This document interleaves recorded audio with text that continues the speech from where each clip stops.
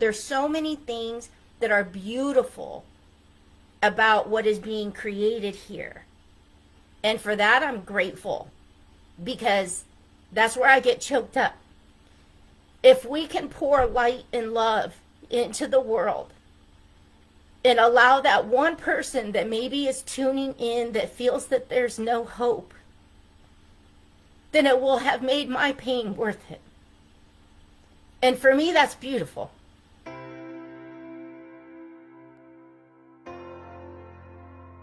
Spreading love and kindness through telling stories and just kind of showing up for people in a very unique way. And I just feel really tied to that. I feel like the world needs more understanding. The world needs more patience. The world needs more grace, right? So my creator, I choose to call God, guides me to help people every day in positivity or food or some way of giving them, as we say here on the island, aloha. And the second is, make them feel well. And I feel well when I'm helping. So this is something that is dear to my heart. I do random acts of kindness, and I've been doing random acts of kindness for decades now. Because I love the message in your kind of event and the idea of, inspiring, bringing hope, empowering people. That's what I'm all about in everything that I do. And so it was a no-brainer for me to kind of go, yes, I truly respect and appreciate the values of the event, and it aligns with who I am and how I want to show up in the world. Amazing, and I always want to support individuals who are taking their pain and turning it into a purpose, because that's what my life has been about. And that is the secret to resilience, is finding the reason for that season. What I wanted to do was create that family that we always wanted, right? That family that I grew up believing it was it, right? Like this was what family was, and it is. But I thought it had to be blood, which it doesn't. There's a thing called love family. So we wanted to create that space where people support each other and actually care for one another, rally for one another, rooted for one another, but also held each other accountable and check one another, right? When need be, and we all need it. And we wanted to have that space where we could go in and just be us and know that we were in a space where, people actually cared and they wanted you to win, even if it was. It's amazing to see how you persevered and how you overcame and how you kept pressing forward in the midst of your challenges, life challenges, right? Because we all have personal and professional challenges at some point or another. It comes in different forms for different people. And you've really had to go through some things. And the fact that you now have Christmas in July, to me means a lot, and I want to be a part of that.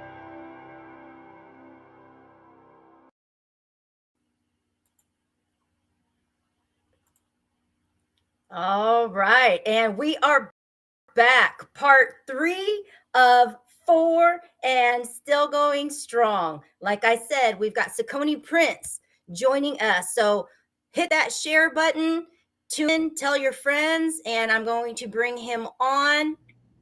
Hello, Saucony. How are you? I am well, Elena. How are you? I'm doing well. Thank you so much for being a part of this. This is new to you, even though it's my second annual. Our Christmas in July 24-hour Stream-A-Thon is to bring awareness around the Christmas Widow, a nonprofit that I'm slowly building. And so it's an honor to have you join us. I'm so happy to be here, and thank you for having me. Now, I'm going to pass the stage over to you, and I enjoy sitting back and watching what you have for us tonight, because I've seen you in action and people need to hear what you have to say. So I'm going to take myself off, but I'm still here watching. All right, well, thank you so much.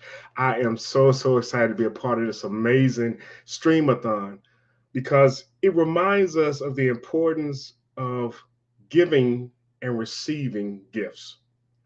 You talk about Christmas in July, normally when it becomes a nomenclature where people, talk about being able to have something that you really want, which is Christmas, but have it even in the middle of the year.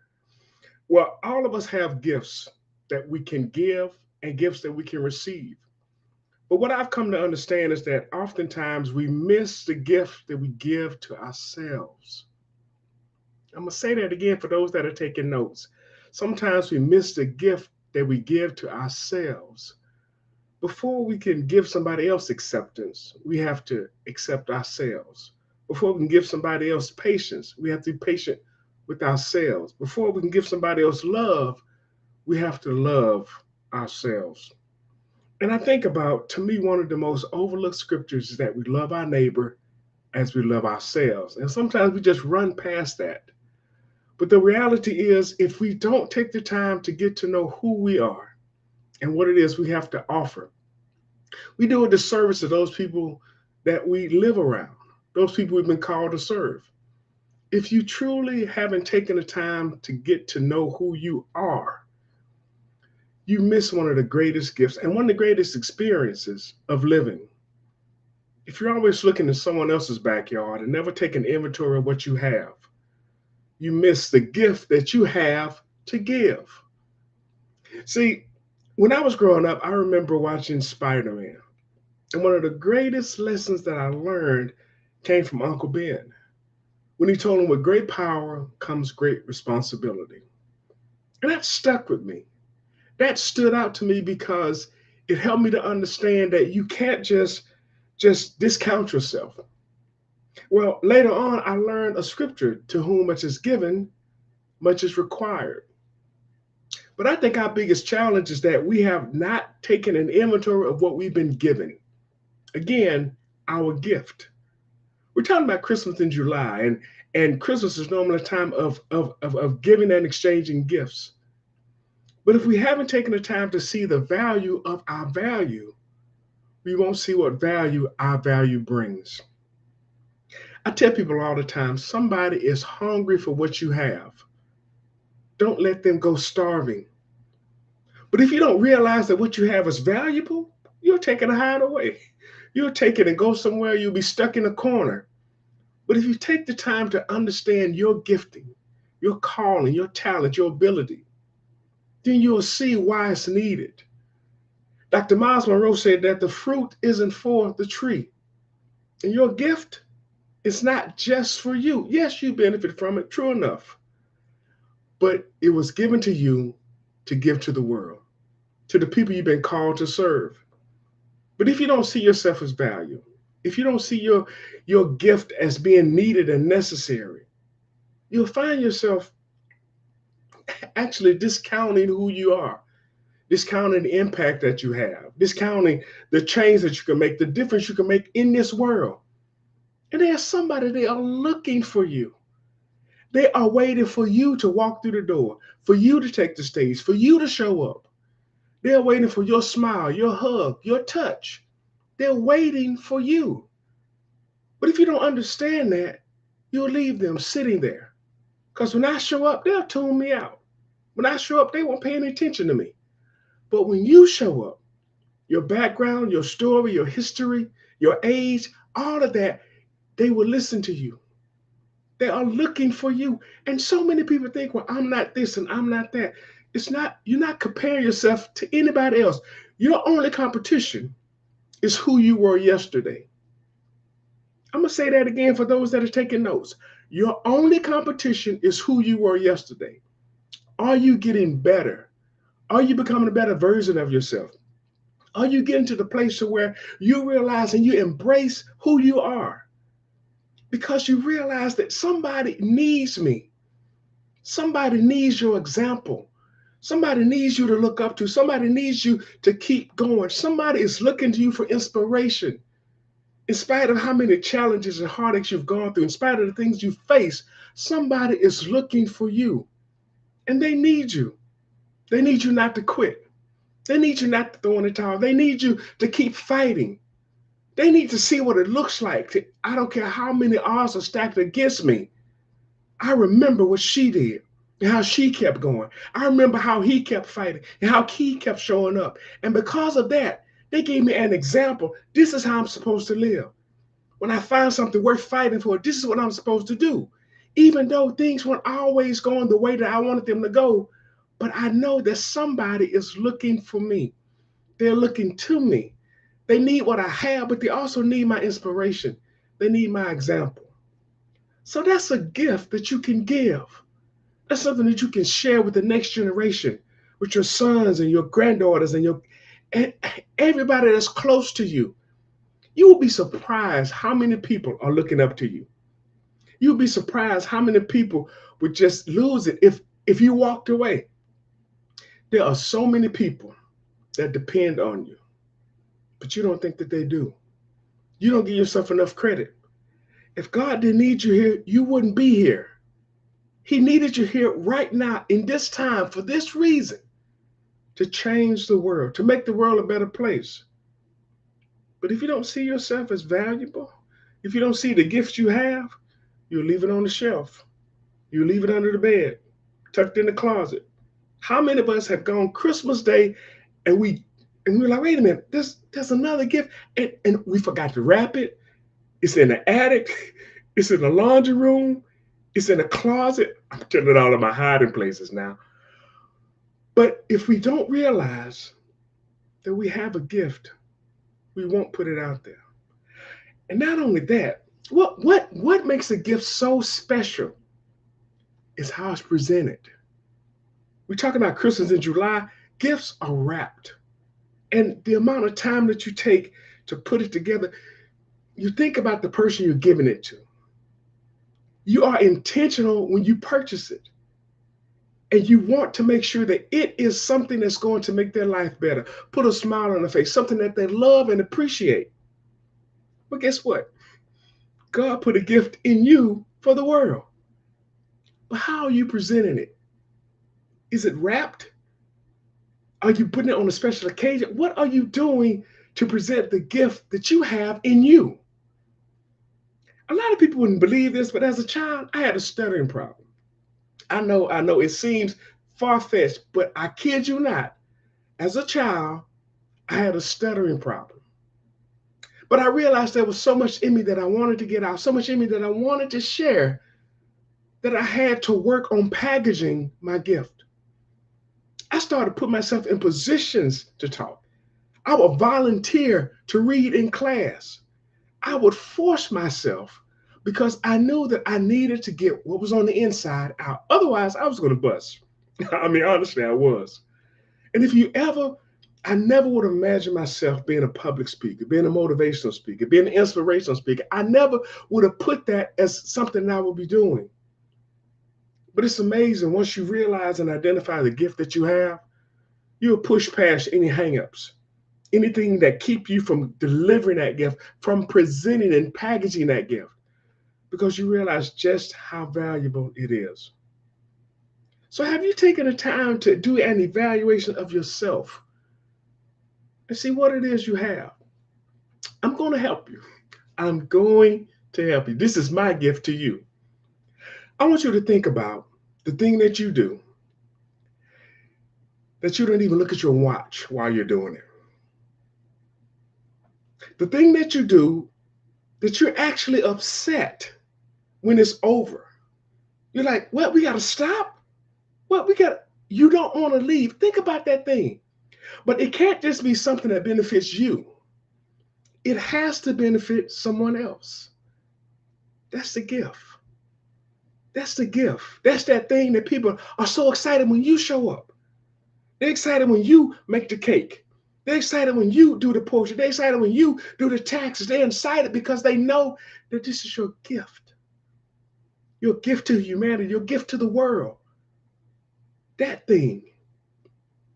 And I know a lot of us say, well, okay, I have a gift, but how can I build my own personal economy around? Well, that's when you need to get a coach and somebody to help you develop that. But a lot of people really haven't taken the time to identify what it is. I realized mine was speaking. Mine was encouraging. Mine was motivating and pouring into people. That is my gift. And because of that, I got some help packaging it, putting it together. I spent money on me. It is sad when we have corporations spend more money on us than we do for ourselves. I had to invest in me. But I didn't just do it for me. I did it to benefit the people I've been called to serve, to become a better version of myself so I can deliver the gift that's been given to me. So once you've identified that gift, then it's like, okay, I need help packaging this. I need help putting this together. I need help putting it out there. And there's somebody, I don't care what your gift is, there's somebody that can help you do that. The question is, are you humble enough to get the help? So many of us, we have so much problem asking for help. And I tell my kids all the time, listen, there's nothing wrong with needing help, but there's everything wrong with needing help and not being willing to ask for it. To me, it's common sense. If you're in trouble and you need help, ask for help. But that's where humility comes in. And pride is one thing that keeps us from doing that. But when you realize that your gift is so important, it's so valuable, I got to get it to the people that I've been sent to serve. If I need a ride, hey, can you come pick me up so I can deliver this gift? If I need some help, can you help me out? Because I got to deliver this gift. It's like food to somebody who's hungry. So don't take for granted that what you have, and I don't care what age you are, what your ethnicity, what your financial situation is, you can help somebody. The fact that you're still here is proof that you're still needed. If God didn't need you here, you wouldn't even be here anymore. If you finished everything he laid to your charge, it's time to check out. But the fact that you're still breathing means there's something else you have to do. Somebody is waiting on you. I've oftentimes said, if I knew all of the people I was supposed to impact, all of the people I was supposed to encourage and motivate, if I had a list, I would call them up. We would grab coffee, something to eat, hang out for a minute. I would get them what they needed, and then I would go on and do something else.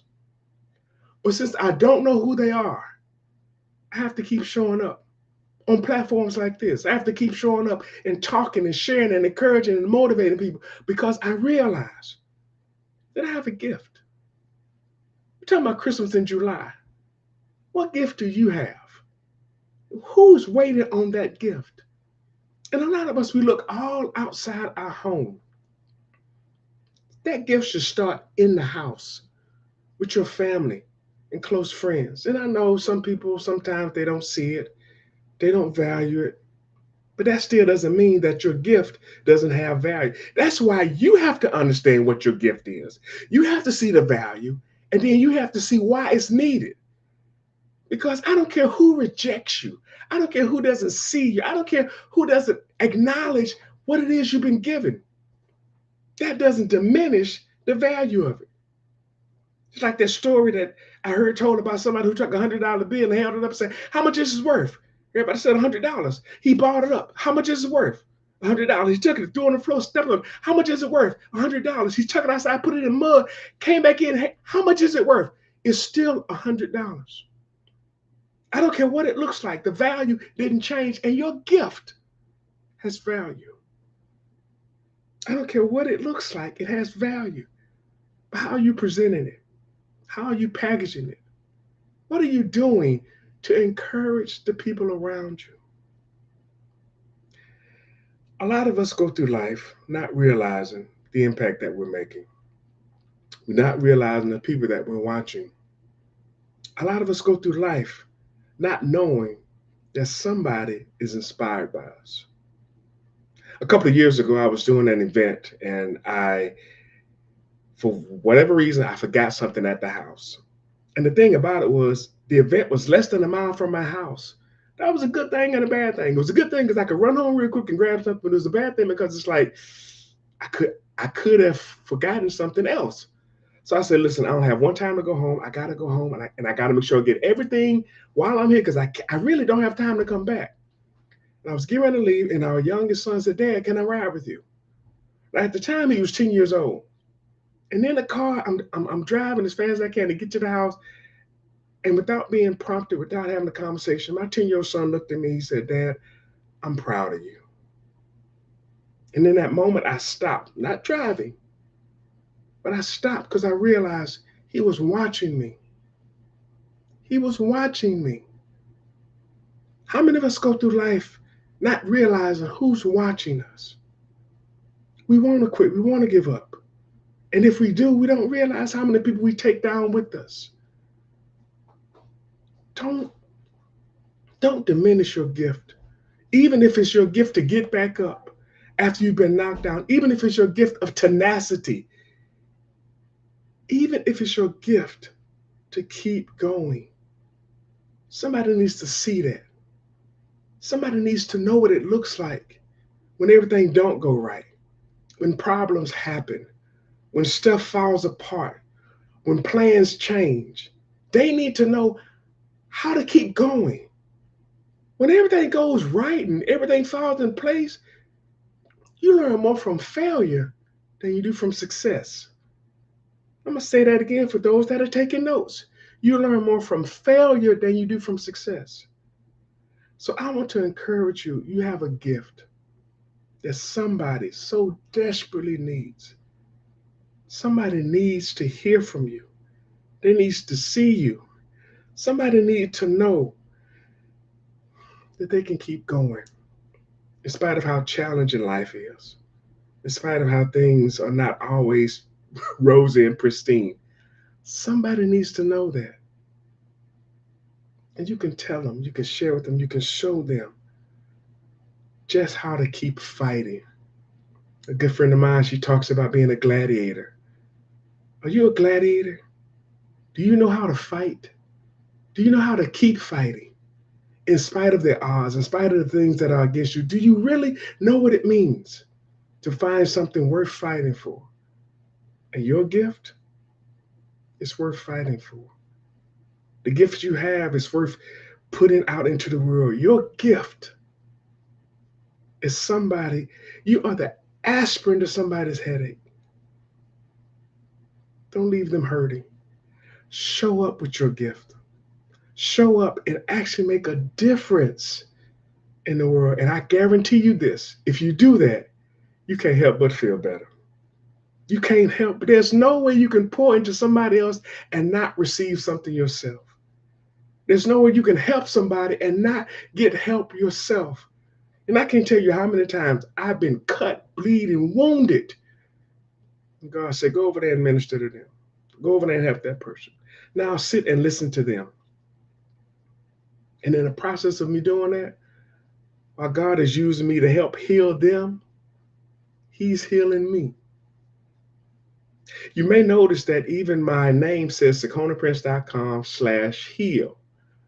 And if you go to that page, at the bottom, I have two powerful videos that really just reiterates a lot of stuff I've talked about today. I'm telling you, you have a gift that somebody is waiting for. Make sure that you wrap it. Make sure that you package it. Make sure that you know when to give it to them. But when it's time for you to deliver, come on now. You got to give them their gift. And this is my gift to you for this Christmas in July live stream, to just remind you of the gift you have on the inside. Package it, present it, and watch the world change. Elaine, are you still there? Yes, I am, Mr. Sakoni Prince. This has been amazing. I've been reading the comments. I didn't want to flash them all over your screen because I was just taking it all in. Thank you for this message tonight. You're so welcome. So welcome. Thank you for having me again. I appreciate this. And I've been tuning in throughout the day, and this is show stopping. I'm serious. And my hat's off to you for actually being able to actually put this on.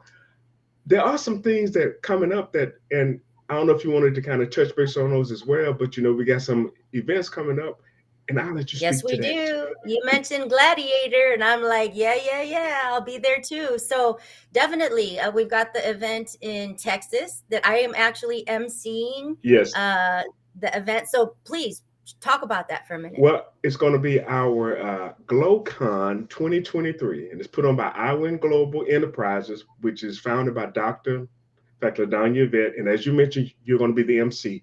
It is a women's empowerment event, and I'm going to be there because it's not just about women, but it includes men, because GLOW stands for Giving Leadership Opportunities to Women. And it's not just women giving leadership opportunities. Men can give leadership opportunities as well. But again, you have to identify and understand the value that women bring and give them an opportunity to lead. So that's what GLOW stands for, Giving Leadership Opportunities to Women. It's going to be October 29, 2023 in Dallas, Texas at the Ballroom Surge. And if you want to find out more information, you go to iwinglobalenterprises.com/Glow Dallas. And Elena, we are looking forward to you bringing the heat and the fire as the MC for this amazing event. So we are super, super excited.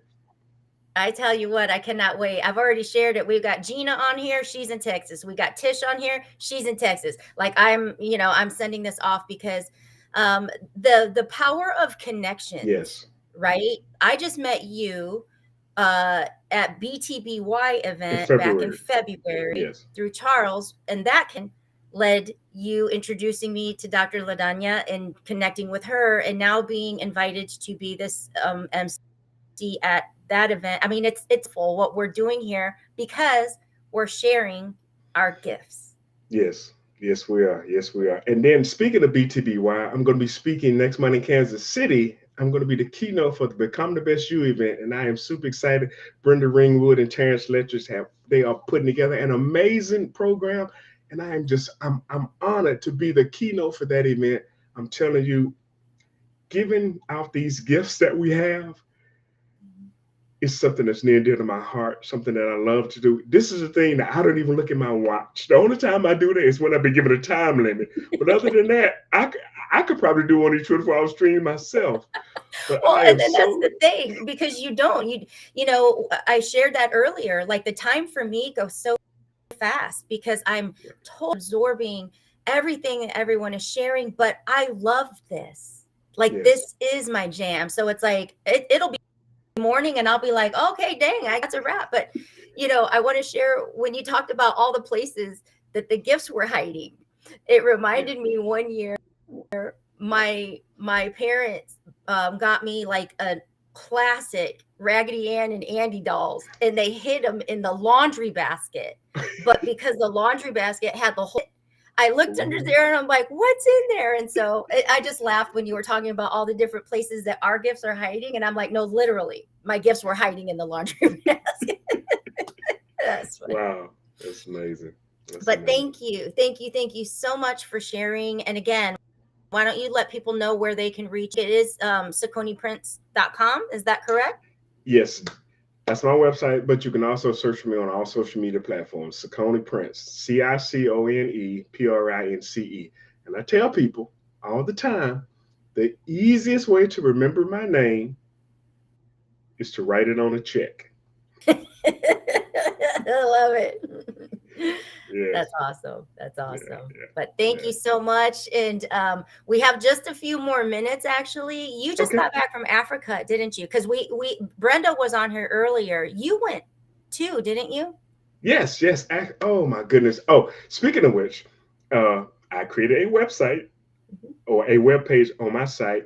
If you go to SacconePrince.com, on the front page, there's a graphic which says, Nairobi Impact Tour. If you click on that, you can I created a page and I have 2 tabs that I need to finish filling out. But I chronicle my travels there, the safari, speaking at Parliament, the Wakanda Gala, the Live Your Best Life, Nairobi event, which I spoke at. And I again want to thank Dr. Ruben West for allowing me this opportunity to actually go to Africa, Nairobi, Kenya, and actually speak and have an amazing time.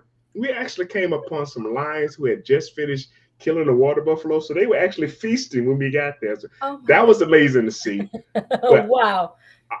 All of the wildlife in a natural habitat. I mean, this wasn't a zoo. This was their home. We just happened to be driving through it.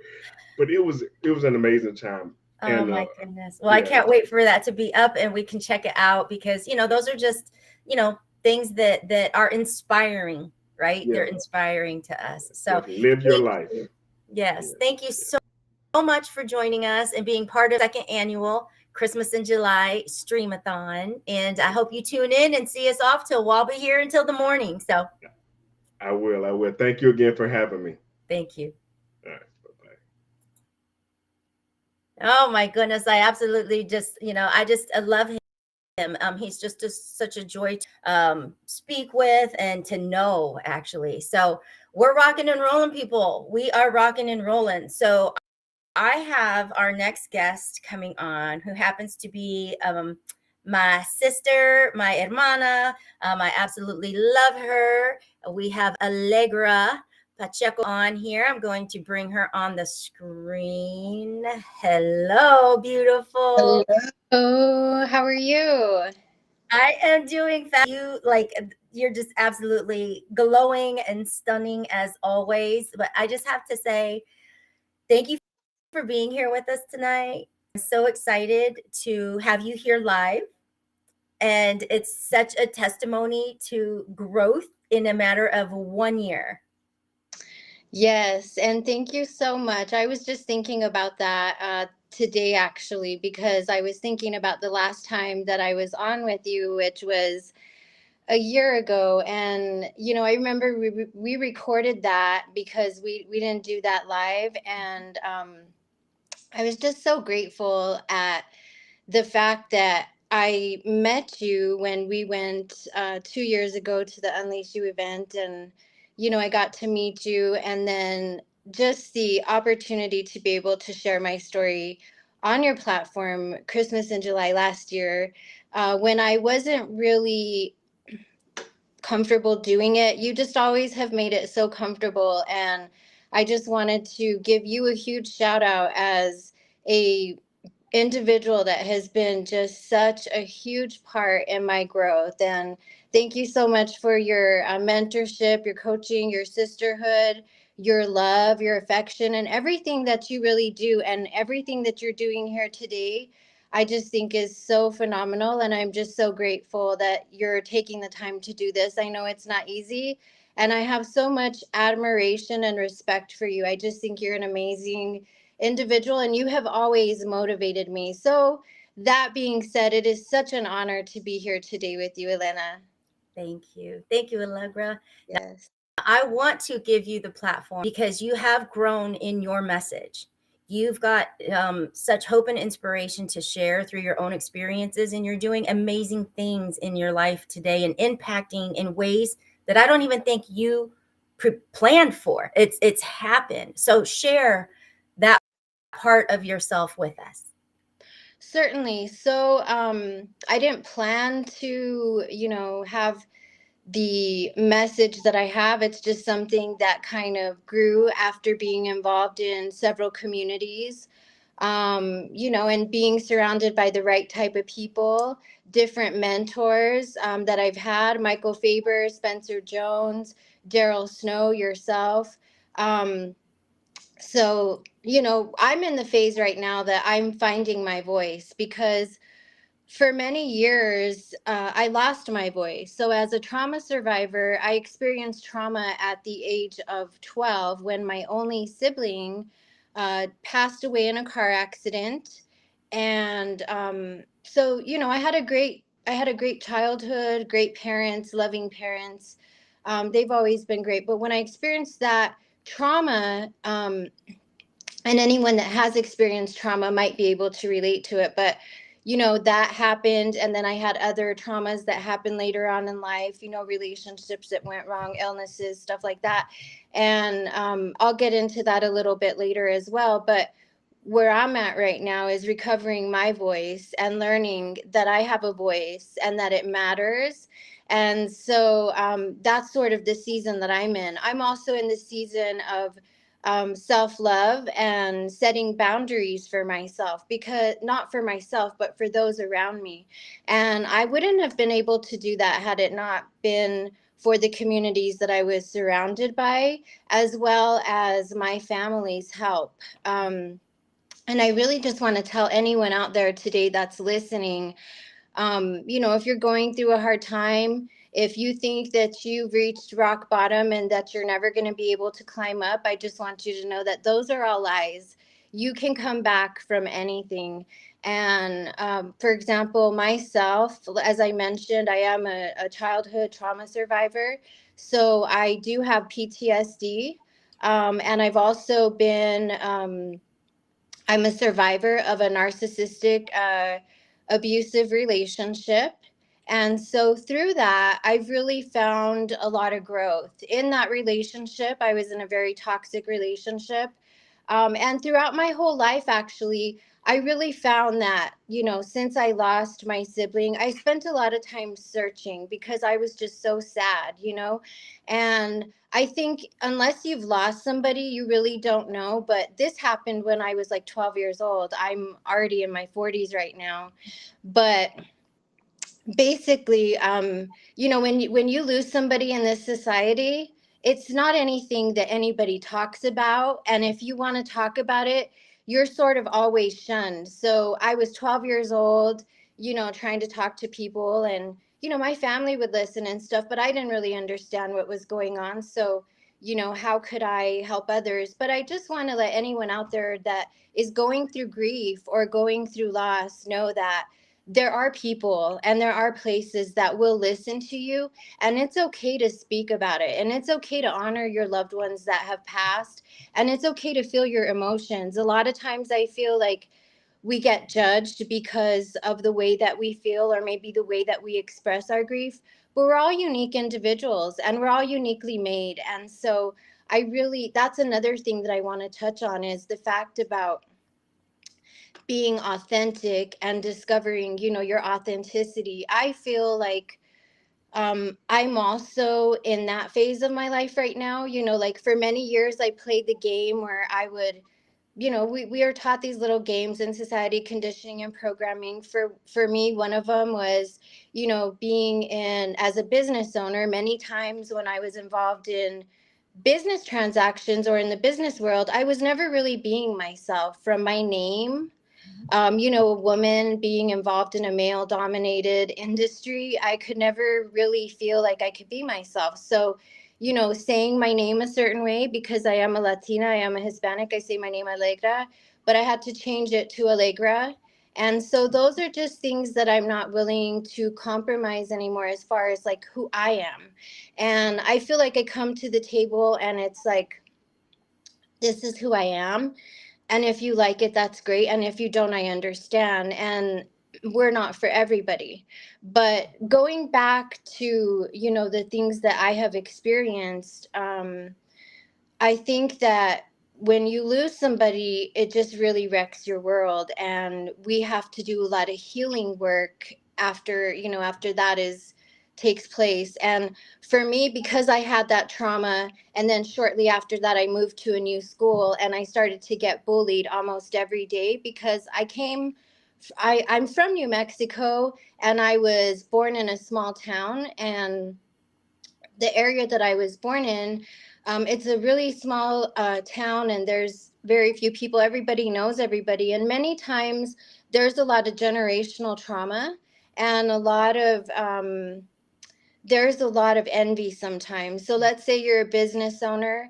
You're not really welcomed. You're kind of looked at like, oh, you think you're better than me, or, so that type of behavior. So there's a lot of rivalry, and I grew up tough. So I grew up having to defend myself. I went to 12 years old. I had just lost my brother. Then the next summer I had to move to a different school, and nobody knew me. So not only am I suffering this pain inside my heart, but now I'm at a new school and nobody knows me. And all they know is that, oh, that's the gas people's daughter, right? So it's the business, I had a label already. Yeah. And so, and I really don't care for labels either. I just had to throw that out, but that was who I was. And so it made it very difficult for me just to, deal with all of that. And so I feel like I was always looking for comfort outside of myself, looking for love, looking for comfort, looking for approval. Approval was a very big thing for me, and for me, I've always taken pride in my appearance. I've always, been happy. I'm a cosmetologist. I've always loved makeup. I've always loved hair. I've always loved jewelry. And I always loved to just take care of myself and do my makeup and be dressed up, and it's a fun thing for me. And at a certain point when I was in the beauty industry, I sort of got there's a lot of pressure. I was in relationships as well. When I was younger, it was sort of like, well, you'd be a lot cuter if you got this done or that done. So in my life, I had surgery for breast implants. So I had breast implants put on me, and I'm a survivor of breast implant illness. So that's another topic that I like to talk about on my social media, and that's one thing that I love to educate women on, as well as the fact that women are under so much pressure to look a certain way, to be a certain way, to have a man, to not have a man, to have children, to not have children. There's all of these, maybe not communicated, but expected things that we have to sort of step up to. And so what I've really done is kind of look at those and ask the question, does that work for me? Yeah, I And love that. Does that work for me? I love it. I love it.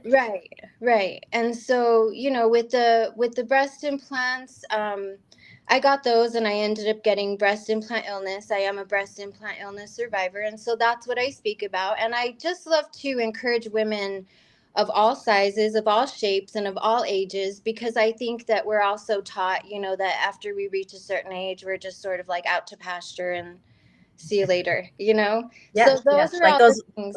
we should have had you in the golden year, or like the great years, and now you're past that. So like, move on. Yeah, I get it. Yes. So those are all things that I like to just talk about, as far as like empowering women to just be comfortable that the way they are. And it's a very uncomfortable topic to speak about. I know that. I think a lot of times many of us are ashamed. We carry this shame because of certain things that we've been through in life, and for me, speaking about my breasts, especially like on a show like this, was very like, oh my gosh. And it still is very uncomfortable. But what I've come to realize, like you were saying in the previous segments, is that we're really just all human. And I mean, we really just need to come to terms with that, and it's okay to express things like this. And I think that it's so refreshing to hear these stories of real people, and it does give me hope, definitely. And for me, what it does is it provides authenticity, because when you turn on the TV, you don't see that. You see Hollywood, you see fake stuff, you see everybody's perfect, and if they're not, they figure it out, and so I just think that it's just awesome what you're doing, and I love authenticity. I love that you bring that up, because you're as real as they get. I mean, oh, I think there's somewhere. Are you still there? yes, sorry about that. Oh, you're There fine. I just want to make sure I didn't lose you. So I love that. Sometimes people can't handle authenticity. It's almost like when people feel so suffocated and almost insecure, they're uncomfortable around people that can just be them, with like, and you are that. You're able to do that. And so I know that there are times where you're not received as the pure heart of gold that you are, because everybody else feels that way, like they wish they could be authentic. And you know what? You Because are I know you. so right.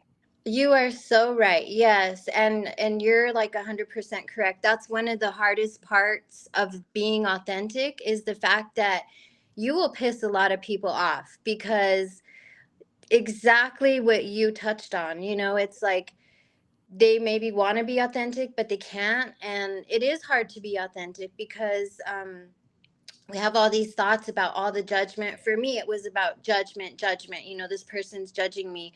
And then once I've stepped out into this, and I'm myself, and like I get in trouble on social media all the time, because part of myself is that I cuss a lot. I say bad words, and for a long time I struggled with that, because there were people that would just be like, you know what, I'm deleting you. I want nothing to do with you. I don't want to talk to you because you cuss. And for a while there, that would just really hurt my feelings, until I stepped into my power and I said, you know what, this is who I am. And I understand if they don't like it, but it is exactly as you described. Many times, you piss people off because you say exactly what you feel. I don't beat around the bush. Like if I feel something, I'm just going to say it. And it is very challenging. But I tell you what, once I started doing that, I would never go back to being like, where you have to do hints and you want people to read your mind. And for Yeah. me, it's just so much easier, and especially if we, Yes. Well, and I yeah, want to to bring just, up the piece about the cussing, because I did a workshop and a lady started following me, and then she caught some of my posts because I talk about my God and my God, but then she caught some posts where I was using bad words, and she actually messaged me and said, I love following you, but I don't appreciate the language or whatever. And I told her, I said, you know what, I appreciate that, but God loves everybody. God loves me even if I cuss. So if I have to be a certain way just to talk my God, I'm like, then I'm probably not the person for you, because God loves this hot mess too. So I think it's important to just own that, be authentic. And some people are going to be attracted and some people are going to be pushed away. And I love that about you. Thank you. Thank you so much. Yes. And another thing that I'm really authentic in is the way that I dress. Sometimes I have different styles and I like to be expressive with my fashion, and it's just something that I like to do. And it's something that sometimes women are judged about because after a certain age we have expectations that you shouldn't do this or you shouldn't do that, and I just kick those out the window and ask them to step aside. But yes. So exactly. That's a great point to bring up, Elena. Thanks. Yes. So I wanna touch in base with a little bit of the work that you're doing. I think that it is so impactful that it kind of grew without you really knowing what am I doing, hearing what I know. Can you touch base on that a little bit? Definitely. So, as I mentioned before, I was in a narcissistic abusive relationship, and part of that relationship ended with me being incarcerated for a brief amount of time. And so, that incarceration was actually my ticket to freedom. And I am just so grateful for that incarceration because it brought me so many gifts. And um, I didn't think that at the time. I was extremely miserable. It was not something that was easy to go through, Yeah, but you're not like, yay, thank you for no, no, definitely not. But looking back, it's like, wow, what a blessing. And I just want to tell anybody out there that if you're going through a hard time right now and it seems like the light's never going to shine again, the sun always shines again. And many times the things that we go through, they're just such blessings. But what I teach mixed fit and I teach Zumba and I teach dance fitness, and I've been doing that for 6 or 7 years. And that's been part of my therapy because I could not speak. I could not express my trauma. I could not express what I had been through. That's how I would release my emotions, was through dance and through dance fitness. And so for the last 2 years, I just would just like work out. I mean, ridiculous amounts. And it was okay for me because that's what I had to do to heal. So I volunteer at a place called Crossroads for Women, which is here in Albuquerque. And it's a place for women that have been incarcerated, and many of them have children. They're getting back on their feet again. And being incarcerated just really gave me a point of reference for what many of these women encounter. And I was only incarcerated for, I believe it was like 2 days. And I cannot imagine the time that, many of them have to go through. So when they come back out, many of them have trauma, they have addiction issues, they have, different things. And so one of the things that I do is I started off going there and I offer Zumba. And when I started off, I had like one student and it was a little awkward. We're looking at each other and I'm like, hey, you want to dance? How's it going? And so, really weird because anytime we try something new, it's always new for us. So I never tried that. So Anyway, I've been doing that for like 2 or 3 months. And at first I wasn't really sure, like, how is this going to be? How's it going to take off? But my last class, which was last Wednesday, I had like 13 people, and it was just amazing. I mean, it was the process of these women sort of getting to know these women and getting to be in the same energetic space as them, and to be able to share a dance with them. Even though I'm not speaking to them, we're healing and we're doing work, and it's just such a beautiful. And if I talk about energy, I'm a lot about energy, and just the energy in the room when you are dancing with these women and their children, because sometimes they bring their children. It's just such a celebration. And what I love is the fact that for 1 hour, they can just forget about everything that they have going on out there. And I'm just so grateful that God chose me to be in that space, because it's a very special space. And it's like, okay, sometimes, I know I've heard you talk about it, sometimes you're like, okay, God, are you sure that this is really what you want me to do? Because like, You for got me, I was, the right person, right? yes.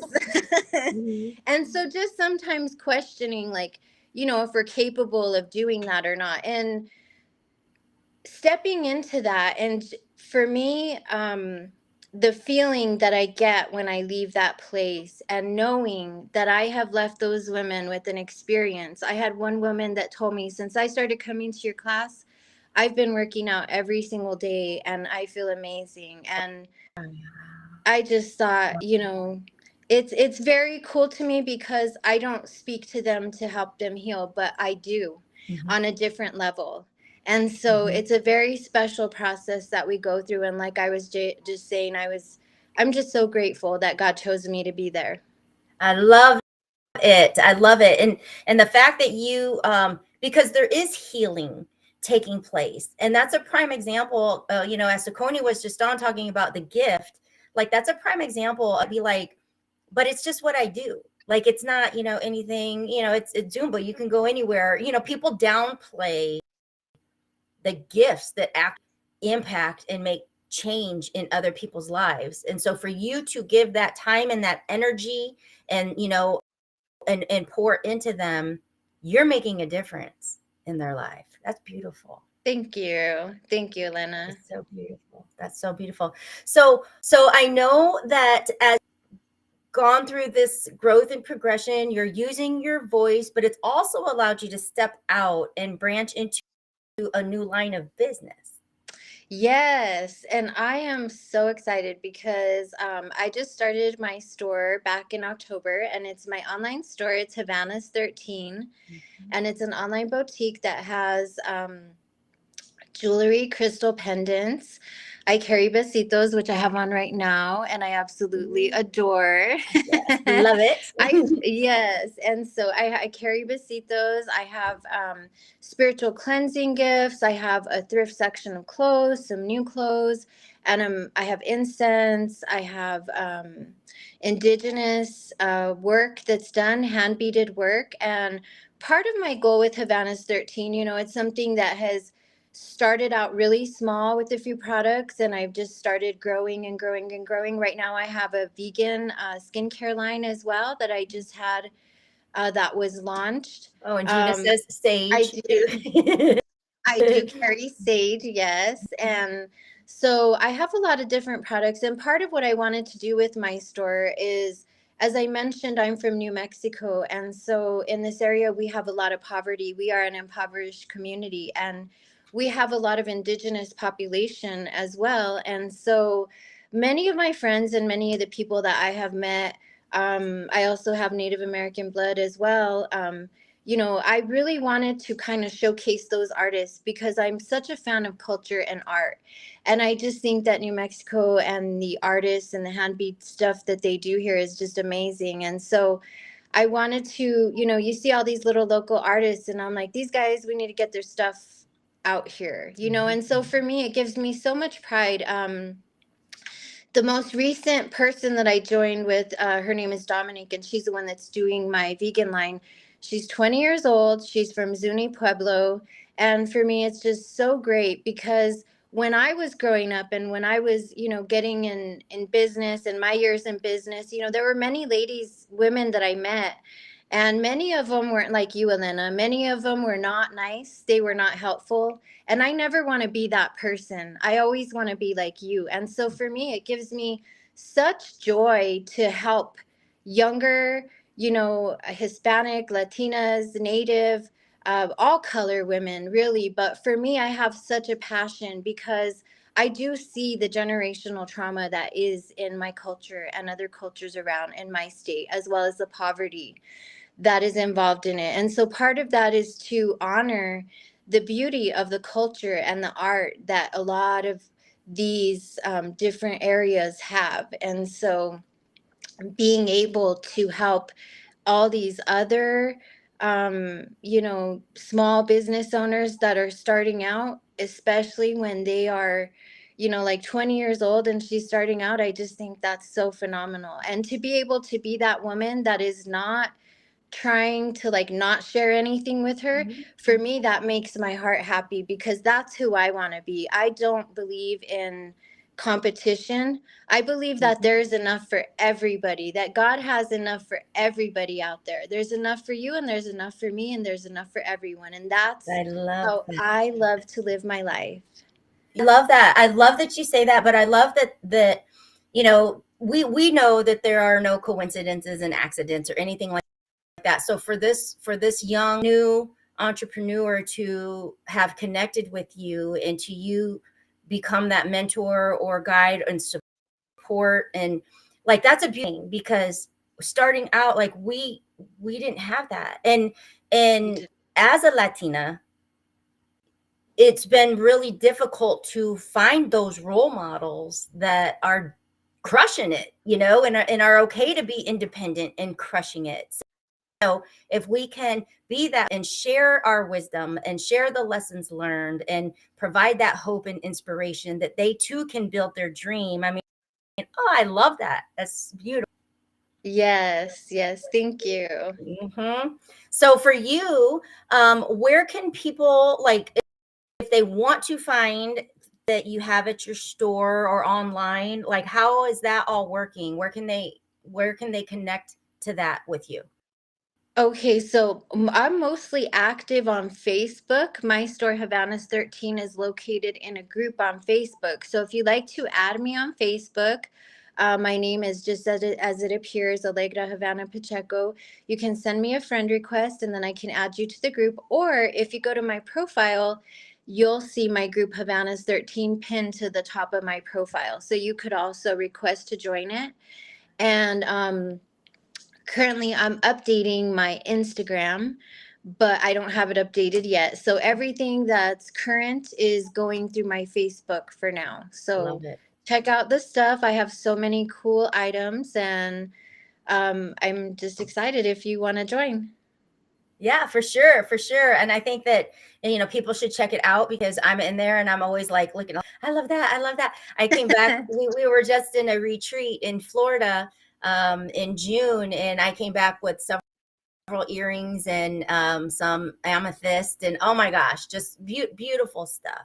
So for you, what do you feel is next? Like, what do you feel you're passionate about doing, growing or continuing on? Like, what's that feel like for you? So right now I've been studying curanderismo, or it's a traditional Aztec practice, a natural medicine where they do many things with natural medicine as well as spiritualism. For me, I'm going into plant medicine, and curanderismo, there's many different like avenues that you can take. And so I've only been in the courses for about 3 or 4 months. So I'm brand new and it's going to take me years, but I'll tell you what, I am just loving it. I know I've seen you. I heard you guys joke this morning about planting stuff, and I can definitely grow stuff. Well, most stuff, but I just love plant medicine and I love natural remedies. And for me, I definitely am going to be studying that, and I'm going to just see where God guides me along that path. But I found my love for natural medicine through my healing with breast implant illness. I was taking pharmaceuticals and did become addicted to them. So I take no pharmaceuticals anymore. I am a natural medicine advocate. I love natural medicine. And I just am so amazed at how everything that was put on this earth can be used for something different. And learning about each one of these plants is just like magic to me. I enjoy every minute of it. So I think that's definitely what's next for me is plant medicine. I love it. That the whole process of witnessing you step into you has been beautiful. And it's actually, when you look, it's happened quite rapidly. Like, even if it seemed like it, but when I think just from a year ago, it's like we had to pre-record because you were still not comfortable even just sharing your voice. And I just have to take my hat off to you and say I'm so proud of this growth in a matter of a year's time. Thank you so much. And thank you so much for being part of that growth. Really. Love you, girl. Love you. So we are going to continue on the second annual Christmas in July Stream-A-Thon. And I just have to tell you, I love you and thank you for sharing your heart with us this evening on Rocking It, being authentically you, girl. Thank you so much, Elena. Love you. Love you. Bye. All right. She is a rock star. She is a pure gem. And, you know, when I think of the women and just really just the people, the impact, and everyone that is connected here in this circle of hope, you know, the reach is vast. From entrepreneur to somebody that just doesn't even know what their purpose is, to, you know, single moms, to dads crushing it. Like we're touching everyone. And that is like so absolutely beautiful to me. And we've got, yes, Julie says, pure, beautiful soul. So our next guest coming on is a dear friend of mine who I have known since my fitness industry days.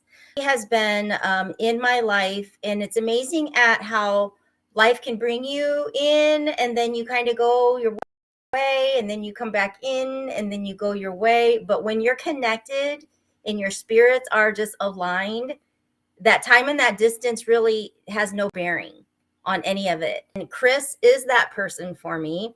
And again, she is another example of what growth looks like in a matter of just. So I'm gonna bring her on and we'll see if she's there. Chris, are you there?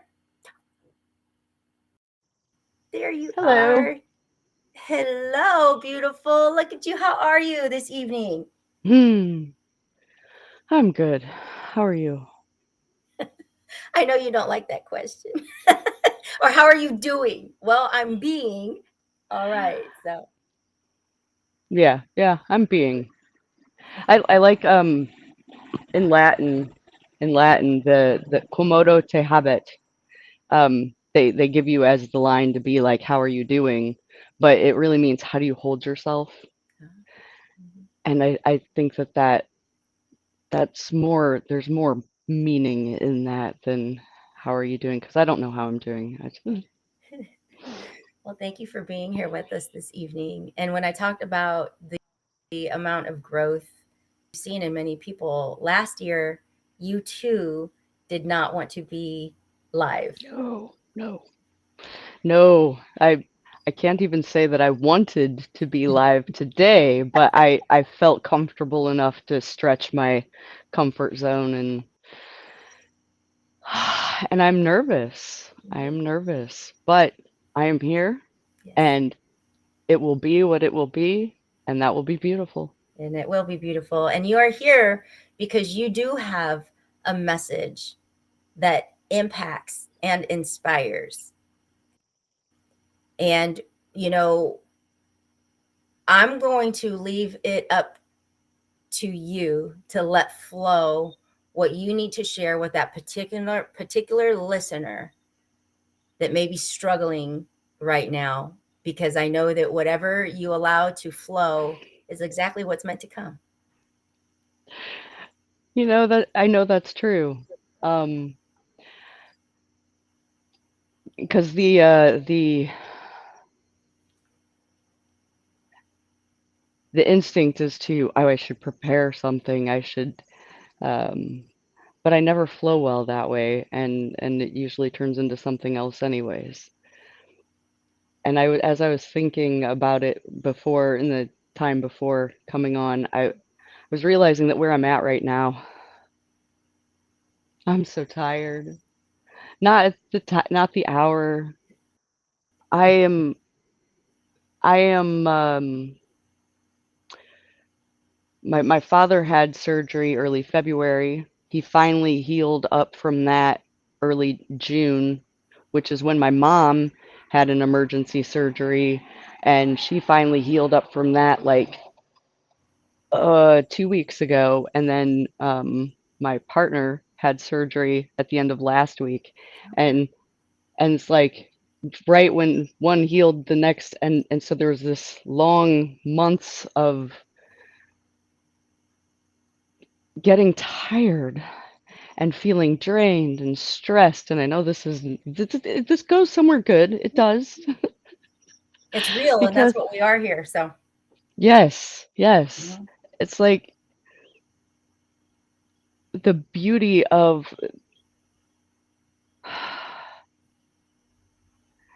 20 years ago, 10 years ago, even 5 years ago, I would have handled this so much differently, and it wouldn't have been good. It's like the the growth that's occurred over time in me allows me to handle this so much more gracefully. And I think that the biggest part of that is the not not being mean to myself over my perceived shortcomings in the situation, and realizing, you know what, it's time to sleep. I need to sleep. I have to take care of me, or I can't take care of you.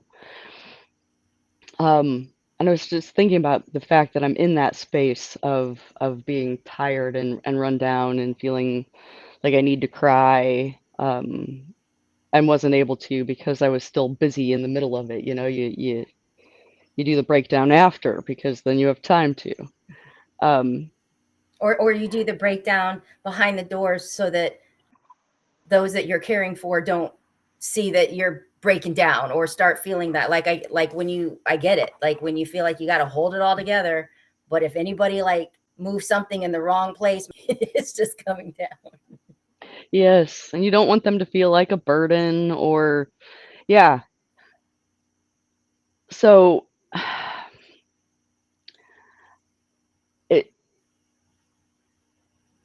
the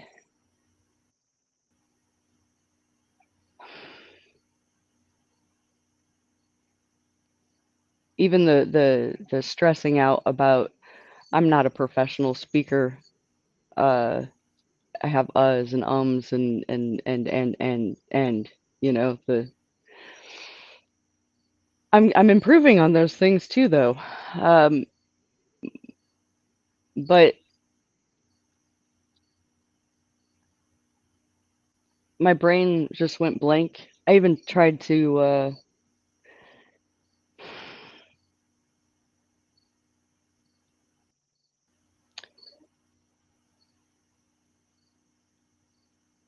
do you know how hard it is to allow yourself the space, especially when you feel like there's pressure here.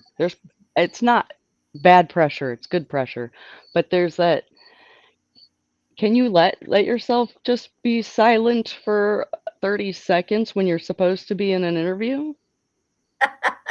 Sincerely, that's not what people are there to listen to. So you feel like I should be saying something important and poignant right now, and I feel like I've got nothing.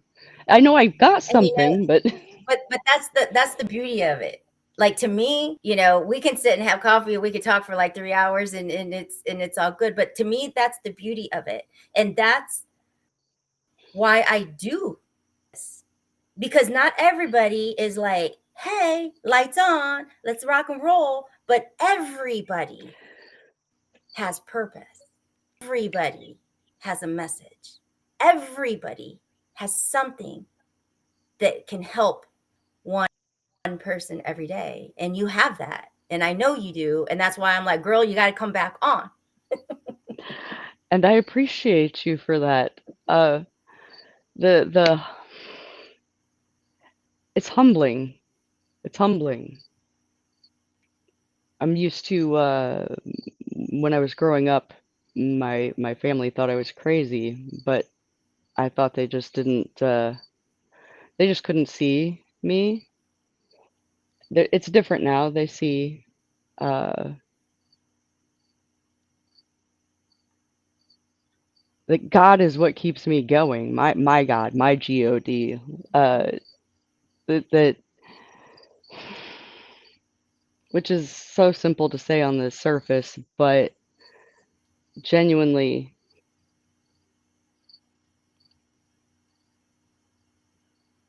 I'm trying to rest in his arms right now and allow, just allow the awkwardness that I'm feeling.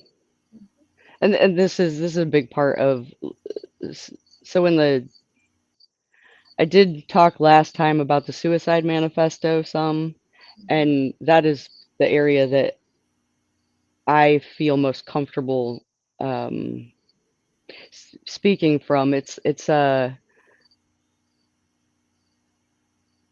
topic of suicide is so avoided. It's taboo. It's uncomfortable. Nobody wants to talk about it. But oh, oh, mm.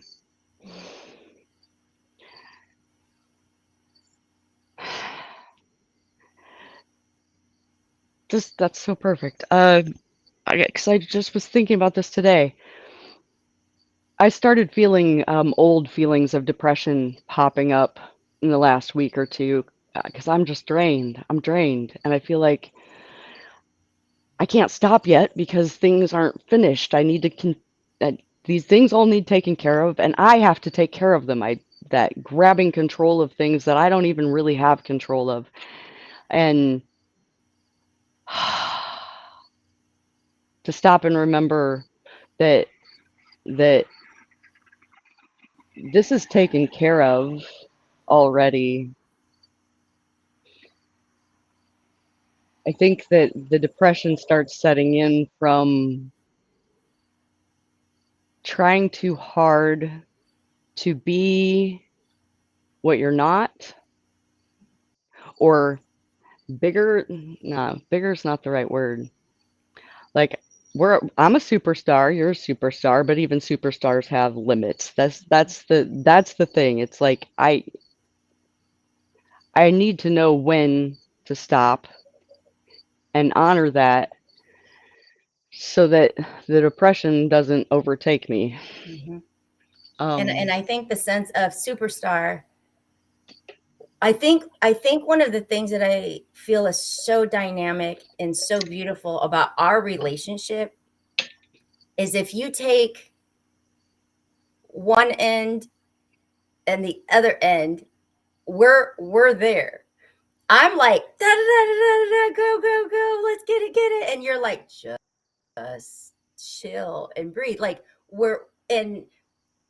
but God is working through us simultaneously. Yes. And for me, I'm feeling like you're being pushed into that go mode, that you have to stay in that go mode while you're juggling all of these things. But that's not your mode. It's taking you out. It would be like me that has to have my to-do list in my timeline of somebody just throwing it out. And I'm like, wait, I don't know what to do here right now. It's too much. And so I think honoring that you're kind of being placed in this space that is not normally you function, you know? Mm-hmm. Yes, and that's the piece right there is that okay, when you find yourself in that space of where you don't normally function, can you not be a jerk to yourself about it? Can you be kind and gentle with yourself? Can you deal with yourself the way you would with somebody else who was in your position? You're going through it right now. Breathe. You got this. It's okay. It's okay to freak out. It's okay to cry. It's okay. It's okay. Um,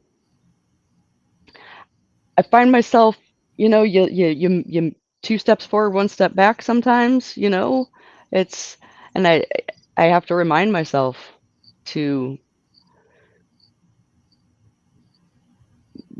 be kind to myself, not as much as I used to. But the changing my focus into not what others think I should be, but what I am, and being able to say, no, this is what I am capable of, this is what I'm not capable of, and if I need to withdraw to recuperate, then that's okay. And I think that's the beauty of it. Like that's the message here. This is how you are helping one person every day right here, is being open and honest and transparent, because what you are saying, many people feel, but for whatever reason, they feel like they can't share that. But we need to know it's okay to be in this space. Yes, and practice being nice to yourself about it, because sincerely, I love that you could see that and point to it, because that is what's happening right now. I'm struggling right now with even, I have said some brilliant things before. I got nothing right now. I've got nothing. I and I'm doing it live on camera, Yeah. in front of everybody. This is what I do. Mhm. I share my awkward. I share my, I'm feeling insecure and self-conscious right now. Because we all do go through that, but we're not supposed to, I'm supposed to appear to always have it all together. My A game all the time. And you can't. You can't. Maybe you Gina can. says, I love that honesty. Yeah. Girl, I'm over here drinking a drink and I'm wondering if my teeth are going to turn blue. Like, you want to get real and raw? I'm like, hey, if I end up with blue teeth, I'm still here. So, That's fantastic. Those are the but things, though. here's the thing. What's that? Yeah, those are the, go on.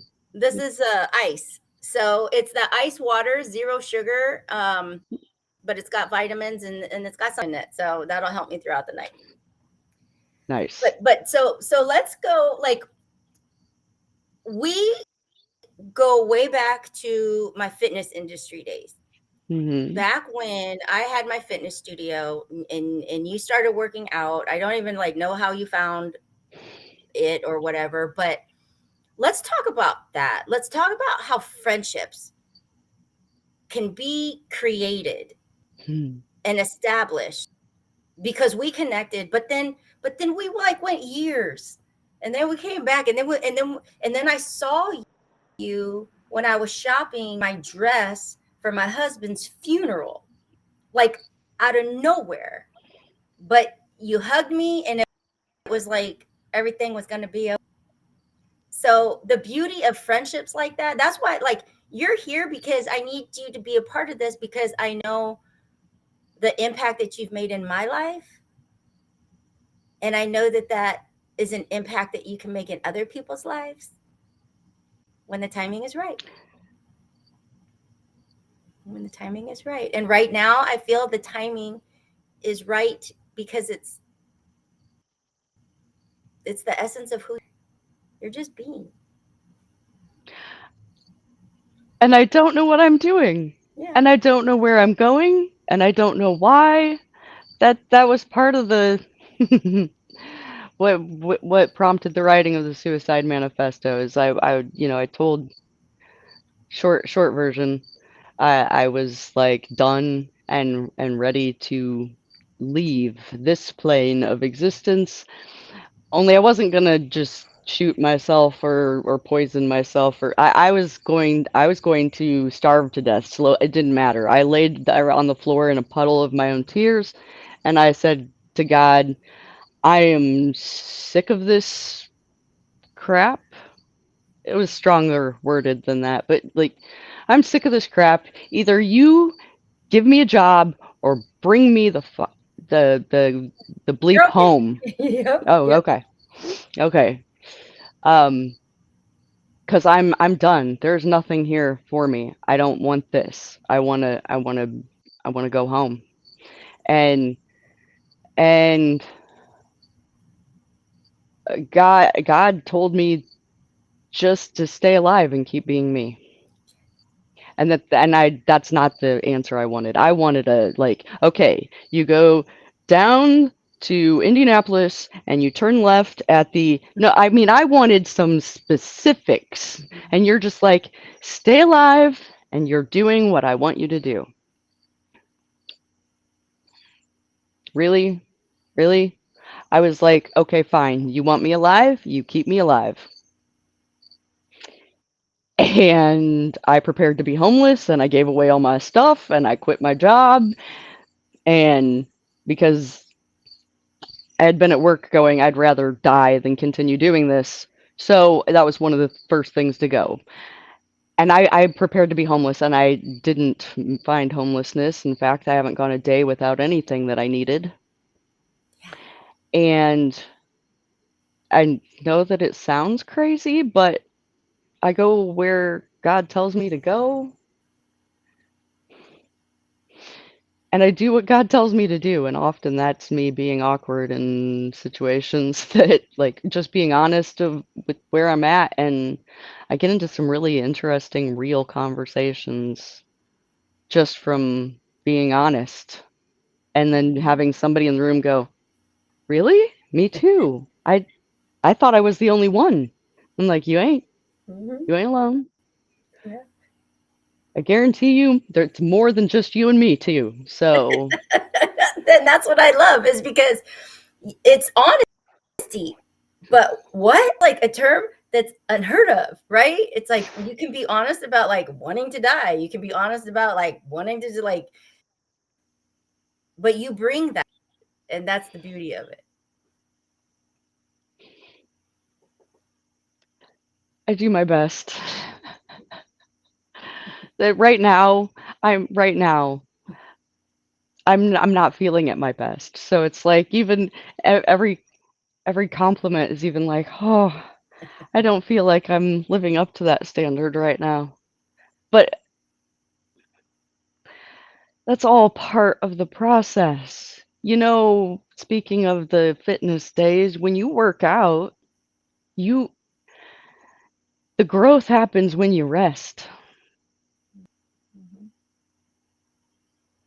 And it's really hard to rest. It sounds easy. Oh, wouldn't it be nice to just kick your feet up and sit and do nothing and rest? No, no, it's not that easy. It's, I should be doing this. I should be taking care of that. I should have, all the ways we tell ourselves that we aren't doing enough, aren't being enough. Oh, but because we can't recognize that God, the universe, whatever you want to call it, has just, you are enough. You are enough. You are so held in the arms of the universe. Like, do you think you can actually avoid an omnipresent source? Like, no, no, you're held through it all. And so with me here right now, y'all watching me feel like I am failing miserably at life, at this conversation. I mean, genuinely, I'm Let me ask you a question, because you know that that's what okay. I do. What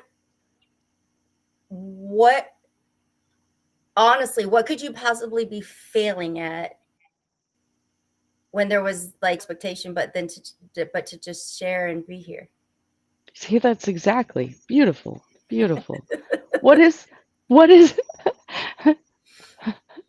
They're not gonna come and shut you down. I ain't gonna come and have you taken away. Like what could we possibly be failing at right now? it's failing to, well, honest, failing to manipulate everyone into thinking that I have my shit together.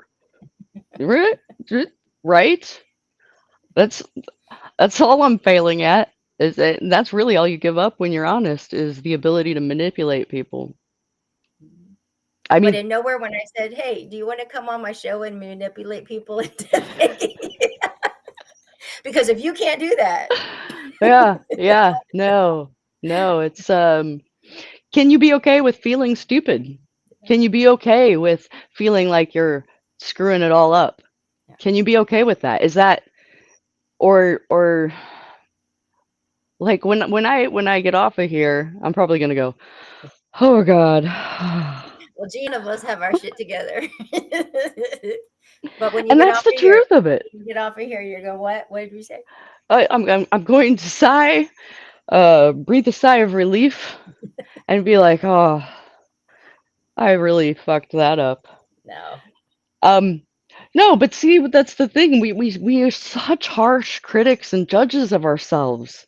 And even when we know better, we still do it. And I doubt anybody here who's seeing this now or sees it later is, they might find it boring on some level, but they're probably not gonna sit here and actually spend the time and energy to judge me over it.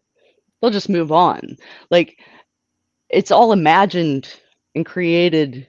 And even if there is a person or two judging me, like, I don't even know them, but so we'll imagine all these judgments we're going to receive. We'll imagine all this, like, the way that we will pick ourselves apart.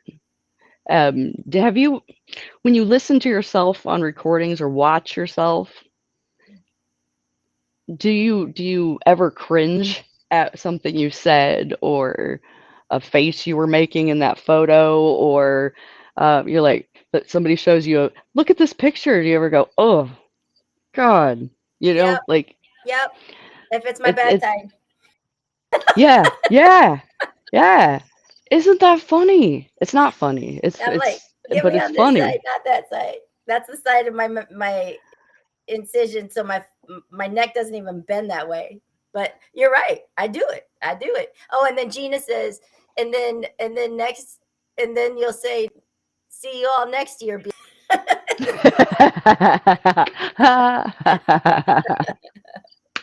That's awesome. But yeah, I mean, I Yeah. do it where I'm like, okay, photo, like get my like, that's just my side, because this side to me, like, is all, I can't even bend my neck. It's weird, but it's just what I it is. wonder if that has to do with on some level actually knowing our innate worth. That like, I know I do have something to offer, and the fact that I'm doing a horrible job of putting it forward, right, I might not be doing a horrible job, I don't know, but the fact that I think I'm doing a horrible job putting it forward right now, so that you can even appreciate it, like, see that, oh wow, she does have, like, the knowing that there is something there, and can I put it out there in a way that you can behold it, and getting nervous about not being able to do that. I don't know. I don't know. And the way our friendship goes, this could have been a moment to pull you away, to have you say out, I'm struggling right now. And that could be the only thing. It just so happens that we didn't meet for coffee. I just have you on a live stream, but it could really have simply been in this moment to just pull you aside, to just say, like, I'm having a really hard time right now. I'm tired. I'm tired right now. Like, and that's okay.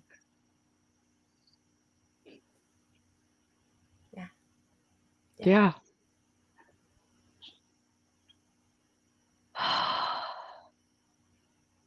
Because I haven't really stopped.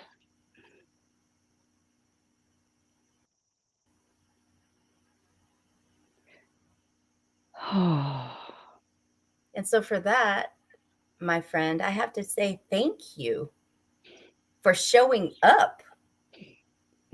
You know, it could have been, girl, I got a million, like, do you really think I got time to like do something like that? I'm juggling all these kinds of people. So thank you for Mm. pausing to show up. I believe in what you're doing. I believe in you shine. You shine, and the people around you shine. And you put this together. I wouldn't dream of not showing up, even if it means I'm showing up at my worst. Oh, But you're shining, girl. You just said it. The people around me shine. You're shining, girl. So I love you for that. You know that. yes. Mhm. Yes, and just like the workout example again, where the growth is had while you're resting, you know, after you just got done lifting all that weight, you feel weak. Mhm. So I know the growth is happening. The growth is happening. Yeah. It's always happening. And you just hit me. You hit me with that. Yeah. Well, and we're like up and out of our time. So I must have had to boom, let's tap into that because I think you need to just it's amazing when you're tired and you need rest because sleep doesn't work. Mhm. It's here, you know. That's what needs to just Yeah. So I want to thank you for being here and sharing your time with me and with us and being you. I mean, that's the beauty of it. That's why I wanted you here. Thank you. You're welcome. And so, and we will connect that way because I know we need to do a coffee and you need a place to just be able to just be. Okay. Yeah. Okay. I appreciate you. I appreciate you too. I love you, girl. Love you. Okay. All right. That is beautiful. That is one of my very, very, very dear friends from, we're talking could have even been 2006, somewhere. Beautiful, beautiful spirit. And that's what we are about here, helping one person every day. And that's exactly what I feel Chris did. Not about the show. It's about being real and sharing from our hearts, sharing those stories of hope and inspiration. And that's a prime example. That's hope and inspiration because that's being real. And that's saying that I'm accepted and I'm loved just as I am today, right here, right now. And that's what this is about. So I absolutely love that. So we are bringing on our next guest. And he's such a dear friend of mine, coming out from Arizona, Mr. Daryl. So, hello, Daryl. How are you? I'm good, Elena. Thank you for letting me join your Stream-A-Thon. Thank you for putting me on after a really raw, powerful speech that, you know, I have to dry my own tears from. So, you know, greatly appreciate that. But love what you're doing. Hey, you know, we're all in there. We're all about the real, man. Yeah, you know? she was pretty powerful in her rawness and inspiring for sure. I've been up for about 19 hours myself. So joining your Stream-A-Thon a little early and been here most of the day. You've had quite an amazing lineup, and I just love your heart, love your spirit, and love what you do. So thank you for letting me be a part of it. You betcha, man. Thank you for being here, especially if you've been on the go too. But I'm going to turn it over to you because I know you got to share something with us. And so I'm just going to sit back and watch and be tuning in myself. So here's your time. I appreciate it. I'm going to share a little bit of a story from my life that really had an impact as a trauma that I've experienced, one of several, but I also learned a lot of valuable lessons from that trauma, and it's now allowed me to help and inspire other people in my own business and life. So I'm just going to start off by asking if any of you have actually lived in a small town, you know, the kind of town where everyone knows your name, but not in a Cheers kind of way. So if you've experienced this, then you know you may also be the person who's also become a little guarded in your life. And growing up, guarded was definitely a word that would describe me, and it was also a trait that almost cost me my life. So I grew up in a small town called Clear Lake, Iowa. It was a town of about 7,000 people. Our main claim to fame was that Buddy Holly and the Big Bopper died in a plane crash there in 1959. And for you young kids out there, that's rock and roll pioneers from your grandparents' day. But that's our little town claim to fame. And when I was in my mid-20s, the job I had at the time transferred me to another small town called Liberal, Kansas, which was even smaller than the town that I grew up in. But in spite of my being guarded and in my guarded nature, I met a woman. I fell in love, and Debbie was actually a young widow with two little boys, and you know I just adored those kids as if they were my own. So. But as people who are in love often do, we made plans to marry, and our plan was for us to get married and move to Texas. We agreed that I would go ahead of her and the boys and find new work and a place to live, and then she would come along and join us. So about 3 weeks after I got, into Texas and into the apartment, I got a earth-shattering phone call, the kind that you don't ever want to receive. Debbie had been in an accident and was in a coma, and now I'm in Texas. She's in Kansas, and she's in a coma. But because we weren't married yet, I didn't have any rights to her or her life, and to make matters worse, her parents really didn't like me because I was taking their little girl and their grandchildren away from them. And so they refused to actually let me see her. And she remained in the hospital without me by her bedside.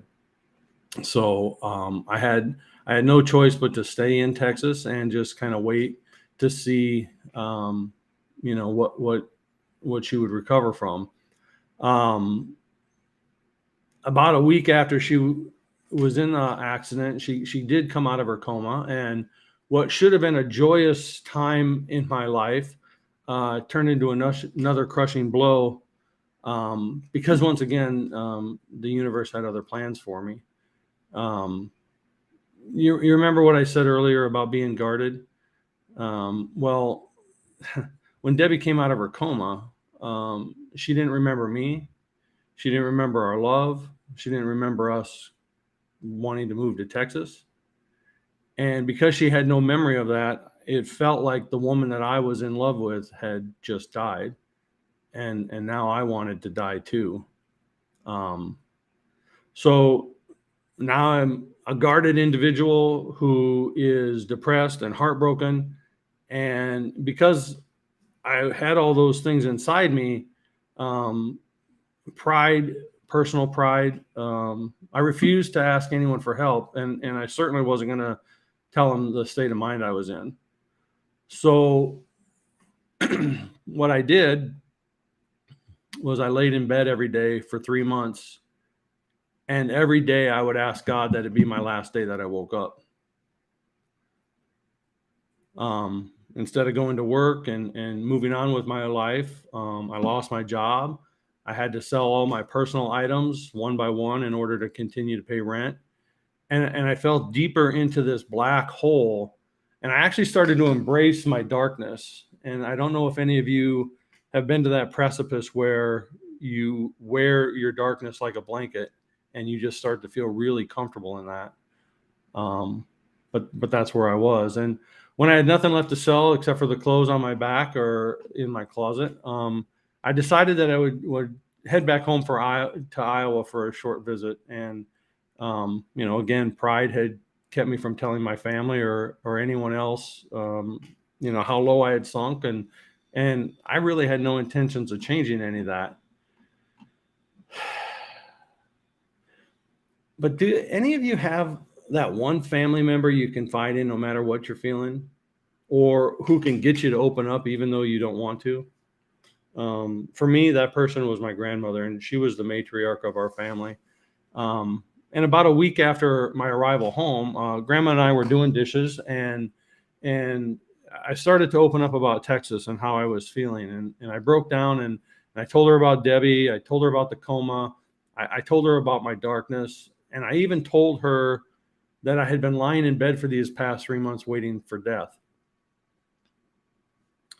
Now, my grandma had a really close relationship with God, and she was also very wise, which is why she was the matriarch of our family. And as she was washing the dishes and I was drying, she asked me a question. And in her kindest, gentlest voice, she just said, "What would Debbie say or do if she knew this is how you were acting or handling the situation?" And I sort of half chuckled and just kind of made a slight joke. And I just said, well, she'd probably slap me. And my grandmother's reply still gives my arms and stuff goosebumps every time I think of it, because without missing a beat, turning the dish rag, and without any change in her gentle tone, she just said, "Then consider yourself slapped." And that unexpected jolt was delivered in such a loving way that it immediately sparked my desire to dig myself out of my hole and wanted to live again. So, the following week, I returned back to Texas. I gathered everything that would fit in my car, and I headed to Phoenix, Arizona. Now, I was homeless. I had no job. I had no money to speak of. And I was determined to take my life back. I was going to do whatever it took. So when I got to Phoenix, I lived out of my car. I sold plasma for gas money, and I did whatever I had to in order to survive. I actually went around to apartment complexes where people were out playing tennis or walking or whatever. And I was able to convince them to allow me to spend the night on their couch so that I could shower and continue to look for work.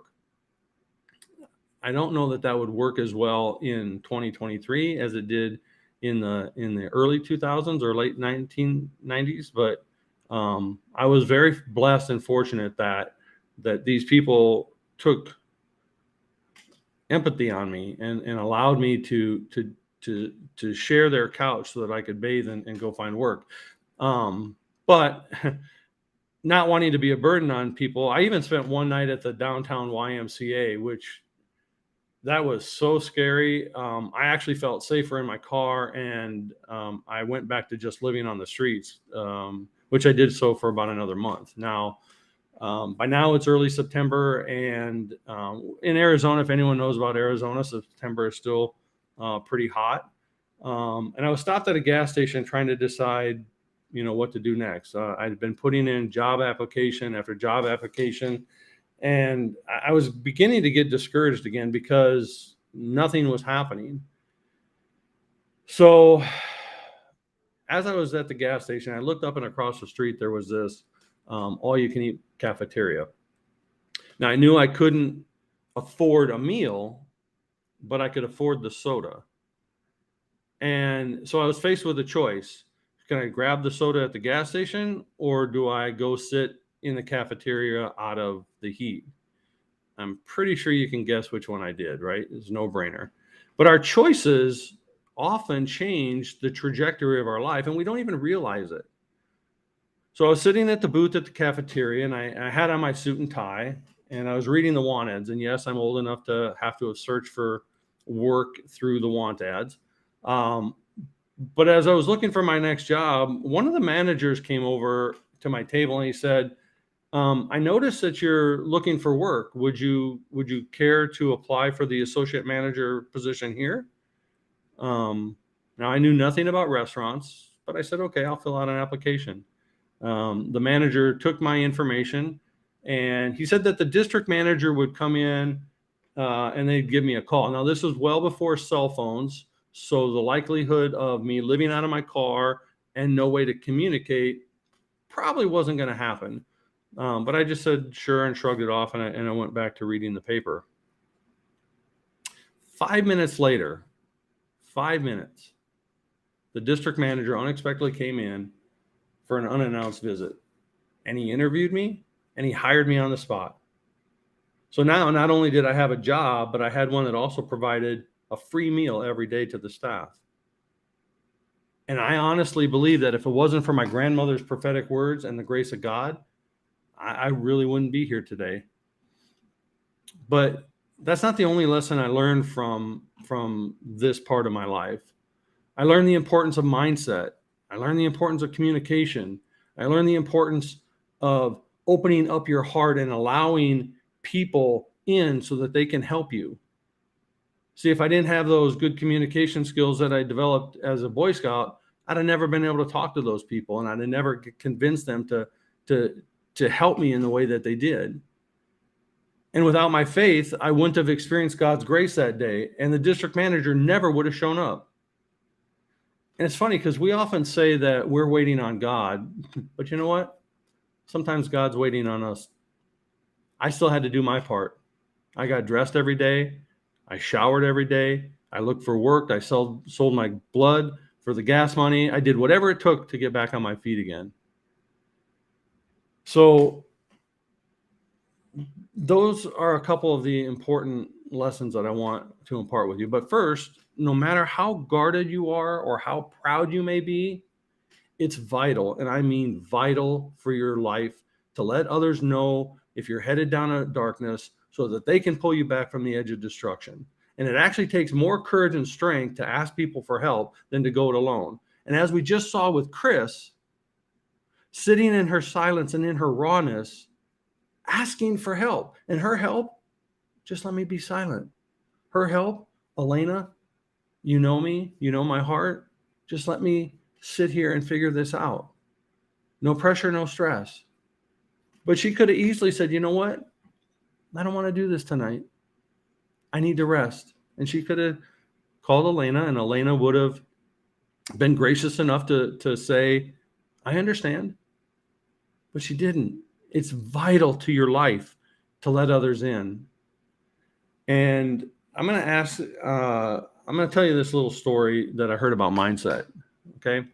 So there was these two psychologists, and they were conducting an experiment, and they took these two little girls and they placed one in a room filled with candy and brand new toys. And they put the other one in a room full of crap and manure. And after an hour, they went back to check with each little girl, and they opened the door to the room filled with the toys and the candy. And to their dismay, the girl was complaining about the toys breaking and her tummy aching, and all the candy was making her sick. And the psychologist closed the door, and they looked at each other and they said, if this little girl who has the best of everything is doing nothing but complaining, what must the other little girl be feeling like? So they went down the hall and they opened the door, and they found the little girl just gleefully throwing manure everywhere, happy as can be. And they asked her, why are you so happy? And the little girl said, with this much crap in here, there must be a pony somewhere. So I'm going to challenge you. When life is throwing crap your way, keep looking for your pony. And I appreciate you taking time to listen to this one little part of my life. And I hope it inspires you to step into your own greatness, lean into those around you, and trust that God has your back and he has a plan for you, because the things that I was struggling with then have allowed me to be a better help to others now. And when I was in the middle of it, I sure wasn't going, oh, thank you, God, for all my crap. But I'm thankful now for the lessons it taught me so that I can help others. And I appreciate you, and I appreciate your time. And Elena, I just thank you so much. Daryl, I love it. And I just have to tell you that every time you tell me that pony story, that crap, there's got to be a pony in here somewhere. It just, it makes my like a heart. I don't know why. It just makes me chuckle. But I think it's because my sister got a dang pony when she was a little girl. Yeah. I still haven't gotten over it. I'm just kidding. Yeah, you have to look for your pony, because Yes. there's goodness in all of our trials. One of the reasons I started my podcast is because I started to listen to those voices I don't need medication from. You know, those ones that God keeps pounding on. The signs get bigger and bigger, and I was told that I'm supposed to give a platform for people to take their mess, make it their message, and make it a survival guide for others. And it has changed so many lives, but I fought that for so long. For 6 months, I'm like, are you sure? Are you sure you want me? Like, me? Really? And now I've seen the transformation of the people. You've been on my show twice. I've seen the transformation of people who find their voice, share their story. And I hear the comments from other people who are like, wow, I'm not the only one. Thank you for putting that out there. And they thank the guests for sharing their life and their story. And that's what you're doing here today on this Stream-A-Thon. You're giving hope and inspiration by people sharing their message. And I love you dearly for that. I love you too. And I thank you for sharing. And I tell people they can find you and your podcast, because your podcast really is like, I shared, you know, I talk quite a bit and everybody knows I'm out there, but you tapped into a side of my story that I have no idea how we got down there, but it needed to be shared. And you brought a side that I don't normally talk about. So I think the work that you're doing, you're chosen. It's not by accident. So where can people, what is it called? Where can people find it? All that good stuff. Yeah. And it's one of the greatest blessings that I have every time I'm doing these podcasts is hearing people say exactly what you just said. I've never shared that with anybody. I never expected to say that, which means that I'm giving them a safe space to actually tell their story, and they feel comfortable actually sharing it. And then they blossom because they did. My podcast can be seen on my YouTube channel, which is at Daryl_Praxis33. And I can also be found on Facebook, Daryl Snow, or my business page, Praxis 33. And you'll appreciate this, Elena. I actually named my business Praxis 33 because Praxis is the integration of thought and activity, and 33 is an angel number for prosperity and hope. Oh, wow. See, I didn't know. That's I love it. So, I can be found on those two places. So. Very cool. So what's next for you? Well, my business is kind of evolving and changing. We met at an event a year ago in Nashville, and it was a life-changing event for me and my business. And I've taken some time to do some internal healing so that I can be a better coach to others. But I have a course on stepping into your purpose and your passion coming out soon. I have my podcast that is aired every Wednesday. And I am going to be starting a group coaching through my program so that I can help more people at one time. So very nice. And so if they were interested in like the group coaching, do you have a timeline for that, or is it just kind of like stay tuned and that will be coming out? No, the course should be done by the end of August. Okay. And then the group coaching should start right around that same time. So right after Labor Day, I expect to have it all revamped and up and running. I'm excited for you, man. I am. And if anyone wants to just connect, they can reach me at calendly.com/praxis33.com, and I'd be happy to share a cup of virtual coffee with you.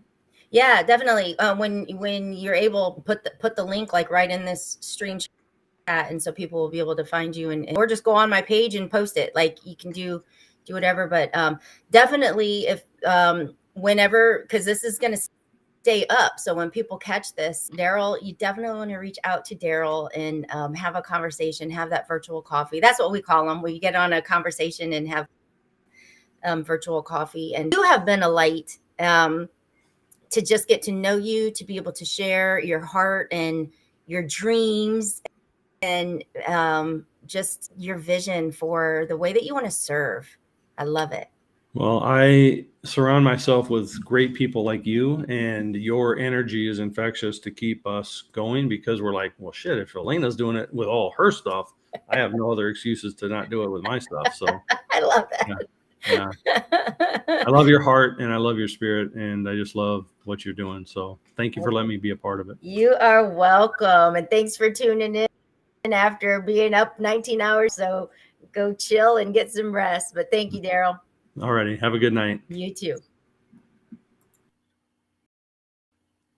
Oh yeah, he's so Gina says, let's put on her right here. She says, I was gonna say, what the heck is all this virtual coffee business? So Gina, virtual coffees are when we schedule about a 30-minute meeting with somebody to just chit chat and get to know who they are. And so we're virtual on Zoom, and we're having our coffee or water or tea, whatever, and you actually just get to know who each other is, learn what they do, learn how we can serve each other, how we can connect. And it's really just a way to expand your network, and it's a beautiful thing. So are taking a few minutes to get our next guest to hop on through our coffees. But I want to share a quick story real quick.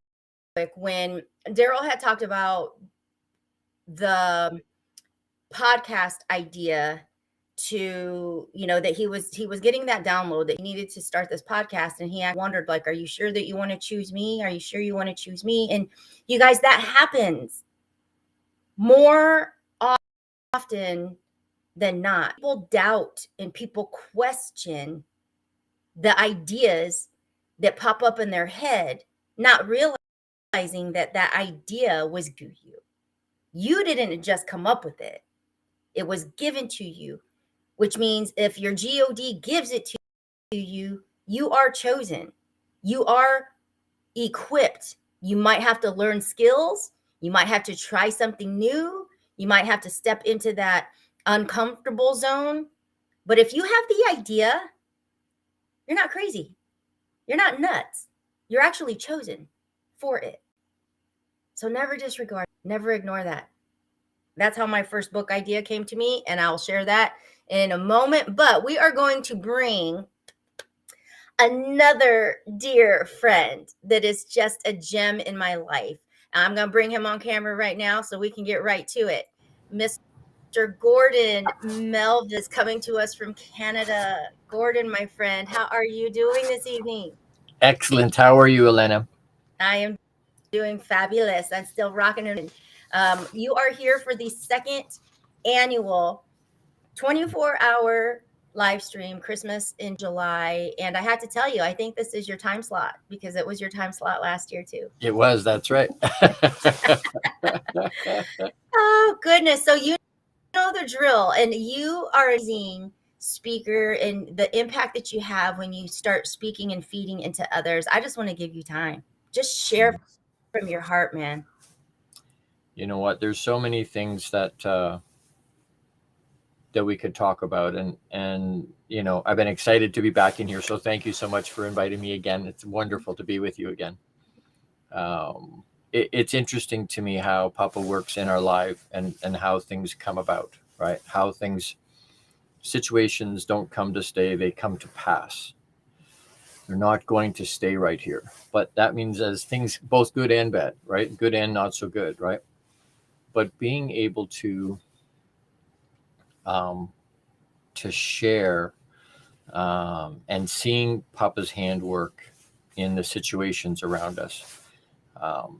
Today was a really, really, really tough day for a bunch of different reasons, and stuff that I didn't anticipate, and stuff that I know is there. So it's been a painful day physically because of barometric and whatever. So there was that to deal with. But last night, real late, my youngest son, he's 14, got a call from his squadron commander. He's an air cadet. He's in air cadets. And they asked if he could put on his uniform and come to a funeral for one of his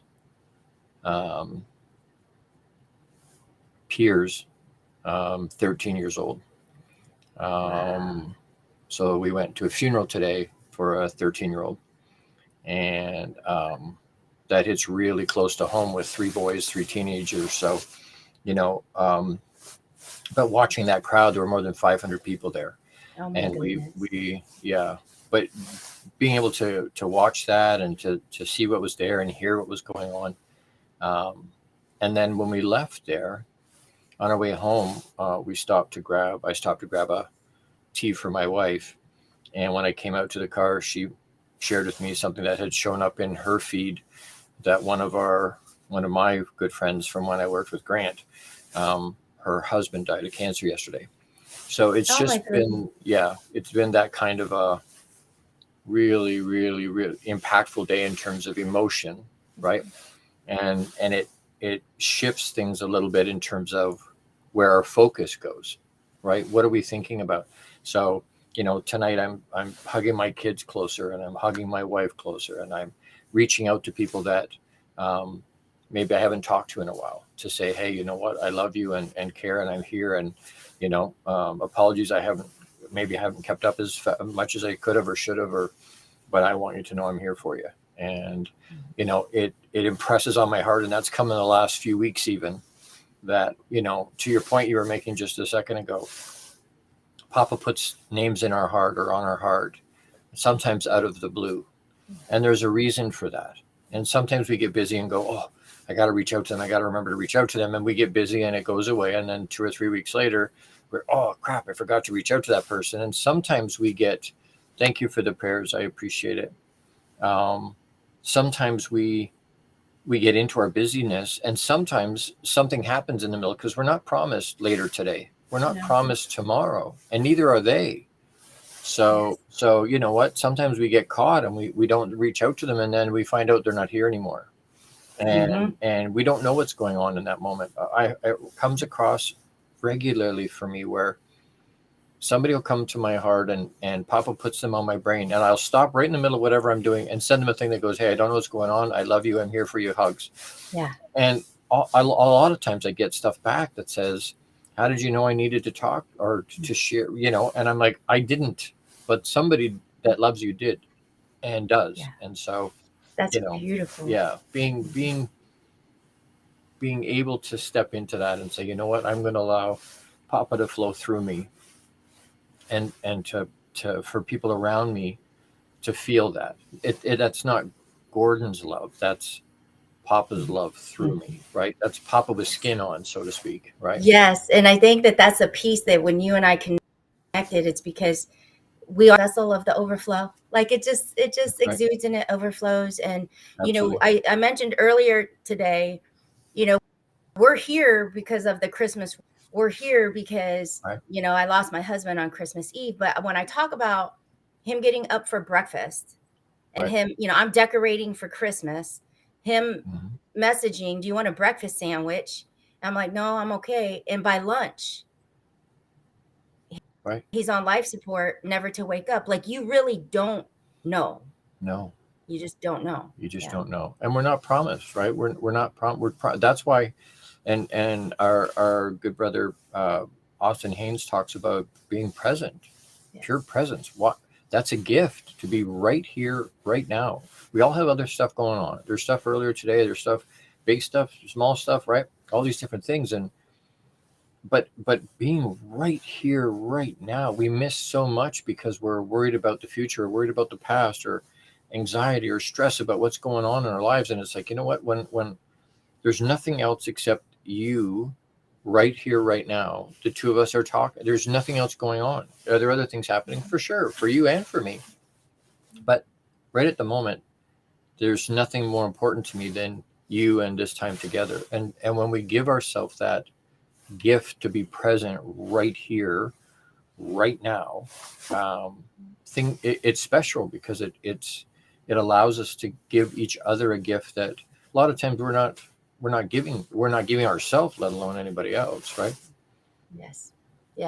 And so many times, you know, I've tried to make it a point that when I am present, because so often it's like, yeah, we're here, right?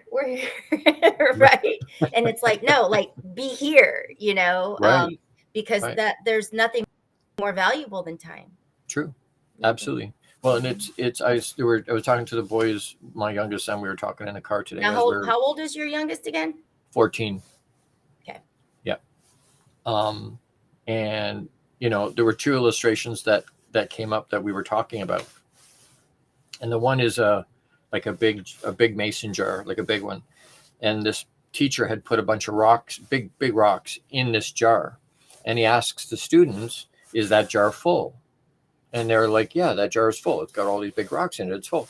And he goes, okay. And then he takes this other little jar that's got smaller pebbles in it, and he pours that in and shakes the jar around and gets right. And so it fills up with all these other little pebbles. And he said, is it full? And they're like, yeah, no, now it's full. Like, look at it, it's full. And he goes, okay.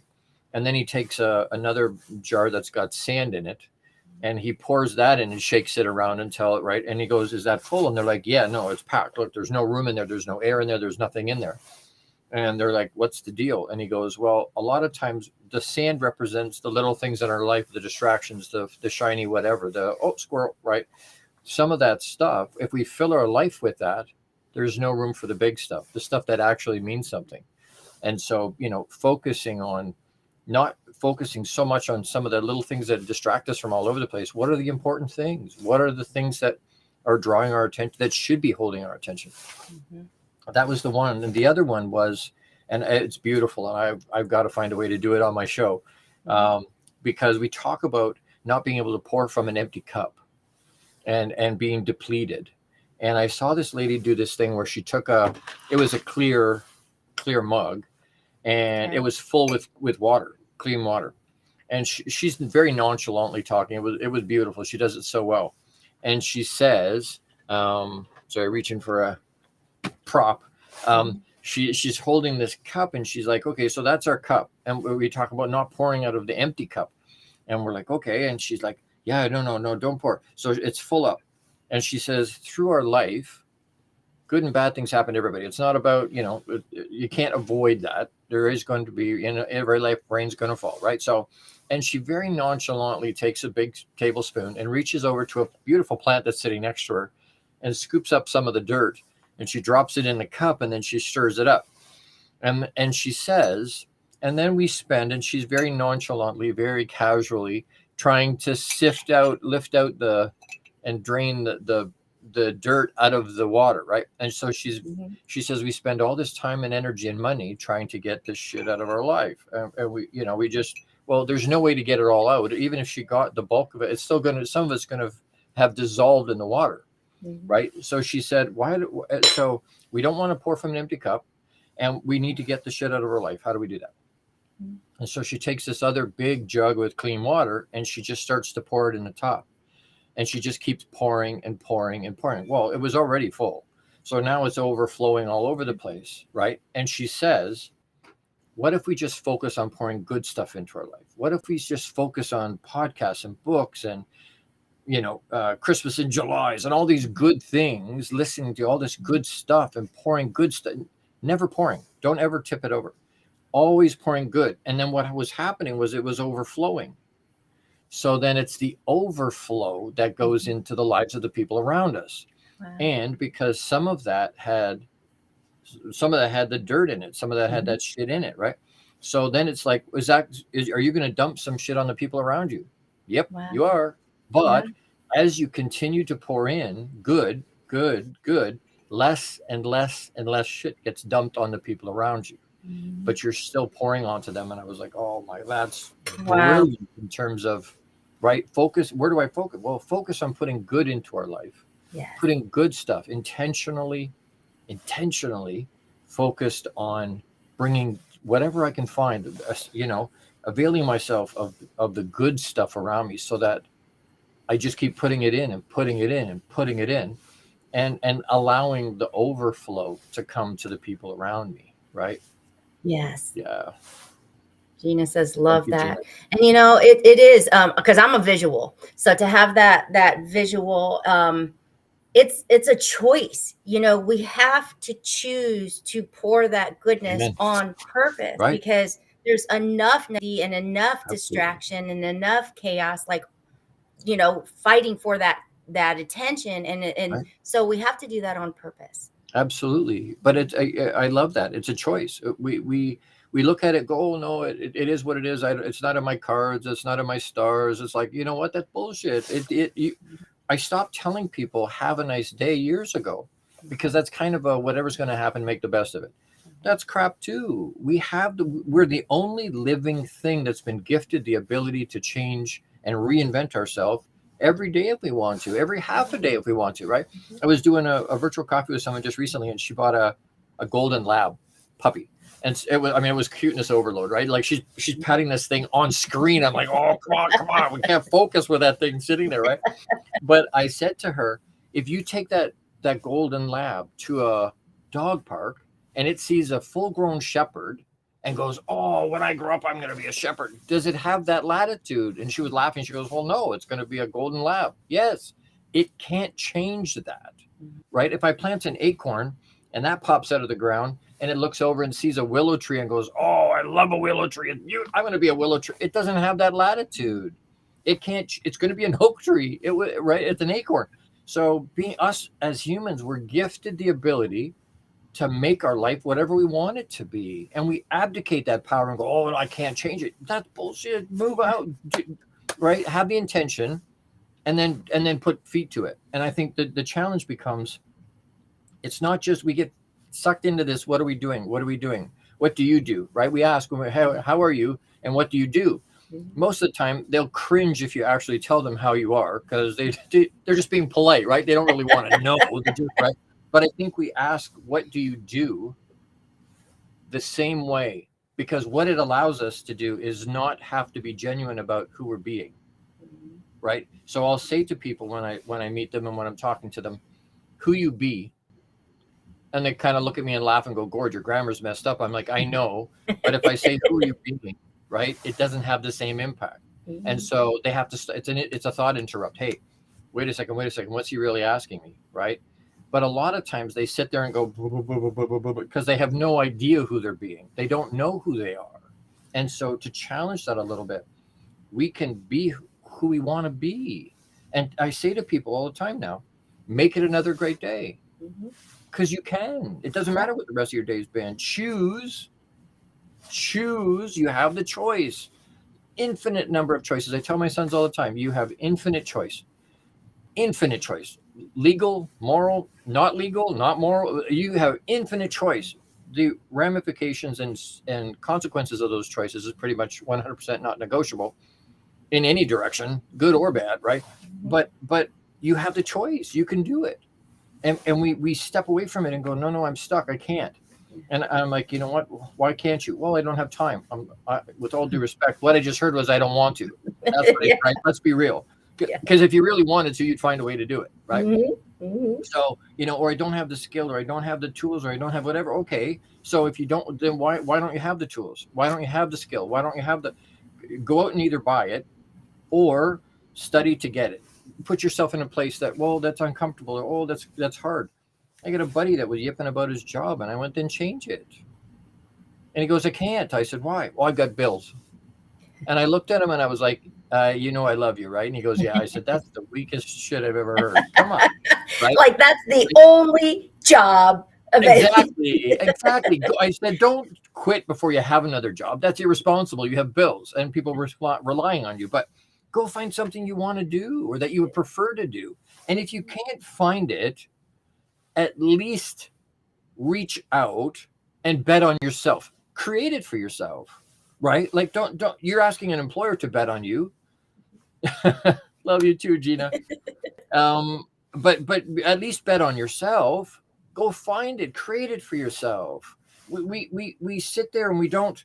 They say the road to hell is paved with good intention. Like it's the good intention that's the problem. The good intention wasn't the problem. Nobody did anything with it. That's the problem. Nobody executed on it. So back to what we were talking about in terms of reaching out to people. When Papa puts those things on our heart, do something with it right on the spot. Don't wait. Don't do it later. Right on the spot. Take the half a second. It doesn't have to be some long drawn out whatever, right? You're not writing an epistle. You're just sending them a message that says, hey, I'm thinking about you. Yep. Somebody, I do that quite a bit. I think I've done it to you, and I know you've You done it to have. me. Like, hey, just, Absolutely. just a little Absolutely. something. Mm-hmm. I reached out to someone last week that I hadn't talked to in a while, and I don't know why his name came to mind. And if I said his name, you'd know it. And it came to mind, and all I said to them was, I love you. And that person came back to me immediately and said, how did you know I needed to hear that? How did you know I needed to? I said, I didn't. He said, I'll call you later. And he did. And he was having a real big struggle that day. And I'm like, you know what? I didn't, but Papa does.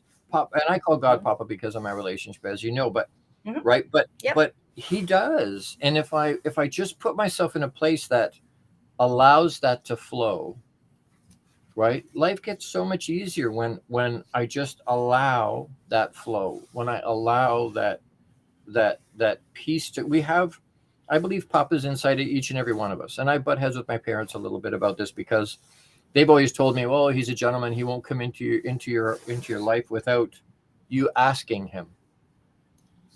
And I'm like, I'm not saying he's not a gentleman. What I am saying is there any life without him? Yeah. And they're like, well, no. Great. They're alive. He's already there. Whether they acknowledge that and plug into that or not is a completely different deal. But he's already there. That means we already have, when people say, oh, the answers are already inside you. That's right, because Papa's inside of you, right? We have, well, I can't love them, or I can't. I'm like, no. You have Papa levels of all of those things inside you. The fruit of the Spirit, you have Papa levels of them all if you want to plug into it or choose to do that, right? And so if we allow that to flow or we plug into that, it completely revolutionizes our life. It really does, because we there's so much stuff that we can do if we just allow that flow to come through us, right? And I don't. What do you think it takes for somebody to actually tap into that flow? Get out of their own damn way. Right? Almost literally. Because if you have a plan to do it, nobody has a plan to stop you. Right? We put it in our brain. I call him Papa because of my relationship with him.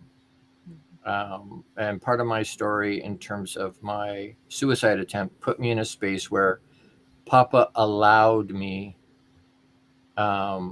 beautiful Jackie, where he was teaching me some lessons. He was giving me some, I look at that, again, I talk a lot about lenses, the lens we use to look at stuff. And I choose to look at that experience as Papa gifting me perspective I needed, because I already had really fairly high EQ, right? My, as you know, my mission is to change the lives of 10 million plus men by raising their EQ. And so, I had high EQ before, but I didn't have it specifically in the areas I needed it. And so I didn't understand deep depression. I didn't understand suicide. I didn't understand that part of that really heavy.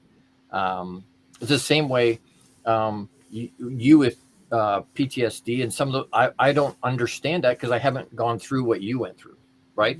But and people say, well, I understand depression or suicide because I looked after my parent or my child or whatever. And I'm like, no disrespect. You know how to, you can empathize with somebody that looked after somebody with that, but you still don't understand, really, truly understand what it is because you haven't experienced that. No. And it doesn't mean we can't be sympathetic, because we can be sympathetic, but empathy comes from having been in the situation. And so I believe, we've all heard and taught, life's not happening to me, it's happening for me. But I think it's happening for us to specifically and uniquely equip us to help other people get through what we went through.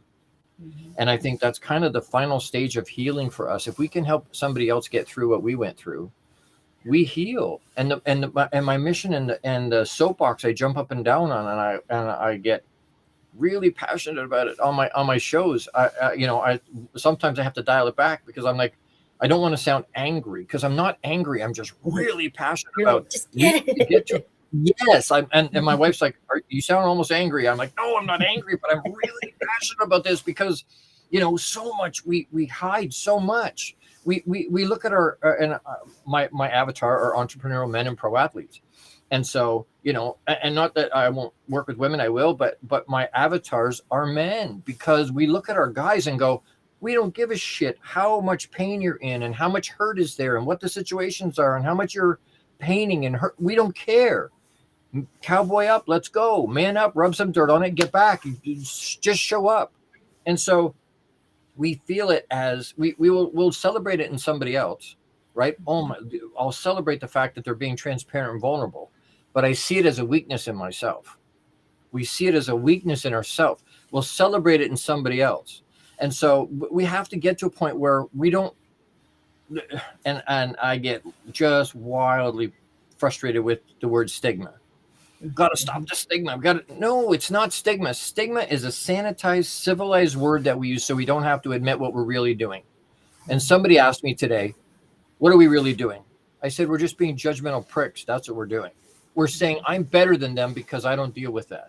And that's BS. Nobody's special above anybody else for any reason. We're all on the same level, right? Once we understand, we're all on that mental awareness. I call it mental awareness. I think mental health, mental illness are underneath that. But there's a lot of things that we talk about that are mental that have nothing to do with health and illness. So, but that mental awareness spectrum, it doesn't have to be the heavy duty stuff, the depression, the suicide, and the PTSD, and the schizophrenia, and all this heavy duty stuff. Maybe it's just a little bit of stress and anxiety because of work or home or the kids or our finances or whatever. But if I don't deal with that light stuff in a positive way and just make it go away, and I don't mean ignore it, I mean deal with it, acknowledge Deal it. with it. Yes, there's a reason we have those emotions.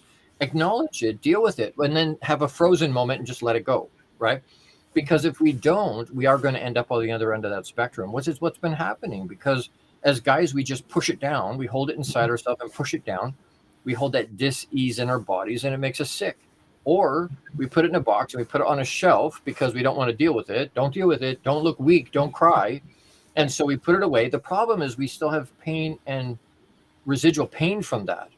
So we're trying to dull the pain. How do we dull the pain? Well, drinking, drugs, gambling, porn, whatever. The point is now I have a vice on top of the problem and probably an addiction, which is going to hurt even more than just dealing with the emotion, right? So that I teach tools and strategies for guys to be able to, how do I deal with this in a way that helps me deal with it, acknowledge it, and release it? And the 7 levels of emotional intelligence for men. There's certain things that we need the tools in our toolbox. We need the strategies. And if we only have 1 or 2 strategies, and absolutely it does. Absolutely it does. Mm-hmm. But if we only have 2 tools in our tools in our toolbox, and that doesn't work, then we're screwed. We need to have massive amounts of ways, and nobody has the market cornered on all the tools and all the strategies. And I'm trying to get guys to understand filling that toolbox or our tool belt with the right tools. It will not just help us. It allows us to help other people, first of all, other guys we care about, our kids and our uncles and our brothers and our dads and whatever.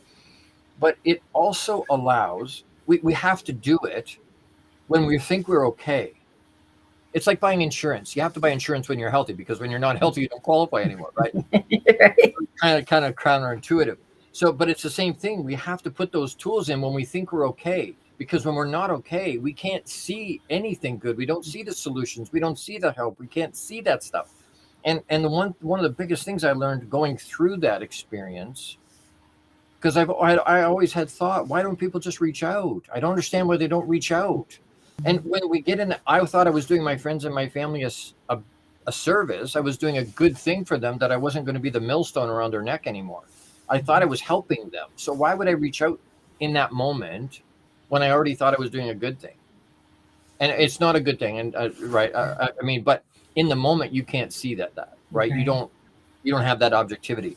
So we have to get to them before. They have to have the tools in their toolbox before, and being able to know where to go, where to act. Have your own tools, but where do I go if I need more help? Where do I go? Whether it's natural, it's clinical, it's massage, chiropractic, acupuncture, whatever it is, reading your bars, whatever it is, yoga, whatever it is, or it's clinical, right? You need a therapist. I go to a therapist regularly. Why?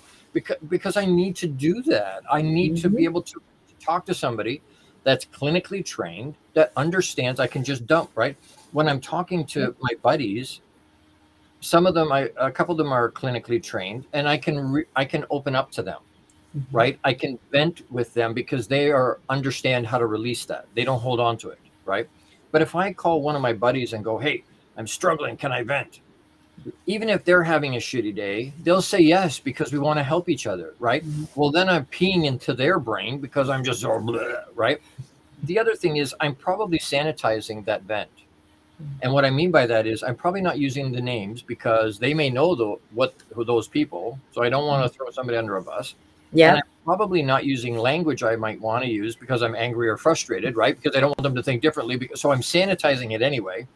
So it doesn't actually get it out the way. And I'm just dumping all that crap into somebody else who probably can't let it go and is going to carry that around with them. I'm just compounding the problem.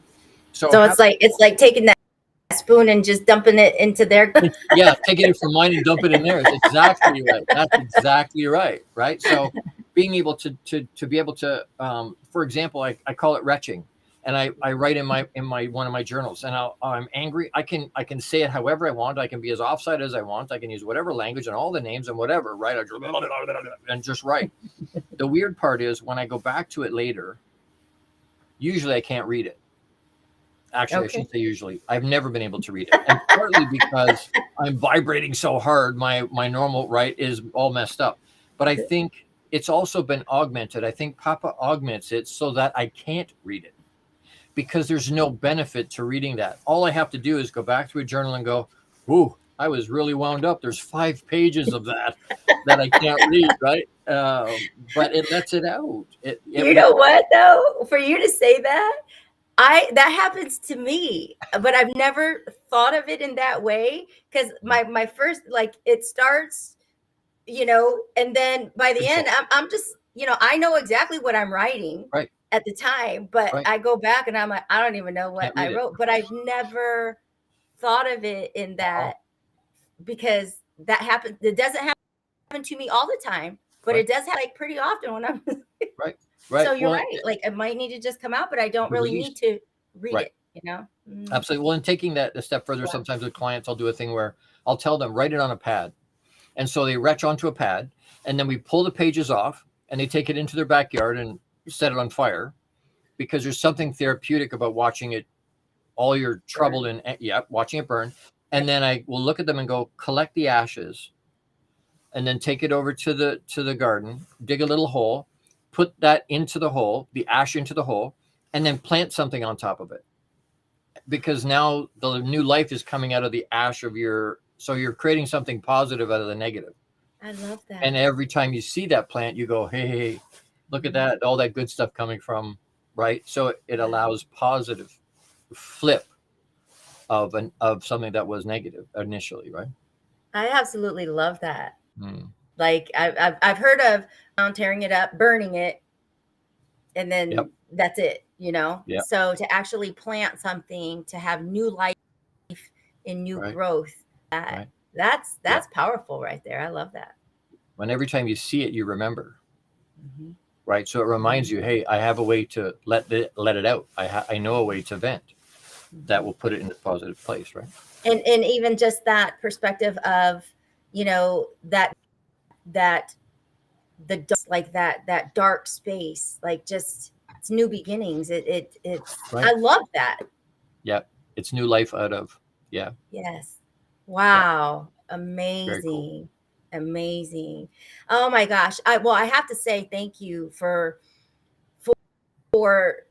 joining and showing up amongst everything that you have had to deal with over the past 2 days. And, I absolutely adore you.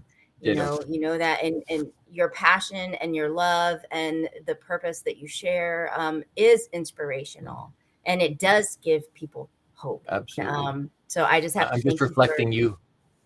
What's that? I'm just reflecting you. I love you, my friend. But thank you. Thank you for sharing and pouring into us tonight, and just prayers, for even just your son, having to deal with a loss like that too, friend. I appreciate that. All right. Thanks. And I'll just be talking to you soon. All righty. Make it a great night.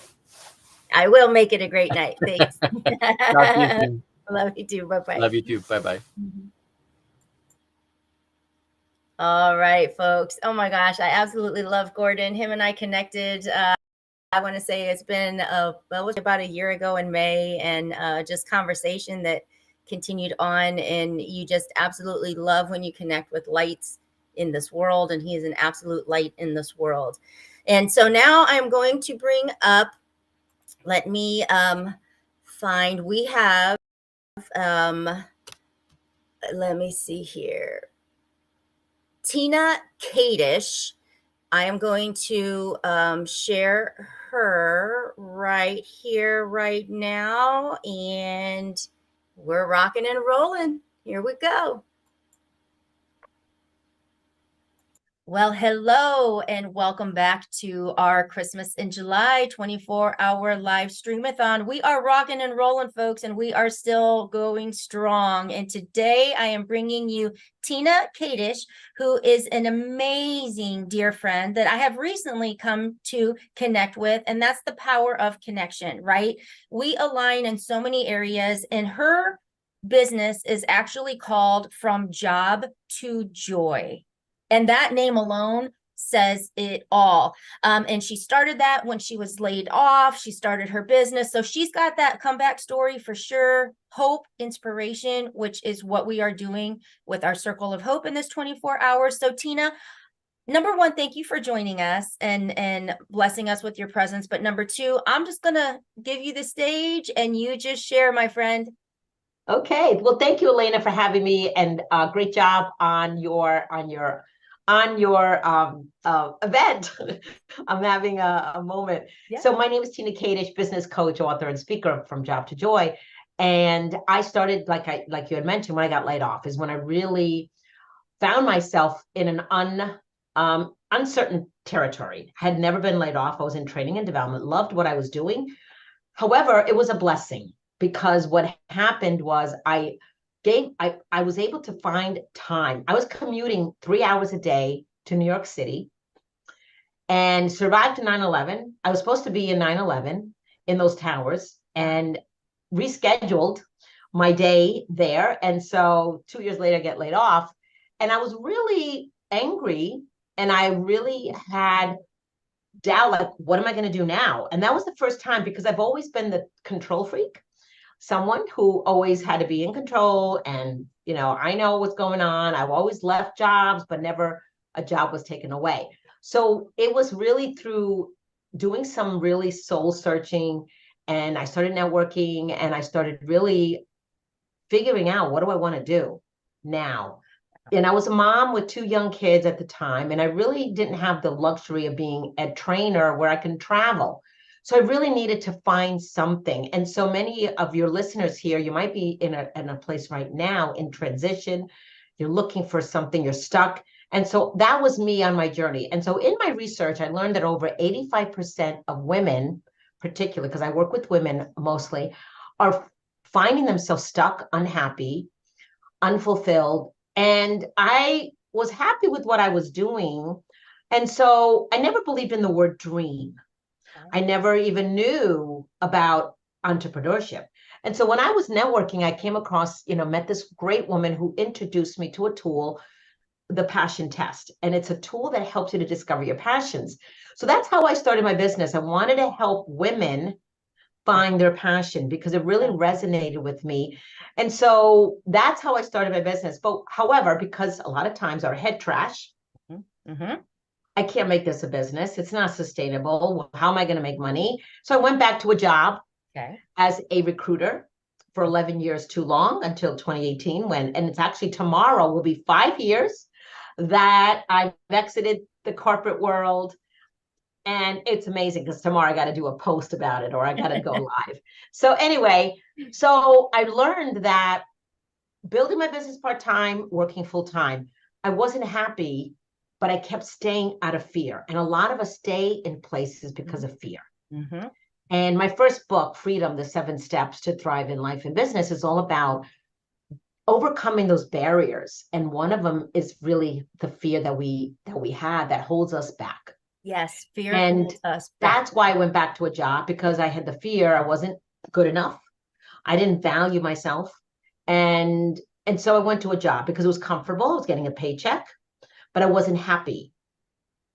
And so finally I found a way to no longer be there. And 5 years later, I am not in a company. I work for myself. I'm in the driver's seat. And I believe that all of us should be taking action towards our destiny, really, really empowering ourselves, because we are all worth it and we can do it. But we stop ourselves. Yes. Yes. We And really I do. agree with that 100%. We will defend the reasons why we think we can't before we'll try to search for the reasons why maybe we can, like, because we can, and it's amazing Exactly. that we do that to ourselves. Exactly. And it begins with our mindset, and I talk about that in my book. It really begins in our mindset. It's like, are we looking for the solution, or are we looking at the problem? Like, I knew that my business was going to, when I was in my recruiting position, I was not happy, like I said, but I said, I got to find a way. And I did step up. I stepped up. I was building my business part-time, and I was really out there actively. However, because of, comfortable paycheck and health insurance, I was making excuses. We all make excuses a lot of times, and we're comfortable. And, it's comfortable. And I didn't want to, to be honest with you, I did not want to be out there. It's a risk. It's money. And also you have family. Like, my husband's self-employed, and he was telling me all the time, don't quit, don't quit, don't quit. Because, and he's self-employed. I was the one bringing in the health insurance and the consistent paycheck every 2 weeks. He's like, we need one stable. We need one. Yeah. And I said, you know what? There's something wrong with this picture. No, this ain't going to work. So, and to finish the story with that, I got fired, actually. Okay. That's how, because I believe in the higher power, God, whatever you believe in. Yep. I manifested it because my job knew that I was already in a business, and I voiced my opinion because I shared something that they didn't want to hear. And I used my voice. And I talk about that in my second book, Having a Voice. We all need to use our voice. Yes. And they didn't like how I shared, that I shared my voice. And it wasn't even unprofessional. It was a very professional. After 11 years, wow, being the top recruiter, 4 months after, they let me go with pay. Wow. So I got fired with pay. Wow. Okay. Yes. I was valuable to them. And so that's really was a blessing. Things happen sometimes not to us, but for us. Yes. Yes. And I really believed that that's what happened to me. And then a year later, my daughter got diagnosed with cancer. Wow. Of ovarian cancer at the age of 37 and passed away 8 months later. Oh my goodness. Number one, I'm sorry for your loss, because we're here due to a loss of my own. So my heart goes out to you, but how sudden. I mean, that's not a lot of time, but no, you were able to probably have that time with her, right? I did. And that's why I'm so grateful to be an entrepreneur, because I was there with her every single day. And I didn't know she was going to pass away because I was in denial. Yeah. And my mindset was always looking at the solution. And I knew there was going to be a way. I didn't know how. However, I was able to spend time with her. And I also wrote my second book around our journey about grief. And that gave me the opportunity to share my story about our journey together and how she was diagnosed. And in an 8-month period, I'm very grateful. I was there when she was born, and I was there when she took her last breath. Wow. I honor your courage and your strength, because that is why we're here. Meeting all of these guests that have joined us over this time, it's amazing when you can take something that it would be okay if you completely crumbled to pieces. And even if you did a couple times, you still gathered them to get back up and do something. And that's what we're here for, that hope and that inspiration, that if somebody is feeling like they are in that million pieces, these are examples that it will be okay. Exactly. And, something that I've learned in meeting, I met so many amazing men and women that have lost a child. And something that really always resonated with me is you could take the better road or the bitter. Because I was at a crossroad. I made a decision that day when she passed away. I said, okay, God, what do I do with this mess? Because I know there's something more for me I just don't know what that is, because I've been helping women with their careers. Now I lost a daughter. So through, challenging times, I now lost my daughter at a young age of 37, that I don't know what to do with this. Yeah. Yeah. And I said, I need to write a book. I need to share my story. And that was my first step to healing. And my goal is to create a legacy and really be out there sharing her story. And there'll probably be a third book in 2024 that my daughter was a writer. Okay. And she shared stories and had articles, and she actually was going to write a book. Okay. And I found a box of index cards in her room. Wow. That she was going to write a book about self-love. Oh my goodness. Yes. So I am going to write a book next year in her honor, her memoirs, maybe whatever, but it's going to come out in 2024. Oh, how beautiful. How beautiful. People that have known me for years know that I talk about pain to power. A lot of times people use pain to purpose, but I believe it really takes us to power, because everybody has experienced pain, but not everybody is living their purpose. So That's to right. me, that pain has that power to either propel you forward or that power to hold you back and keep you stuck. And today, to hear you look forward towards something to honor such a painful moment, it's beautiful. This is really shedding light into that dark space that I know we all find ourselves in at times. So for that, I'm so grateful. I am so honored to have you be a part of this. Thank you. And I look forward to that in 2024. So yeah. And my book is From Pain to Peace. Oh my goodness. A mother's heartbreaking journey through losing a child. And so I have a picture of the heart on the front cover, and a picture of us both in the back, because we did have a great, we traveled together. We were very close. She was like my best friend, and we were very close. Yeah. And losing her, because when you lose someone, especially a child, you lose part of you. Yeah. You really do. You really do. And that piece, I can't even imagine, like your the other half of your heartbeat, really, Oh yeah. And it's a club that we don't want to be in. Yeah. Okay. But then you got to I ask myself, okay, so God, why me? Why this? Why her? And, I'm very spiritual, I believe in God. Yep. And I talk to God every day. And, there was a reason. My daughter would always say, everything happens for a reason, Mom. Yeah. And I was like, yeah, that's true. And she even wrote that in her article. Everything happens for a reason. I even put it in the book. So yeah, so my goal as a mom is I want people to know about her. I want to create that legacy. And my book is all about, how do you navigate through a loss? How do you find joy? How do you have the mental strength? Yeah.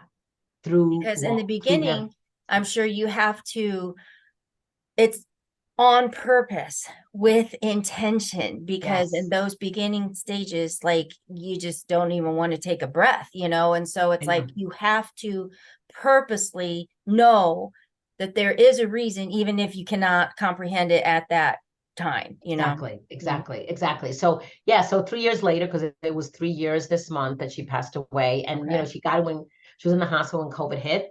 Okay. And it was hard, and because I couldn't visit her. And so it was very, when I think about it, it's like, wow.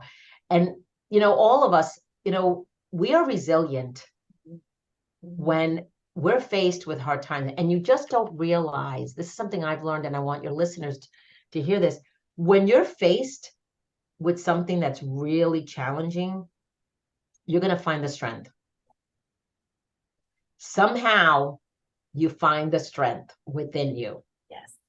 And that was me. Yeah. And I'm a woman of faith too. And so sometimes when you hear, God will never give you more than you can handle, I feel honestly like we're always given more than we can handle, because we're not meant to handle it on our own. Right. We need to surrender that piece and allow his strength to truly fill us up. And that's where, when people look and think, how have you done this? How have you, done good out of something that was tragic? And I always take myself out of it, because I'm like, I'm just a vessel. I'm just a vessel. And, and I say, okay, what do I do now? How do I deal with this? And so it is every day. It's just one day at a time. And it's taught me some major lessons. And I'm grateful that I have a son, that is younger, and he's the love of my life. And I have a husband, I have a great family, great support. And my dad is still alive at 89 years old, and God bless him, I know. And so we're very grateful for the family that we have. And that's the other thing, when you're going through something so challenging, surround yourself with family and friends, support. You need support when you're going through tough times, because you can't do it alone. You really can't, because there were multiple times, I'll be honest with you, that I wanted to commit suicide during this period. And I was like, no, I have other people. I need to be here. Because it's very selfish of me to do that. But there's times that you feel that there's nothing else left. Yeah, I get it. I look back and I think of those times too, where you just want to crawl in there and just die right alongside, or, with, and it's to just hold on, through those times. And so that's the reason, like, for this whole Stream-A-Thon, is to just bring awareness and share hope and inspiration. So for our listener, even if it's HOPE, help one person every day. If there's a single person that is in that place of that disparity and that darkness, what are some words that you can share with them now to give them that hope and inspire them to just keep going? It's having the faith. It's having faith that it's going to get better. And it's one step at a time. Feel your feelings.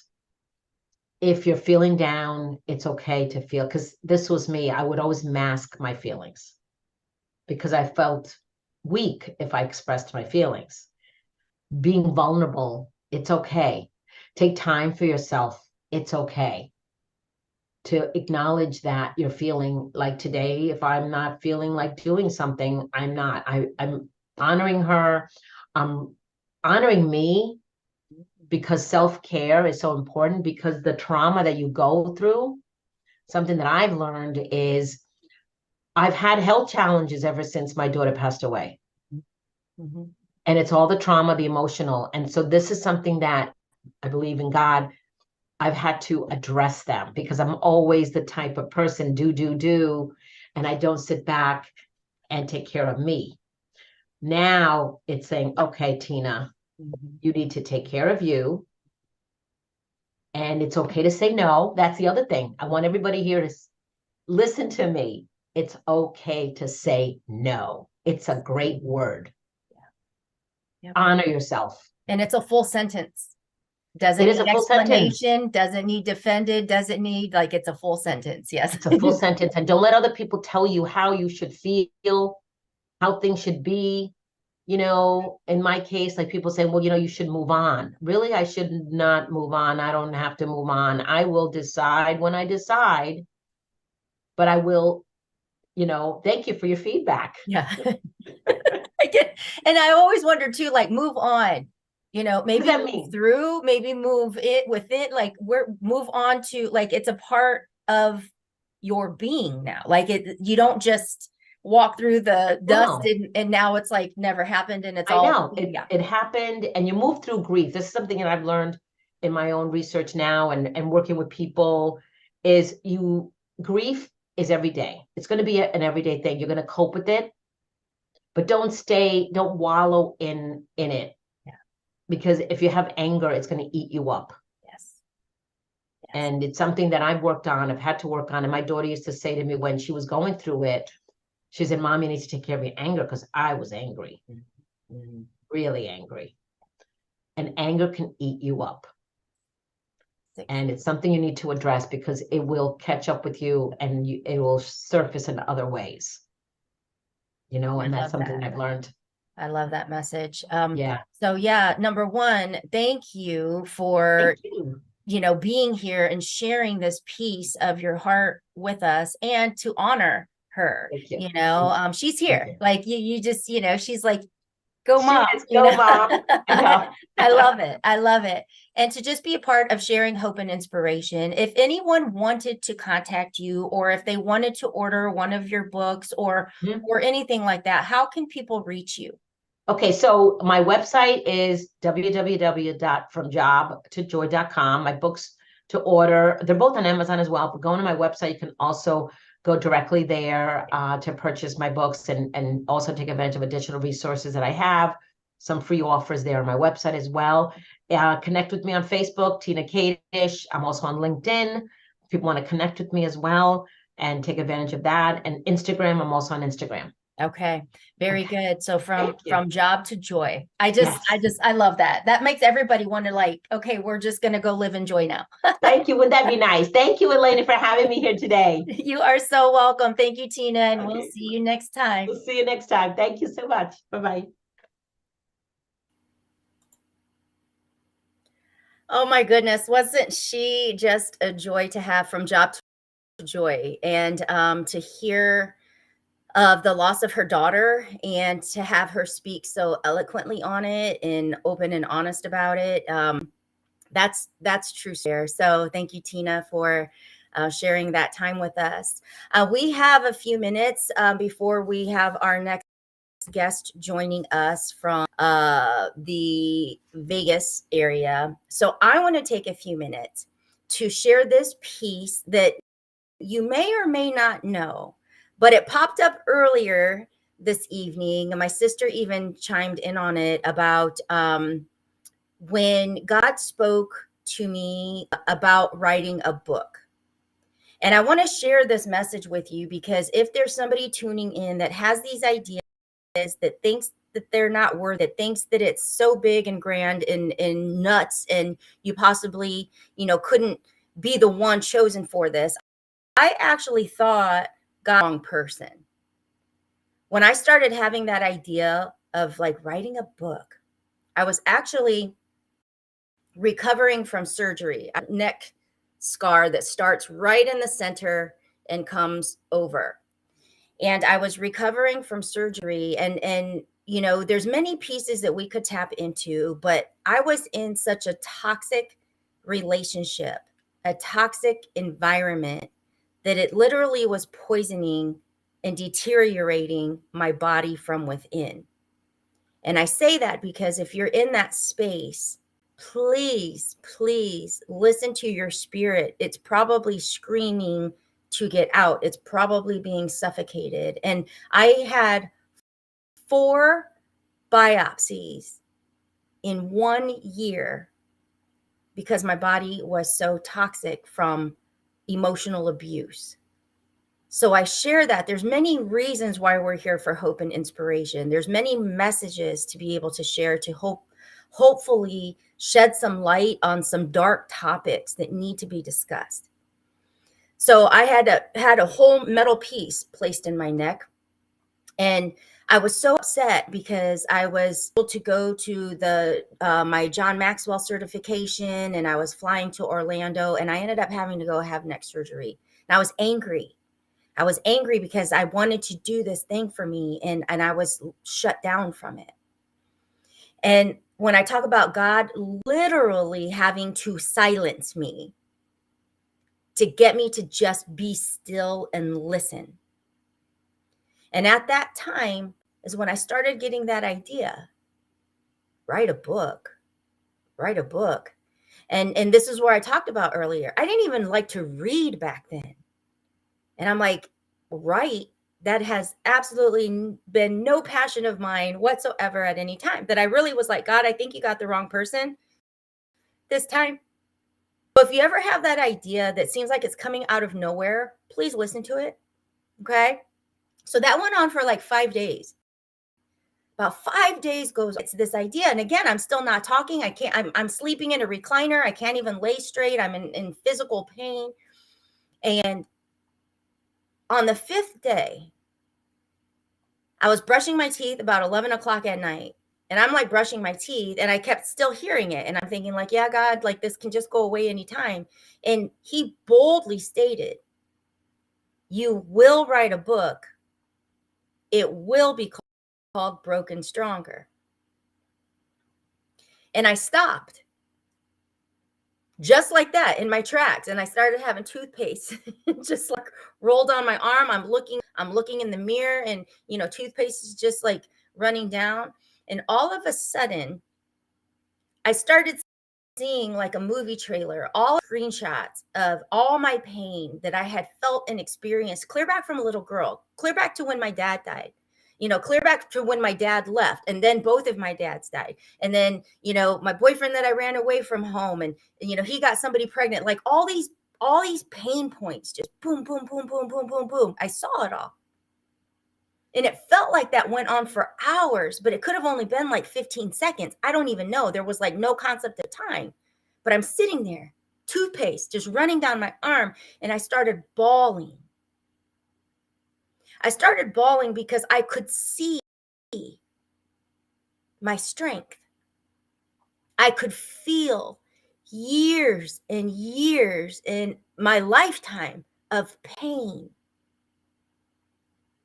And God came up and he swooped it. It's like he picked it all up and he swooped it away. And in a moment in front of my mirror, I was lifted. I was light. It was gone. And I didn't know what to do with it. I texted my sister right away and I'm like, oh my gosh, sissy, you're never going to believe this. I don't even know what happened, but God said I'm going to write a book and it's going to be called Broken Stronger. And I don't know what to do. And I think, do you think I'm nuts? It's literally what I was doing in my bathroom. And she's like, oh my gosh, sissy, is that, name taken? And she's like, because that's a cool name. Is that name taken? And I'm like, I don't know. And you know what? I Googled and I checked it out. And of course it wasn't. He gave it to me. So I started the trademark process that night. I went online. What do I do? How do I have to protect this name? How do I make it mine? And all I did was look in the mirror and say, okay, God, okay, I trust that if this is what you're asking of me, that you will give me the words, because I don't know what to do here. And I remember the first time I saw that I was going to write a book. I told people closest to me, you guys are going to probably think this is nuts, but God told me I'm going to write a book, and here I'm doing. It was like rolled eyes overload. Like nobody gave a shit. Nobody cared. It was no big deal. They're looking at me like, there she goes again, doing something else. And so I share this with you because so many hold ourselves back from opinions of others that aren't doing anything anyway. So we hold ourselves back because we don't know how we're going to do it. You might not know right now, but you will figure out a way. I didn't know right now, but I hold this today, broken stronger. But at that time, I really thought God made a mistake. I really thought he had it wrong. And have you ever tried to tell God you think he's made a mistake? Oh, and my sister says, not me, though. Of course, she was not one to roll her eyes. She believed in me. But I say this because so many ideas being around, so many thoughts are occupying mind space in your head. When you're chosen to breathe life, those, you're chosen to make them something real. You might not know how, you might not know when, you might not know the first thing, but you can learn. But what I want to share with you is when people have asked, how did you continue on? How did your faith never falter when you were, going through that beat down? How did you keep going? Because God had already shown me how he could take my pain and swoop it away. The physical lift that I felt in my body, the physical healing, and the joy in my spirit from that moment that all of that was lifted and taken away. That's why we're here today. But what I also know is broken stronger. By him scooping that pain away, he was literally making space for everything that was to follow. For losing my husband on Christmas Eve, losing my money, losing my home, losing my land, like losing all of it. And then 9 months after he passed away, discovering his affair. But you know what? I knew God can take this pain. God can take it away. I will get through. Yes, it hurts right now, but God can fix this. God can heal this. I knew this already. That's why we're here. That's why I do things like this. Because sometimes in that darkness, sometimes in that pain, it seems hopeless. It seems like there's never going to be a way out. It seems like it will never get better. It seems like everybody needs something from you, but nobody can see you. Like at times you think, can't do it. So I share that with you to say, hold on, keep going, but pay attention to the ideas because you're chosen for them. You are chosen for them. And so I'm going to check right here. We have a guest coming on, and I want to make sure that he does not have any technical issues as he is going to be joining us here. This is the joy of being live. Let me make sure. So how are you all feeling? Because I'm feeling fantastic. Who do I have on here? If you're there watching, say hello, drop your name down so I can thank you for still tuning in, because I guess we've got maybe 2 minutes, but I'm wanting to make sure that he can get in. So let's talk about the Christmas widow. If you go to brokenstronger.com, okay, so if you go to brokenstronger.com, right on the top, you will see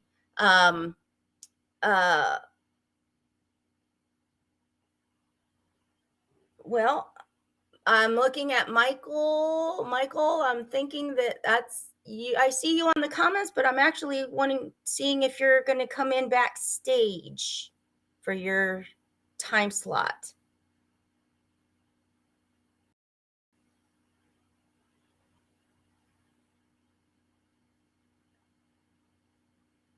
Okay.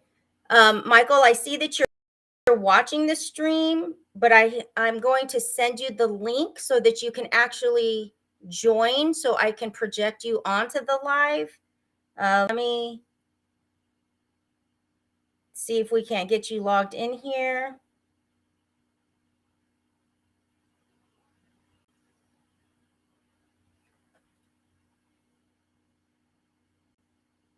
Michael, I just sent you the link. If you can look on Messenger, you should click on that link on Messenger and it'll be able to take you right backstage. So give us just a minute. What I'm going to do, guys, is take a moment and just kind of play our little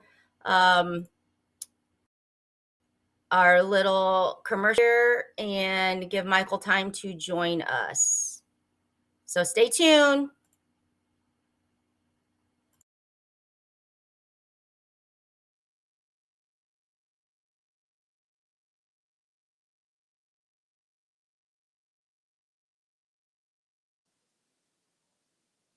Actually, I will just do.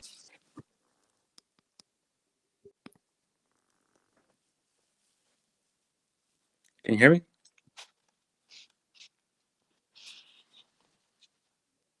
I was off. Yes, you look great. I can oh, I had you there for a minute.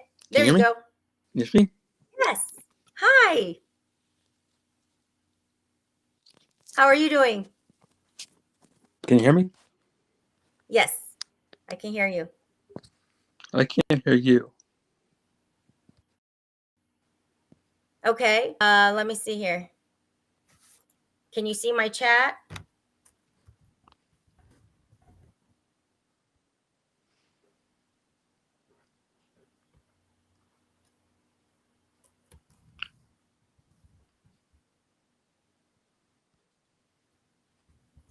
I'll say here. Hello? So can you hear me? Yes. Okay. Okay. Cool. Hi. So we have Hello. Michael here, and he is going to be sharing. He can. You're able to be seen and heard. Now I know you've got something that you're going to share, so I'm gonna take myself off, and Okay. you go ahead and do your speak. Okay. My name is Michael Hummel. I am a freelance writer and author and a podcaster. I'm going to share my story and my mission with you today. I was born in 1978. I was diagnosed with spina bifida when I was born. There was a hole in my back, and damage was done to the spine, and they had to close me up. And the doctor who examined me told my mother that I would probably never walk, talk, feed myself, dress myself, and I should probably be institutionalized. And thankfully, my parents didn't do that, and they are the basis of my gratitude. And I think those words have stunted my growth emotionally, and I subconsciously believed his words up until about like 30 years really. And even though I know consciously that it's not true because of everything I've done, and then more and more those thoughts came about and stayed. I had suicidal thoughts. I have been in my car with a bottle of pills and a pocket knife and thought to myself, I'll just cut my wrist and take a bottle of pills and never wake up. And I've woken up, and my first thought was, I hate myself. And those are hard places to come from, and hard places to be, and hard places to get out of. And thankfully, I've been working on myself to get out of it. And you have to, I think, for me at least, I had what I call self-reflection sessions. I ask myself, how am I doing today? Am I better than yesterday? If I'm not good, what can I do to make myself better? And that has helped. And in 2017, I started an organization called Wilson Warriors, and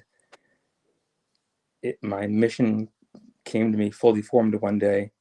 I wanted to end the judgment surrounding disability and change the way people think about, interact with, and perceive disabled people. And for me, the trifecta of the most important parts were education, perspective, and connection. I want to educate able-bodied people on what we can do, how to approach us, how to ask us for help if we need help, and if we don't need help, to respect that. Because I'll tell you a few stories.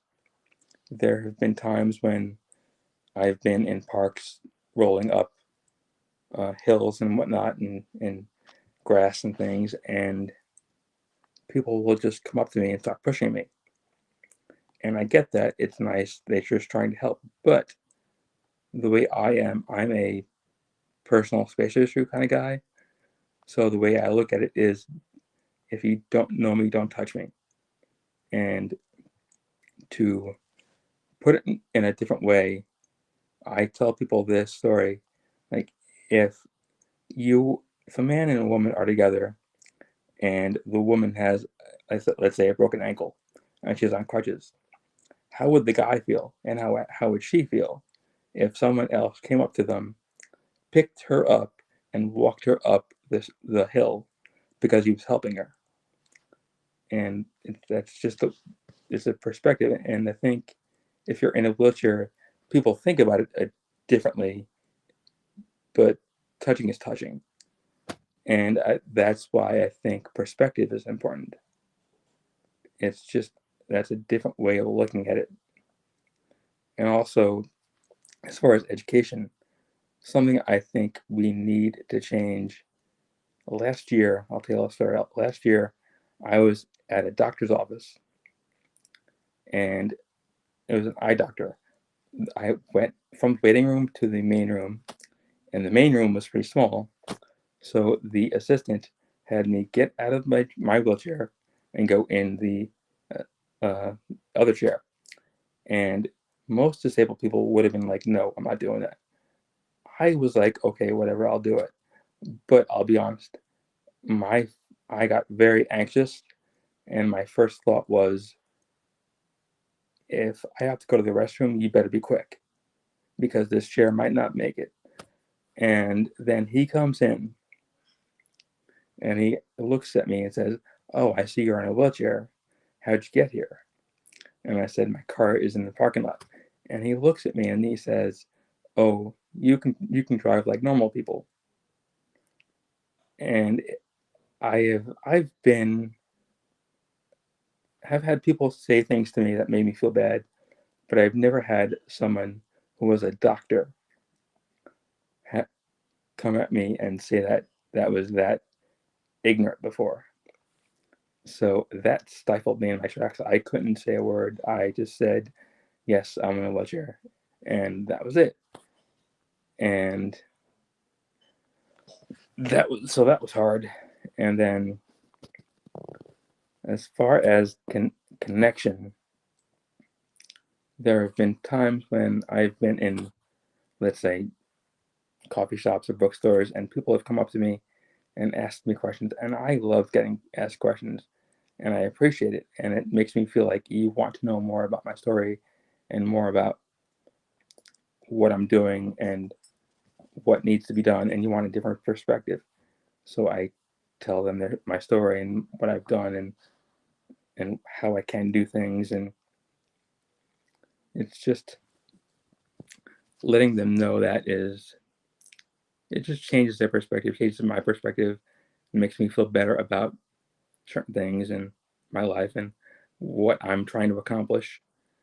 And to bring home the point of, even though we've gone a long way, we still have a long way to go.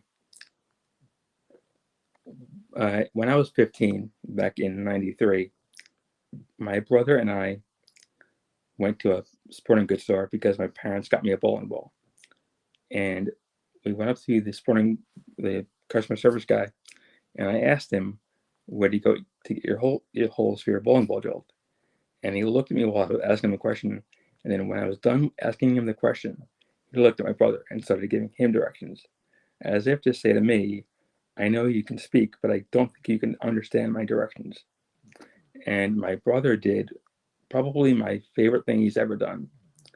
He just walked away from him, basically saying to him, either you're going to talk to my brother, or you're going to sit there looking like an asshole. And that was my favorite thing he's ever done. And last year, or 2 years ago maybe, I was at a coffee shop with my wife, and we were sitting at a table, and I asked the person how much a mug was or whatever. And I asked her, and while I was asking her, she was looking at me. When I was done asking her, she looked at my wife and started answering her. And she didn't even make it like subtle. It was blatant 180 turn around to totally ignore me. And that's definitely a perspective I think we all need to change. Just treat all your customers or everyone you meet the same. And that is important. And I don't think it happens enough. And my mission in life is to end that and to bring people together and to explain to able-bodied people what we can do, what we have done, what we're able to do, and to just shine a light on our capabilities and just give them a different way to look at things. And it's hard to realize that you feel alone when you have people that don't look at you the same way that they look at everyone else. And that's hard. And it's definitely, it hurts. And that's partially why I had suicidal thoughts. And it definitely makes you stuck. And thankfully I'm getting better. And it's just when you have people that don't look at you as an equal, that's why I have that mindset of feeling less than or unequal or smaller. And that's why I still believe that doctor who said those words when I was 15, or when I was a baby, when I heard it when I was 15. And that is something I don't ever want anyone ever to feel again, is less than, small, or unequal. And can I say something? Can you hear me? Yes. Okay. Sorry. No, I'm listening. Like I don't know. Can you hear me? I can hear you. Okay. No, I'm just listening, and I love how you're sharing that you just don't want anyone to ever feel unequal or less than. Yeah. Those are my defaults. I always feel small, less than, or unequal, and I do what I do so that no one ever feels that way again. Yes. And the podcast that you have, Yes, talk about that. I have a podcast called Empowering Discussions with a Disabled Man. What I do is I interview people, and I have them ask me any questions about disability if they have any questions, and if they don't, that's fine. But I do it so that they can learn and their audience can learn. And then I interview them about their life and their business and their mission so that everyone else can learn. And I think that that's amazing, because you're opening the opportunity for us to know about disability and ask those questions, and you're giving that space to have that discussion around removing assumptions that people may have. Yeah, assumptions are probably one of the worst things that happen around us. And I've met a lot of disabled people who don't like questions, and I love questions because I love connecting and I love talking about what people may want to know, because oftentimes I think people are afraid of asking questions because they don't want to offend anybody. And I just say, if you're going to ask questions, do it politely, and everyone has the option to not answer. So you just take your shot and see what happens. Have you found like a question that's maybe ever stuck out to you as like, that was a really good question? Has any ever happened? The only questions I get are usually can I walk? Can I dress myself? Can I drive? And can I have sex? Those are the big four. All righty then. Yeah. No, I was on what was it, a couple of weeks ago?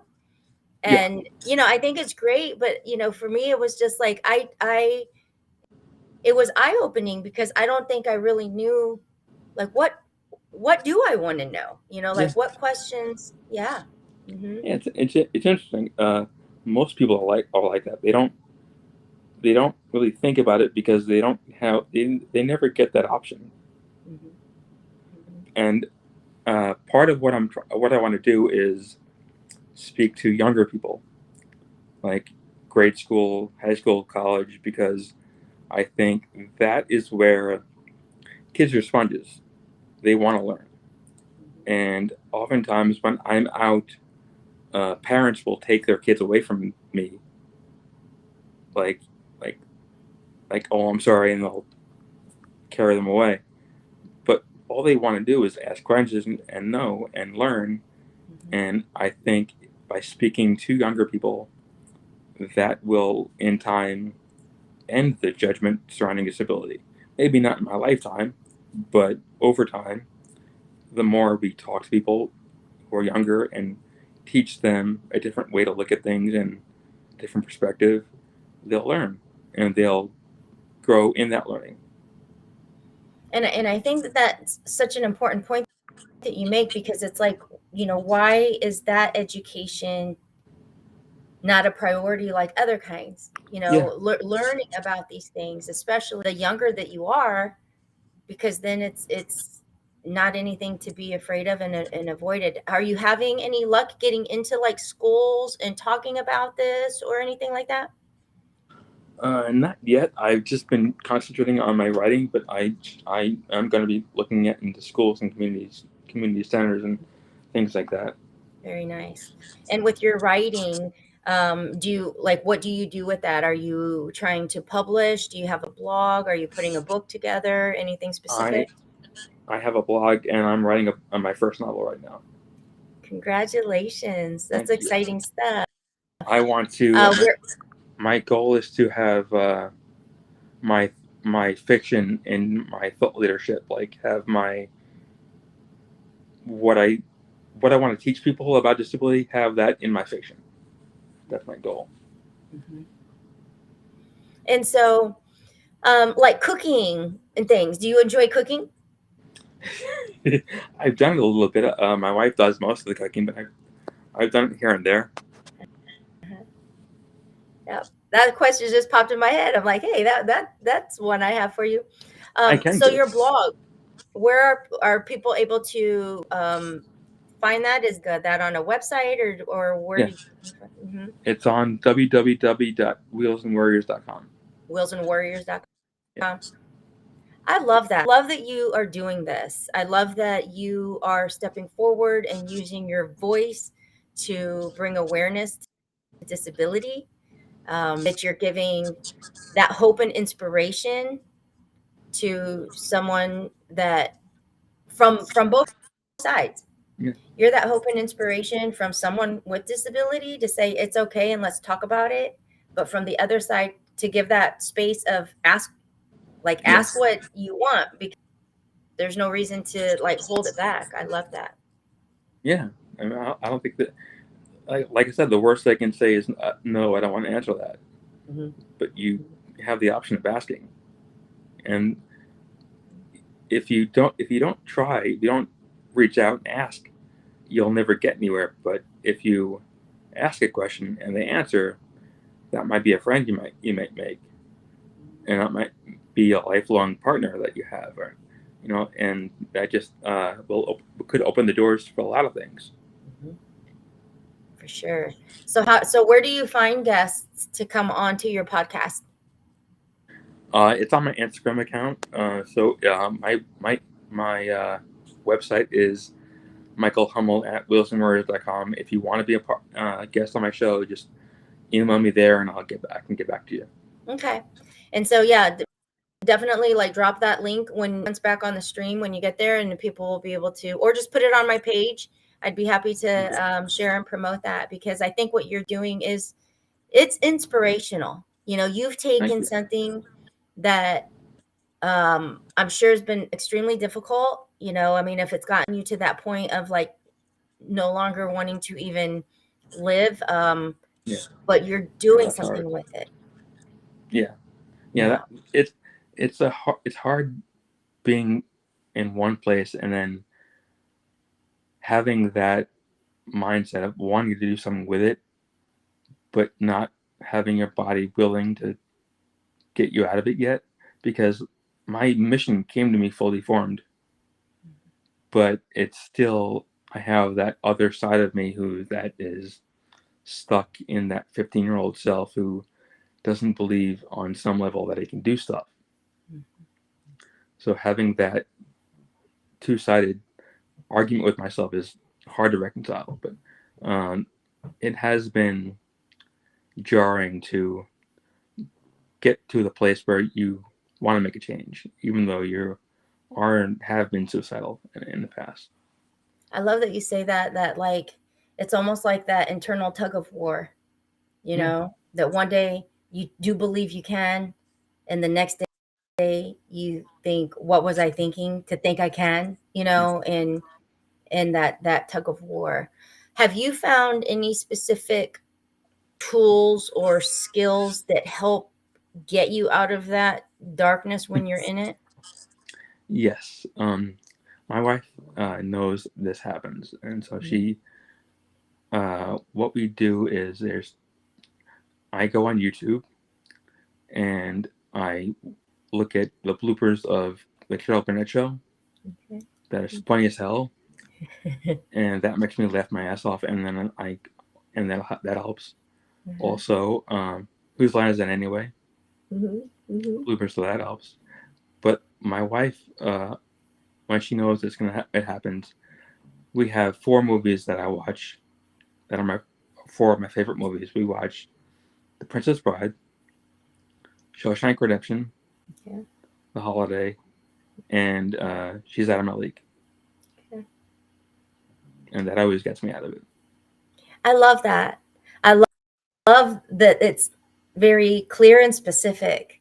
Yeah. Because for somebody tuning in, especially, you know, if you're on the side, because I talked earlier about my son that battles and has dealt with those very, very low points. And it's hard from being on the outside, not knowing exactly how to get through that swoop, that deep moment. And we have found laughter and even like a puppy YouTube, like puppy videos where you see cute puppies and it just makes you all warm inside. So you know exactly, and your wife knows exactly, like, here we go, and like, here's what we need to do, because that's so important. Yeah, and it's gotten better. I mean, it used to be when I was a kid, there's literally been times when I was in junior high school and high school where I would wake up and I didn't want to get out of bed, and it actually physically ached, and I didn't know what to do because I was a kid. I didn't understand it. I didn't know what was going on, but I also didn't want to tell my mother why I didn't want to get out of bed, because I didn't want to have that conversation. Yeah. So and so thankfully it's gotten from that to like hardly ever it happens, you know. Mm-hmm. I mean, you know, that's nice to hear, you know, that there's your purpose and your mission forward, you know, as you're stepping into bringing awareness and bringing conversation and open discussion. Like, just open discussion is beautiful. That's why I do some of these things, because it's like, let's just talk about it. Like, you know, these are real feelings, real emotions, real things. And we need to all be here to support each other. Yeah. I love that. I love that. So this is your experience with Christmas in July, the 24-hour Stream-A-Thon. And I want to thank you from the bottom of my heart. Is there any last word you want to leave for a listener that's tuning in that may just be feeling really low on hope? Listen to yourself. Again, I'll say it again. One thing I learned that helped me was what I call self-reflection sessions. Just listen to yourself, ask yourself questions like, how am I doing today? Am I better today than I was yesterday? If not, what can I do? And do that 3 times a day. Check in with yourself. Okay. Because that was going to be a question of mine. Like, do you do it like in the morning? Is that something you do day? Like how does that work for you? I do it when I wake up, I do it at noon, and I do it before I go to bed. Okay. Because for me, if I don't do it, if something doesn't happen every day, it doesn't happen. Mm-hmm. I'm a creature of habit. So like, if I let myself go, I won't think of it, and then I'll just go down a rabbit hole and I'll get worse. Mm-hmm. So I have to do that every day. Mm-hmm. I love that. And I think it helps you with your relationship with yourself, as well as like keeping yourself in check and maybe happier than you were like an hour ago or yesterday.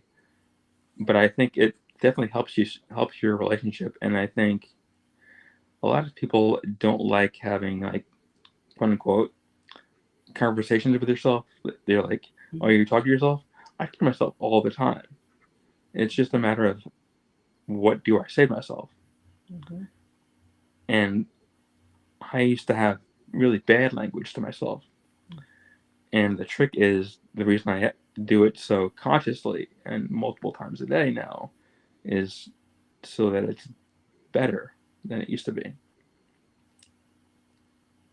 Love that, because many people do talk bad to themselves in those thoughts, in those, in those thinking points. And so to intentionally speak goodness on purpose regularly, that's a gift that we could all benefit from doing. Mm-hmm. Yeah, I think you should you should talk to yourself a lot and be intentional, but just be intentional and direct it in a positive way so that it doesn't overtake you. Yes. Thank you so much. So this has been amazing to have you join us, Michael. And it's been like to get to know you, be on your podcast just weeks ago. I'm a huge fan and supporter of you and the work that you're stepping into and the message that you are trying to get out there and share. I think it's so important, and I see you and I honor that. Thank you for having me, and I really appreciate it, and I love what you're doing. Thank you so much.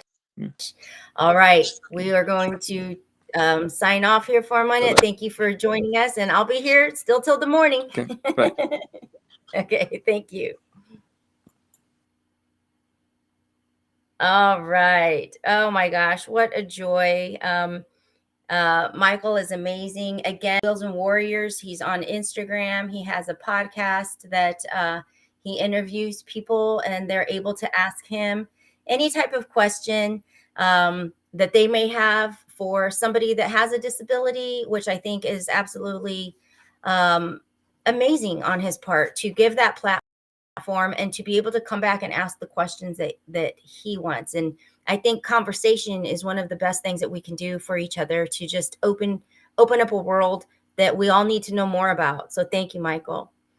All right, so we have Jackie Melendez. I'm going to bring her on. Hello, Jackie. Hello. Hey, beautiful. So we are in this might be the first experience for you, but this is our second annual July 24-hour Stream-A-Thon to bring awareness to the nonprofit that I'm still building, the Christmas Widow. And tell people where you're tuning in from. First, I want to say Feliz Navidad. Merry Christmas to everyone. I am tuning in from New Jersey, and I'm originally from Brooklyn, New York. And I've been logged on since 10 a.m. I've been right with you on the journey, and it's an honor. Oh, here today? Yes, I've been on since 10 a.m. Oh my gosh, thank you, girl. That's major love right there. Absolutely. Hugs. And when I had to drop off my son at work and take my daughter to Rite Aid and Old Navy, you were right there with me. Yeah, thank you. Thank you. So Oh, I know you are full. You got people typing in. We got Tish saying, "Hey, Jackie." We got Gina saying, "Hey, Jackie." You have story of hope and inspiration, and we could pull from a bucket of Ooh, how many. Like which one you want to pick, right? a barrel. I have a barrel. So go right in, share the messages that are on your heart, because you have an energy that is contagious, and I see you sharing that every morning. So go into it. Just share with us. I was going to say, I had a warning for everyone to be careful and cautious because my energy is contagious. And I'm honored that on October 21st, 2018, you and I came together and we met and we connected, and we have been since then. And I think that my message, besides never doubting my faith, let me tell you, God has always been there. Always. I've never walked alone. I've never struggled or had a downfall or a setback. And I've never said, "Where are you? Why did you do this to me?" I've never been alone. And I am so grateful for that, I think that my message, the word that comes to heart and to my mind and soul, is love. I learned maybe 2-3 years ago working on myself and personal development on my own, because I was afraid to trust my secrets and my shame and my embarrassment and my mistakes with anyone. It's been a painful journey, a silent painful journey. And I realized that my missing link was love all along. And do you think it was self-love or? Absolutely. Yeah, that's the root. I had to take steps back and do that work to find out why. I've always been a people pleaser since I was a little girl. You don't ask questions, you do this, and you do to please, because I thought if I made you happy, then I'm going to be happy.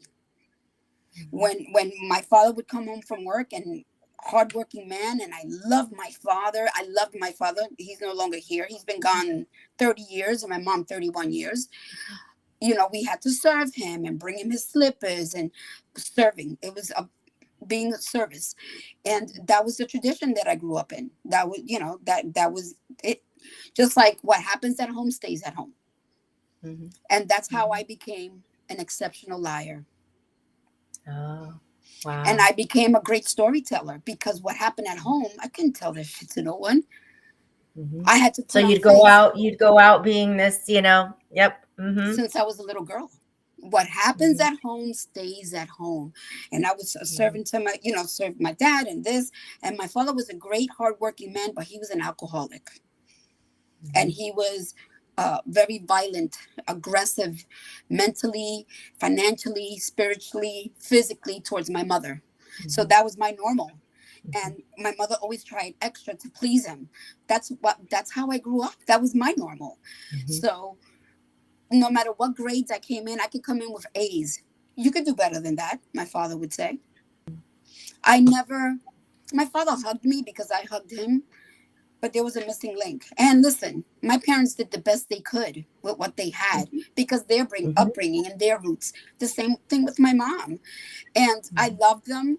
I always have them in my heart, and it's not their fault. But then awareness, I had to learn to break that cycle. And I'm going to be 54 years old, and I'm breaking the cycle now, because this was my time for me to be ready to receive that message. So one day I came to think about it, like embarrassment and shame. I've been married first time, had 2 children. Then I had married again, had 2 children. And I was listening to a podcast about heartbreak. Elena, I've never had my heart broken. You know why?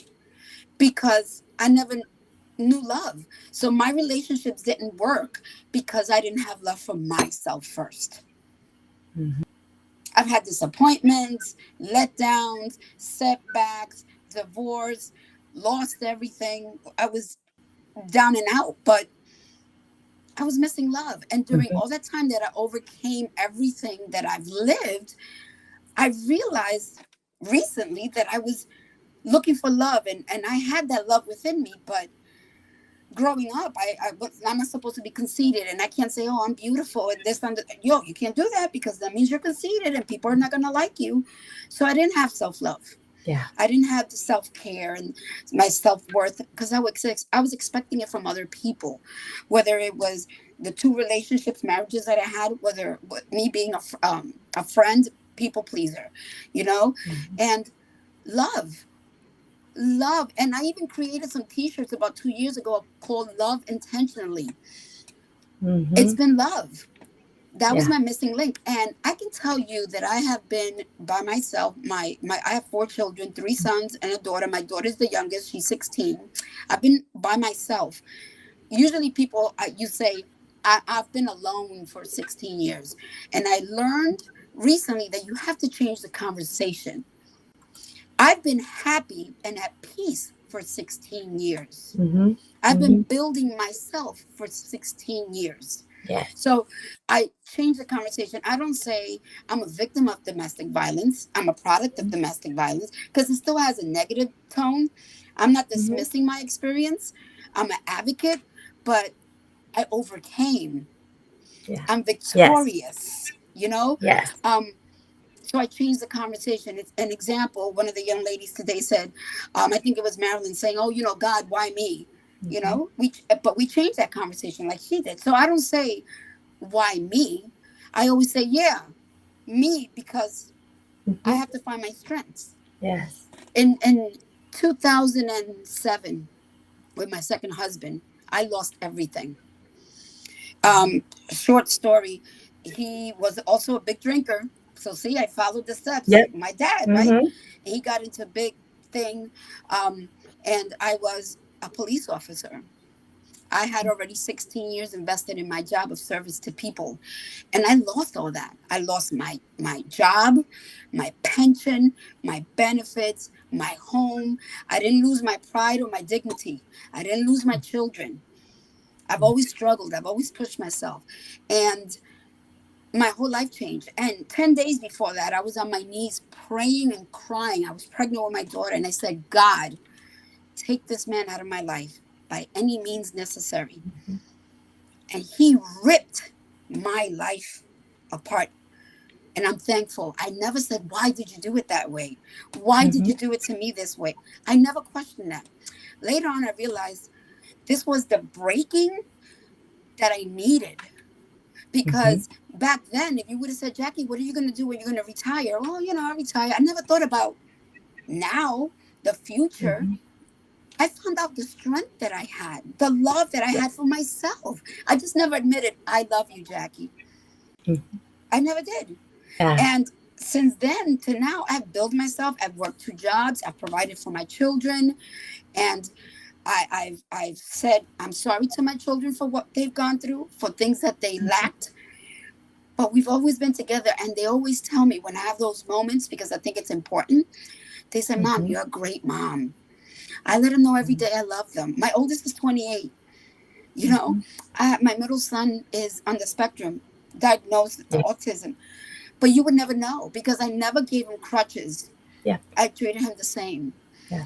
Love. It's always been love. And that's a beautiful thing, because it was last fall, and I had gotten really sick, and God had started letting me know, like, the forgiveness over the people that had caused the pain. Like, I had to dig in, but at that time he let me know forgiveness is not enough. You must cover them in love. Yeah. And that was totally, and that included myself, right? That includes, because you can't receive from someone what you're not able to give. It goes both ways. And so, Absolutely. if there's that thing that just keeps being blocked, there's a part of you that's like that magnet that just repelling it. And so you've got to be able to look in yourself. So I love love, because that is God's language. Yes, absolutely. I've learned to give myself permission to forgive myself, to say what I thought I did wrong with what I had at the time. I've learned to give myself permission to heal, to it's okay. You know, in 2019, I was in a car accident with my daughter. She was 12. 5 months of physical therapy, Monday through Friday. We ended up, she had to get her knees done. During 2019, I was so stressed with the job that I had that I couldn't think. I would get angry when it was before I had to go to work. It was eating me. It was like, oh my God, there has to be a better way. Got into a car accident. I got my hip done in March of 2020. A week later, COVID hit. Oh, wow. 5 months later, I had my neck done. So I have pins and plates and all kinds of stuff. A year later, I had my back done. So I'm the new bionic woman. Nice to meet you. And you know, during all that and losing my job and everything, it was meant to be. I was at peace. I was calm. And I said, okay, I'll figure it out. You know, not at the moment. I was stressed and I was crying. How am I going to provide for my children? But, you know, and now besides forgiving myself and giving myself boundaries, boundaries are wonderful. They're beautiful. I created boundaries for myself and for other people because I love myself.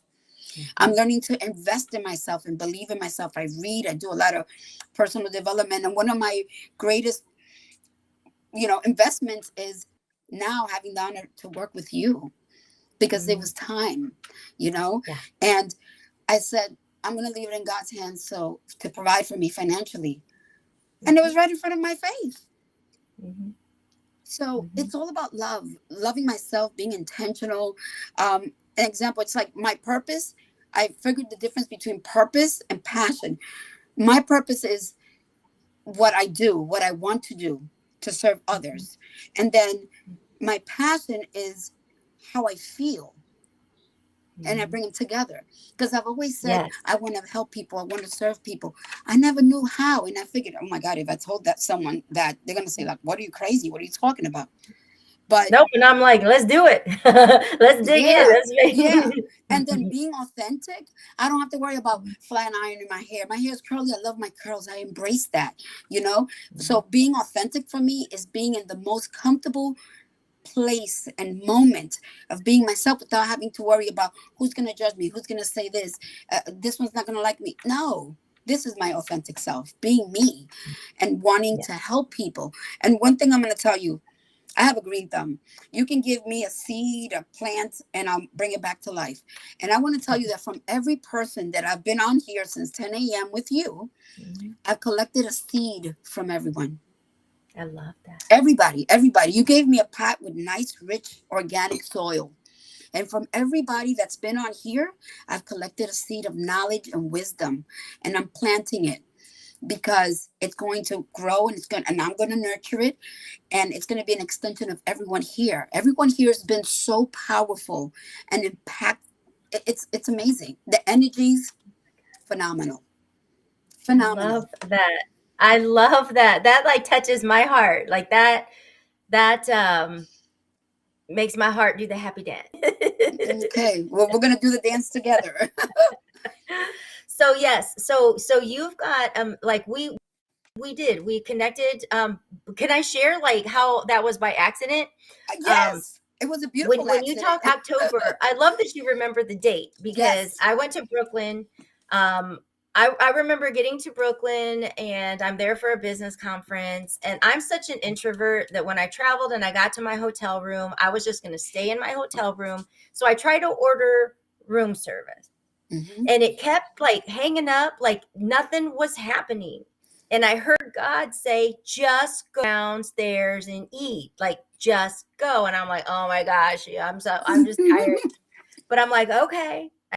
I can go downstairs and I can eat. So I go to the bar in the restaurant area and I sit and I order a hamburger. I'm having a glass of wine. And all of a sudden there's a couple people that come sitting up at the bar. I start, some women, I'm having a conversation. And the next thing I see this room getting up with like, all of this stuff. And it was Women's Worldwide Networking or something. Women networking worldwide. Women networking worldwide. So before you know it, I'm still sitting at the bar. I'm meeting a lady from Ireland. I'm meeting a lady from New York. I'm like, we're taking selfie pictures. Like, I'm just having like the time of my life. And I still felt like a hot mess because I had traveled all day. But I was down there. I was having a great time. You were the one setting up for that event. Yeah. And to meet you and to just come on in and just meet these people. And like, that's why God would not let me order room service.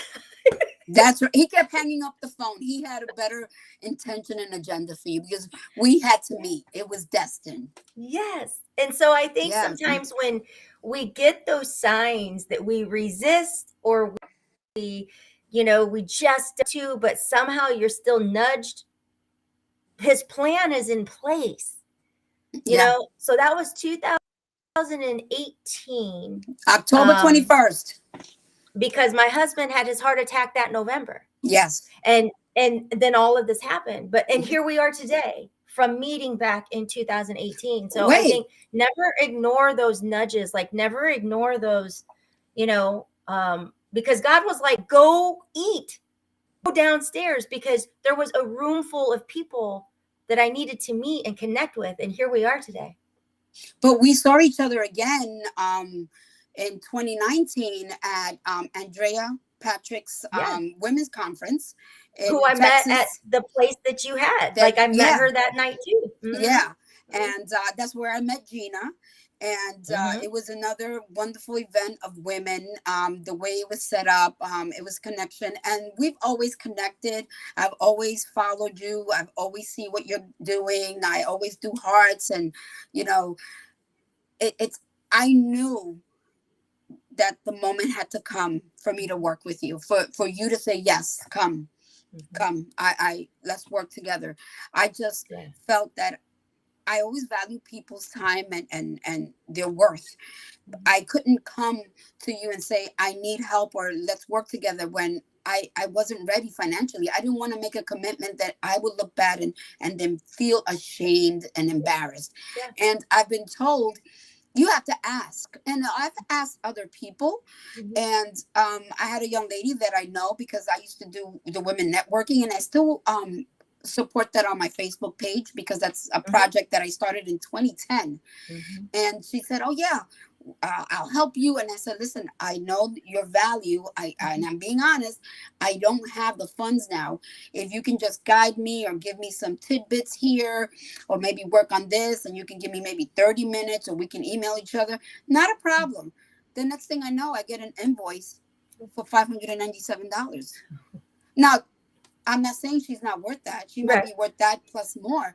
But if you're telling me ask and I'm going to assist you, then so I'm a person that I will jump and say, do this, and I'm going to help you that. And you didn't say, Jackie, I want you to log in at 10. I did it because I support you and I honor your message and your energy and all the fabulous people that were coming on.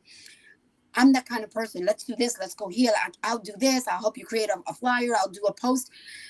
So I want to serve people, and I respect people's time and value, and I'm ready. And I put it in God's hands on how everything is going to come together. Time, money, knowledge, everything. And I am more than honored to be able to say, Elena is not only my friend, she's my coach. And my lipstick provider, because I'm waiting for them for August. There we go. I love lipstick, but after COVID, so just letting you know. I gotta say, we gotta paint that. We gotta paint that smile. Yes. So you are a true powerhouse, and those comeback queens, right? We are the comeback queens, and that doesn't come easy. Mm-hmm. That's the thing. That's why I wanted to create the space to honor that part, because it doesn't come easy. Yeah. And it's not all glamour and glitz and rainbows and like it's freaking blood, sweat, tears, and exhaustion most days. Yeah. That making that comeback and refusing to stay down is not for everybody. No, it's not. People tell me, where do you get the energy? And I'm like, from deep within, because I'm happy. I can say I'm happy. I wake up and whether I have 5 hours of sleep or 7 hours because from that car accident and the injuries and this, I was in the hospital for my surgery for my back alone. I was there for a week. Then they told me they were going to send me to rehab and I would be there for about 3 months. And I was in a wheelchair. And I said, I can't be here for 3 months because I have my kids and the dogs at home. I was there for about 9 days. I was in a wheelchair. Wow. I left with a walker and I pushed myself. I pushed myself when I was in pain. I pushed myself because I could overcome it, because there's a greater force behind me and within me. And now I do daily walking because I need it for the losing the weight and the diabetes and the hip pain and the sciatica. Listen, I leave that at home when I go for a walk. When I'm on the phone or I'm posting, the days I post tons of positive and inspirational, it's because I'm going through the worst pain and discomfort. But I know I got it in me. My hip, I don't call it the bad hip no more. I call it my funny hip. So there are days my hip is laughing. But you know what? Hey, I'm going to laugh too. I change the perspective. I change the conversation, the mindset. And I teach my kids that. I teach my sons. I teach my daughter. And I teach them to be honest, because remember I said I learned to be a liar and a storyteller growing up. I remember when I was preparing myself to tell people that my second husband ended up in prison because of his actions. And I was embarrassed. And I'm like, okay, so I'm going to say this. And I was telling the kids, I'm going to say this on the 3rd. And my son called me out, my younger son, and says, Ma, what are you going to lie for? Tell the truth. And I was like, oh. What? I never thought of that. He set me free. And that was the start of my personal development. Oh my gosh, I love that. Your son set you free. I love that. Yeah. Yeah. Like it's crazy stuff I've gone through and I've shared with my kids. I was sexually abused as a child by my godfather. I was sexually abused by my neighbors when I was 7. I was raped when I was in the Air Force. But you see how I'm saying it? I'm not saying it with pity or shame anymore because it wasn't my fault. But it made me a strong person. Ask me how much therapy I've had. Yeah. You know when I started therapy? 3 months ago. Because I handled it on my own, because I was embarrassed and I was ashamed and this on the 3rd. I've set myself free because I love myself. I love myself. I adore myself. See, I'm a kind of woman now that the day I meet a man, he better be on point, because my energy, my love, my resilience, me overcoming, I'm a powerhouse. I'm on fire. You know, and I'm not a man hater. I don't point fingers. Yeah. Things happen because they had to. I discovered the strong woman I am, and I still want to serve people, and that's how you're going to help me do that. Yeah. Yes. Yeah. You're going to be my guide. You're going to be my strength. You're going to be that missing link. Yeah. God has given you that veil. Yep, so because I'm ready to receive. You are gifted, and that's the thing I think sometimes that I talk about is sometimes that unique piece to you so close that sometimes you've got all of this, we all do, we have all of these, all of this, all of that, but sometimes it's close to us that we can't see how to actually use that to project that message forward, or how to make it so concentrated that it's like boom, right there. I'm excited for you. I know that whatever God's doing in our lives right now, the alignment, the timing, like he's been up to something for years. Yes, right? He has. He has. And here we go. Like here it is. Yeah. And I'm so excited. I am. I don't know what's on the other side. I can tell you that, like neither of us do. Powerful. It's powerful. I know what's on the other side. Our collective greatness and success. There you go. When I went to Rite Aid today, I went to the school section, whatever, and there was a big calendar and it said 2023, 2024. And I bought it because I have huge plans and I'm going to be next to you, behind you. And I know it's going to be great. So I love that. Because I have mine's 2023 into 2024, and I got September 2024 dates, October 20. Like there's things already, like they're in motion. Like we're doing this. Well, I'm going to be right there with you. I don't know if we're going to have adjoining rooms, if we're going to share a room or whatever, but I'm going to be right there with you because I'm on fire. I have energy. My energy is contagious. Don't worry. I'm going to give you the antidote. But yeah, I'm on fire. And I want to spread my message and my love, and I want to connect with people, and I want to serve, and I'm here. And I'm planting my seeds in my garden.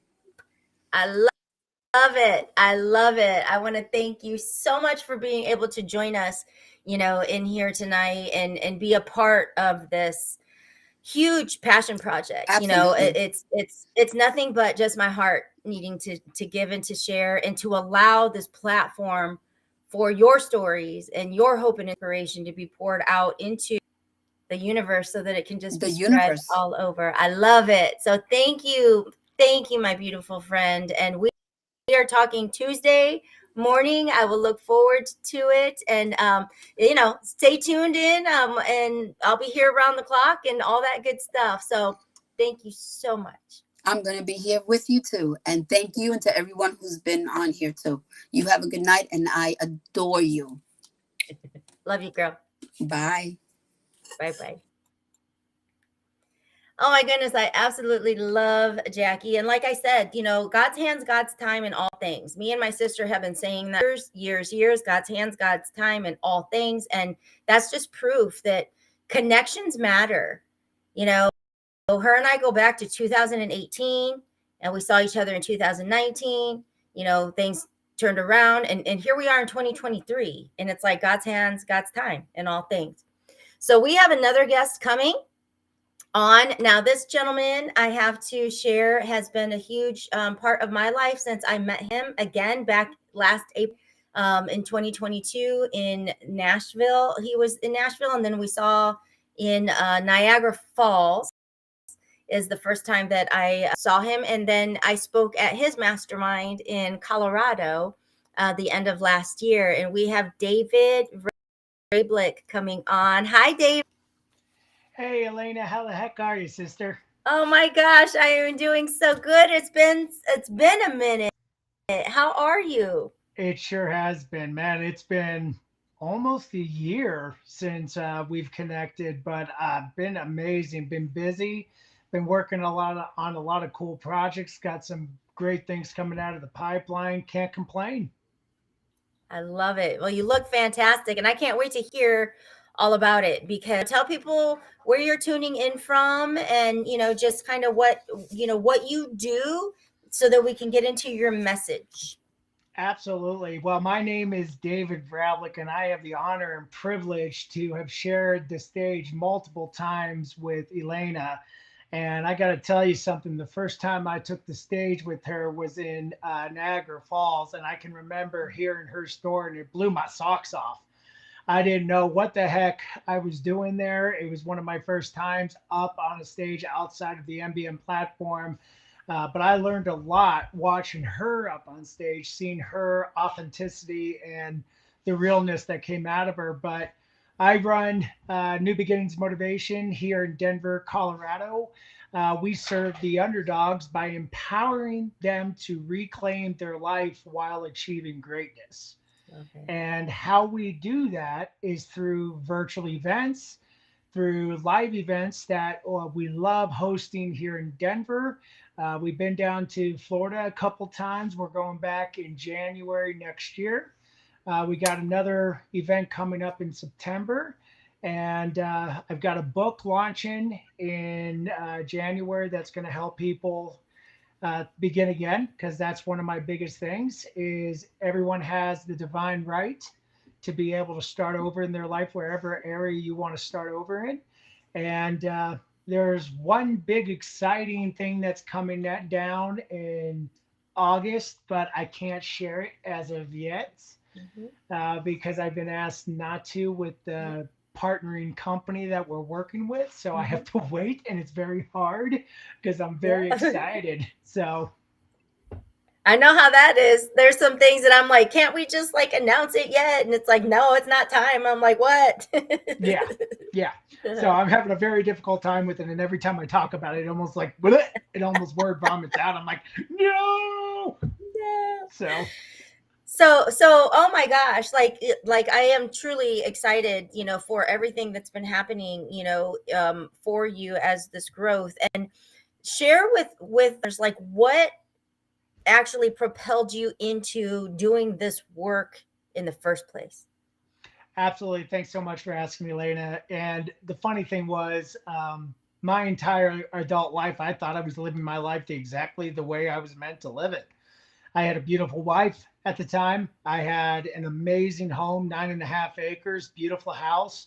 And I thought it was going to be my forever home. And I never thought I would have to say goodbye to that house. I never thought I would have to say goodbye to now my ex wife, unfortunately. And what kind of started that little tumbleweed rolling down that hill was on April 19th, 2018, when I got a phone call that I would not wish upon my worst enemy. And that was the call from my sister in law telling me that my best friend, the man that laid out the blueprint, that was my biggest guardian, my protector, raised me to be the man I am today. And now, I will say I have an amazing father and I have an amazing mother, so I'm not dismissing that. But my brother and I were more just brothers. We were best friends. We did everything together. And on that night, he passed away at the age of 39 from a aortic dissection, 14-time Ironman finisher. And it really forced me to look internally and think to myself, am I really living my authentic life? And I realized about, I don't know, 3, 4 months after his passing was no, I wasn't living my authentic life. I was trying to mimic other people, even though I was older than them. And I finally realized was that I needed to do a complete life overhaul transformation. And I'm still working on that today. And it's a lifelong mission. It And is. so It's a lifelong mission. I think, we're never done until we're done. Right? absolutely. Mhm. Sorry, I have 2 puppies in here and I have to make sure they're not chewing up my couch. So gosh, yeah, you get a call, you realize like you were not living, you know, um, go into that a little bit more. Yeah, so I realized when I wasn't living my authentic life, because at that time of my life I was 35 and I was working for Douglas County School District here in Denver. And I was only there because it was a steady job. It was a paycheck every month and it was security and safety. But I always knew deep down that I wasn't happy. I always knew from a very young age that I had something more to give. And when I started to reevaluate my life and looking through the course of my brother's life and watching him do what he did, I decided to get off the sideline and get back into the game. I never thought that I was standing on the sideline. And that's when I started thinking, okay, here I am at an eating recovery center dealing with his passing by having a binge eating disorder. And that's when I decided that I needed to change. And as I started growing, people started pulling away from me. And as painful as that was, I knew I was making the right decisions because I found my true family. You, the Unleash You Now crew, the Merge Worldwide crew, the Connected Leaders Academy. And when I started realizing my true potential, my true inner strength was when I started to grow and started to become the man that I was meant to be. And that was because of the legacy that Joe left behind for me. I love that. I love that. And I know like I have one sister. And so she is like my best friend and that ride or die you call it. And Yep. so that feeling, I mean, was that your only sibling? Yes, it was. So I'm an only so child now. you're kind of left standing on like which, now what? Now what? Because it's almost like that other half of you, and it's like now what? And so the journey to start serving and helping others, how did you equip yourself to do that? It took a lot of work because he passed, it was 2018. And I really had to take the time from 2018 to 2020 to focus on me, which was very hard for me to do because I always put people before me. I was challenged by my wife at the time and my counselors and everybody to say, okay, no, you got to put yourself first. So I did that from 2018 to 2020. And honestly, Elena, it was when I met Michael Faber. And it was the connection that we had between the losses of our brothers. And the ironic thing was both of our brothers' names are Joey. And we just bonded over that. And every time I had a rough go of it, Michael would check in on me. Like he had this innate ability saying, I have this weird feeling, Dave, that something's up. And we would jump on a call and he would challenge me. But I realized if I could get through the passing of Joe, I could get through anything. I could get through the thyroid cancer that I was diagnosed with in 2022, the accident that I sustained in 2022, my wife leaving me, selling the house, being challenged in so many ways. Thank you so much, Gina. I appreciate that. It forced me to realize that I had this inner strength that no matter how many times I got knocked down, I could get back up again. And I know every time I say that, you think of that song back in 2022, that by Chumpawampa.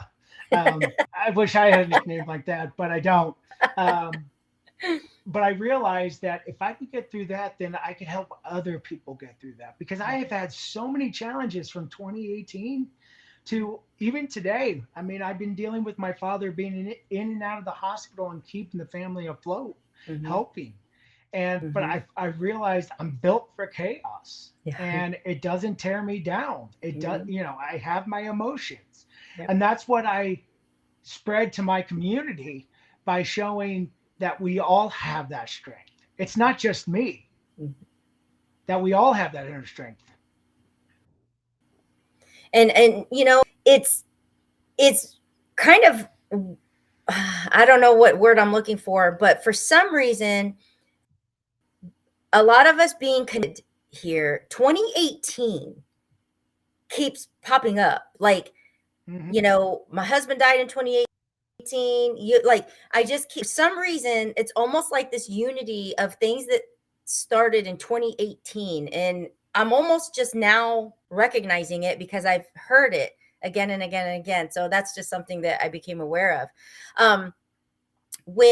So the thyroid cancer, like how did you deal with a blow like that when you're still trying to process losing your brother? It was a very challenging time for me because when I got the word that I had a nodule and that it needed to be biopsy, I was with you in Niagara Falls, and it was 5 minutes before I was supposed to go up on stage for the second day. And I remember taking that call and I walked in and I remember Desiree coming up to me and saying, "Are you ready for this?" And I said, "Oh yeah, I'm ready for this." And I remember halfway up, I shook it off. It was the best presentation I ever gave in the 5 years that I've been doing this. I feel it in my heart. And I realized that if this cancer is going to be metastasized, I didn't know what type of cancer it was, whatever it was. I was going to take it on head on, but I wasn't going to take it alone because I had a community, a family behind me that even if it was a terrible cancer, which it wasn't, I'm still cancer free. I just had my year checkup last week. Good. Congratulations. Yes. Thank you so much. That no matter what, I was going to just keep my faith and keep pushing forward and trust in God and Joey and everybody up there in heaven that had departed way too early, knowing that I was spared to continue to spread the message of Joe's legacy, my legacy, and new beginnings, because my time's not up. I've been fighting since 1984. I've had multiple health issues since 1984. And now I'm 40 years old. And that cancer, it was a speed bump. But it was a speed bump that I was able to overcome, because everything else that has come my way is just like, okay, I guess I'm a cat. I've got 9 lives. I may be on my 7th life, but hopefully I'll get 18 more, but I'm gonna keep pushing forward. I love it. I love it. So the work that you're doing today, what does that look like? Because I was there in Colorado in September of last year, which like hard to believe. I was like 9 months ago. What does the work that look like for you guys today? So today we've expanded since you were last year, Elena. There's so much that's been going on. I put a lot of work into those committed action forms, but what we do on live events and virtual events is we have these committed action forms that are based off of 3 different words: faith, health, and wealth. And we break down each letter and on each acronym, and I'll give you the top 3. Faith is forgiveness.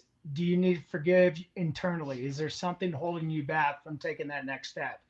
If it's not internally, then who do you need to forgive in life that's been holding you back? H is humility, because once you're able to forgive, then it humbles yourself, especially if you need to forgive yourself. There were so many things that I need to forgive myself for, that once I was able to do that and forgive those who have tried to harm me in the ways that I didn't want to be hurt, it humbled me to that point.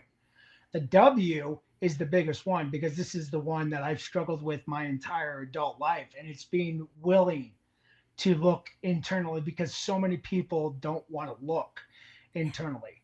And so we have those committed action forms, and we are now doing weekly calls on Monday and Fridays in our Facebook communities. But I'm also writing a book titled Base Camp with New Beginnings, where imagine being at your lowest point and looking at the summit. And when you look up at the summit, you can see your dream life up there, living your life on your terms. And as you're traversing the mountain, you're going to come to these certain hurdles. And we explain in the book, through my life examples and different techniques, on how you can get to your dream life. So we're doing that. I got a keynote speaker gig coming up next year, and I've got a couple other projects going on, but that's how we do a lot of it. It's mainly, we prefer the live events because I love being in the room with people. As you know, you get to meet so many incredible people. And at the end of the day, you're going to discover or rediscover your true authentic self. Wow, dude, I am like so proud of you. Like I am, because I feel the shift, like you've had the shift, like you've had something has shifted in you, and it's like boom, I don't know what that is, but I feel it. It's the confidence, because for so many years, Elena, there were teachers and doctors told me that I was going to fail because of my learning disability, because of my, I like that in the shit. Thank you, Gina. And doctors, and even someone close in my inner circle said, now who's going to take care of Dave, that your brother's gone? And when I finally was able to break through that limiting belief and keep pushing forward, was when the barn doors came off the hinges. And now that I have this confidence that I've always had, but it's been buried, it's gone. The confidence is there. Nothing's going to stop me. Like, I'm going to challenge everybody, and in a good way. Now, I might get a little down and do my thing, but I'm not aggressive. I love giving hugs, as Elena knows. As we remember from last year, I got a funny text message that we'll keep on, between us, because it was a really funny text message that went on for the entire weekend, but it was a blast. But it's just the confidence that I was able to rebuild within myself. And now it's spreading like wildfire through my team. I built out my team from Nathan and Mora. We have Juanita Cap from South Africa. I've got a security guy, and we're just going hard and just continue doing our thing. I love it. I am so cranked and excited for you. Thank you so like much. I really am. And when you said, you had to break through those limiting beliefs, for somebody that's going to catch this, that's tuning in and watching us, whether it be right now or, tomorrow or the next day, because this ain't going anywhere. For somebody, explain something that they could identify that they are holding a limited belief. Is it a doubt? Is it like, I'm not good enough to do that? Is it, I don't even, like, what is the push through that you had to get through that limiting belief that you went through? Blocking out the outside noise and trusting my inner voice. There you go. Knowing the only person that knows David Vravlik is David Vravlik. It's not my parents. It's not my aunts and uncles. The only person that can stop you from living your authentic life, living your life to the max, as the Prince of Positivity says, or as I say, live your life on your terms, is yourself. Nobody can stop you. And once I was able to break through that, even the people that were close to me that said they would always stick by me, when I saw them go, and as much as that broke me and hurt me, the only person that could take care of me was me. Yeah. And that's why once you can trust that inner voice and get out of your head and get into your heart and soul, because the first thing that was created when you were conceived was your heart and soul. When you can trust that and you can align your head with your heart and soul, you're going to become unbreakable and unstoppable. And when I was able to do that was when everybody started noticing who I truly was and started going, oh, they can't say this kid because I ain't a kid anymore, but they can say, this guy knows what he's talking about. It's not just like I'm pulling this out of my ears talking about, oh, faith, health, and wealth. I have the life experience behind it, but I've also gone to trainings with Dr. Rob McClellan, with Michael Faber, and all those guys. And that's why I am who I am today. Trust yourself, trust your heart, block out the outside noise. I love it. I love it. That is hope and inspiration for somebody tuning in, and from somebody that has watched your transformation in a very short amount of time. Like, really, when you think of it, a year and a half, that it goes to show that with that focus and that belief and that the dream, that anything's possible. Yeah, and the great thing about dreams, they can become a reality. All it takes is one choice. And if you strongly believe that, why wait on it? We're not guaranteed of tomorrow. So let's act on it today. Yeah. And, being that we're here for the Christmas widow and knowing that, my husband passed away at 49 years old, I feel that when I meet people and when we get to talking, those that have been affected by loss of some way, shape, or form appreciate that value of time. Yep. They go hard and they just do it because we do know it can be here today and gone tomorrow. Yep. So what are some things that you know that you honor your brother Joe in the work that you're doing today? And even through excruciating pain, that you're able to have turned it around and it's now blessings for other people?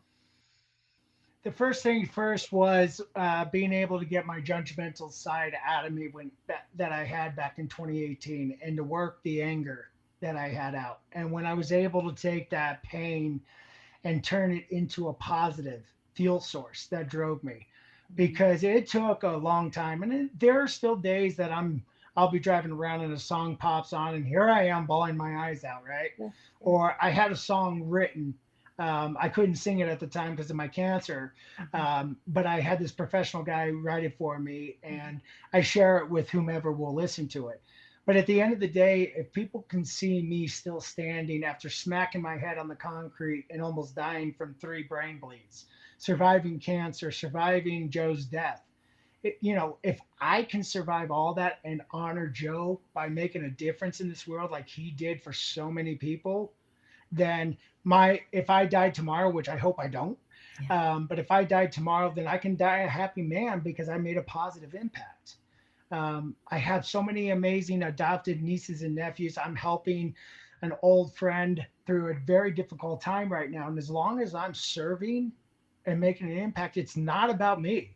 Mm-hmm. It's about Joe's legacy, and it's about new beginnings. I want new beginnings to outlast me, by generations. Yeah. And if We that's talked about that earlier today on the legacy. You know, I think it was Javier that was talking about the legacy that you leave. And even Jose earlier this morning said, you know, we serve our way to success.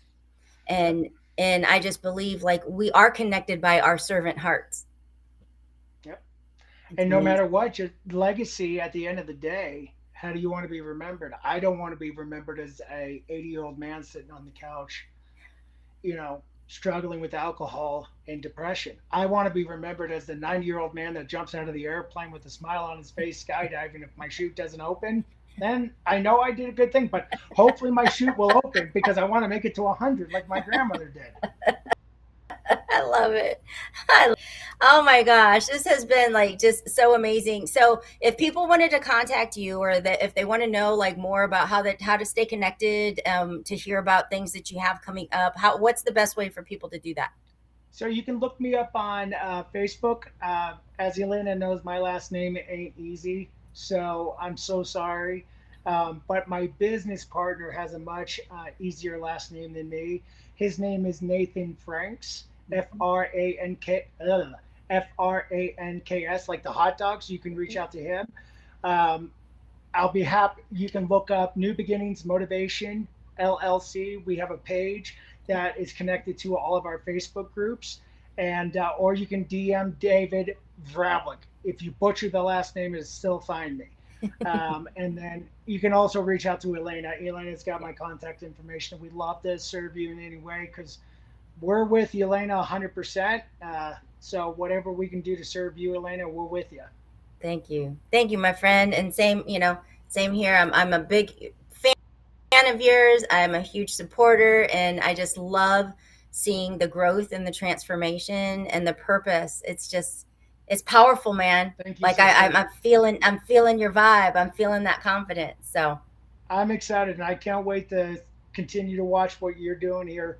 You know, having you at our platform last year was powerful. When you said yes, you didn't see it. I was doing a happy dance in the backyard with my puppies. We were dancing for an hour. So we were excited. So I can't wait to finish out seeing what you got up, and then I'm sure you're going to crash tomorrow. Oh yeah, tomorrow I'll be crashed. We'll see what happens. But yes, ma'am.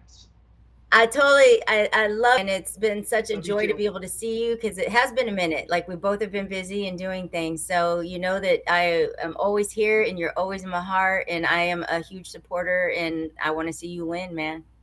Same here, sister. I love you too. Whatever we can do to support you, y'all stick with Elena. See what she's got going on for this rest of this event.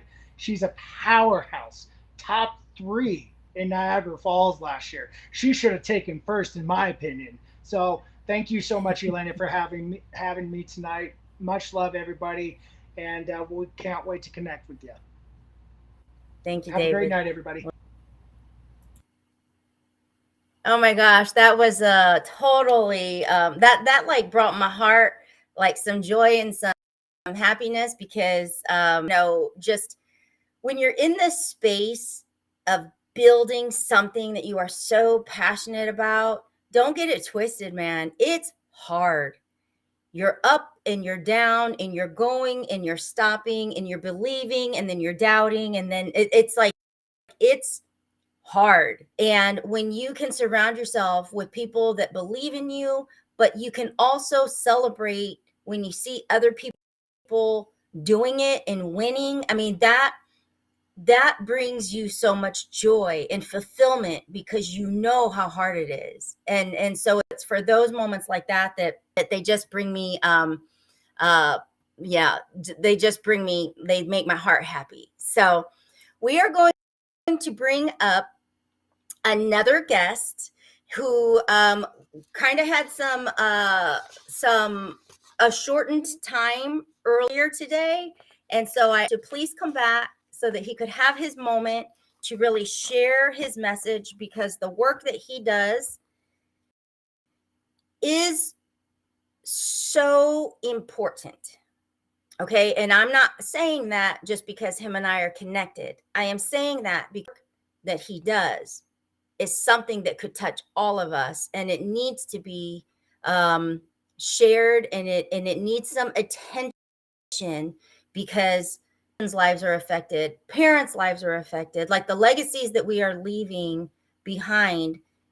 It starts with us. And so I want to bring him on. And those of you that know our history, you're going to kind of, be able to tune in and show us some love. I'm turning on the camera, and we have Charles Prinzen, aka Coach Chuck, who is joining us from Hawaii, and he's getting his stage time to be able to share what it is that he does, who it is that he serves, and the impact that he, and to provide that hope and inspiration.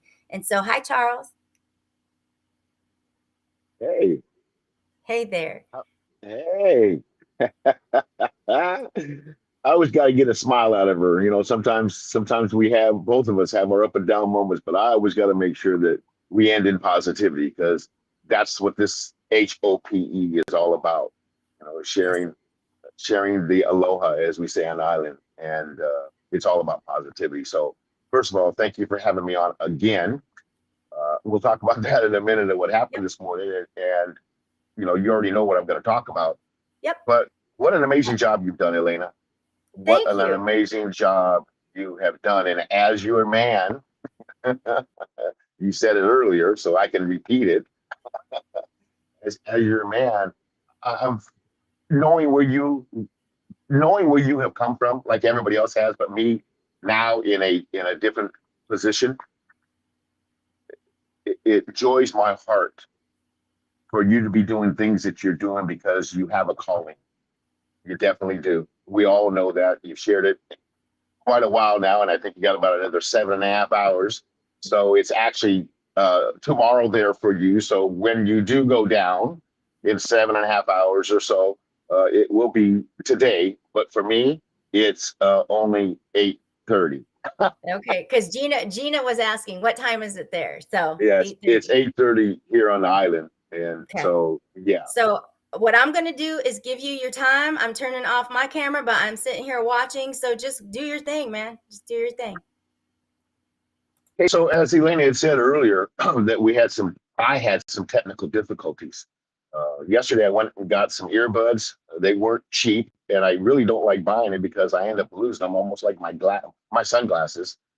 And I had everything set up. Everything was good to go.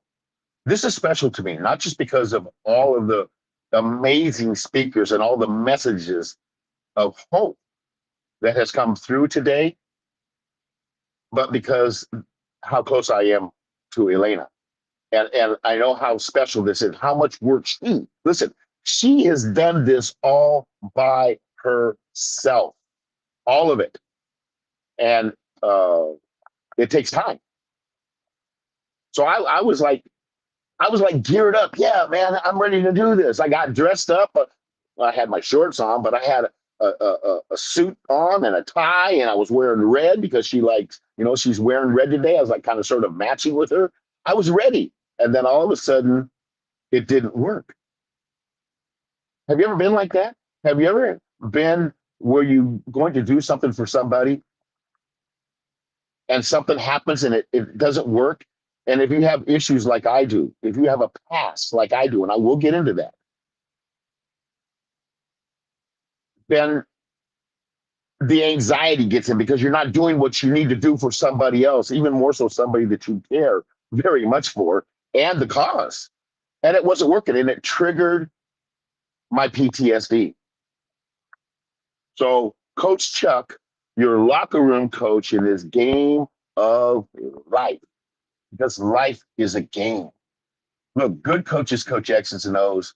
Great coaches coach life. And I've coached athletics and youth for 47 years. So it's all about what we're going to talk about. It's all backwards, but I'll read it. Changing your game plan. And we're going to talk about PTSD, which I deal with, and traits, which is very close to me because the PTSD is connected to the traits. So when I started, I was cussing. I actually did throw something, but I threatened my phone and other things. And then finally I got on and it was too late and I wasn't into it. I had already been triggered That's what I'm talking about. Have you ever had something happen to you? If you have high anxieties or depression, and we're talking about that all day today. Uh, Chris, I love you, girl. Okay. I've dealt with all of that in my life. So my experiences, why I'm Coach Chuck, your locker room coach in this game of life, is because I played on many playing fields in my life. And it all started as a child. So my PTSD kicked in and I felt bad. I really felt bad because I didn't come through. I didn't play the game. I fumbled the ball. I'm being real. I'm being raw. I'm being transparent. I'm being who I am today, right now, not in a dress suit with a tie and all that. I'm Coach Chuck, and I'm ready to coach you up in these two topics. So what did I do? I got on my bike that I bought 2 weeks ago that I have not been on since I bought it. And I went for a ride to my granddaughter's, which is basically about a half a mile or so, over and a half a mile.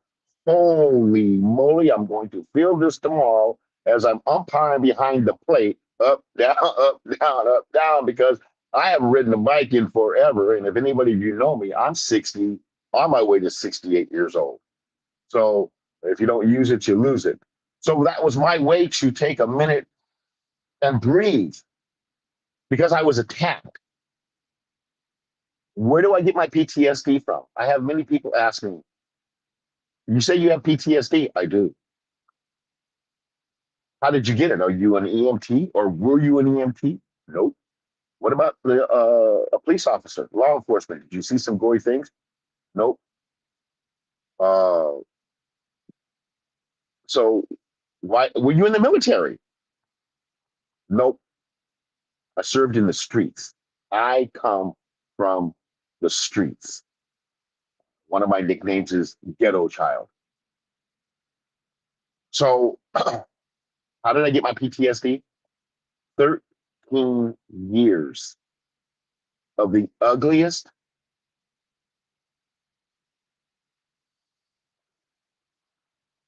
domestic violence and child abuse from my stepdad.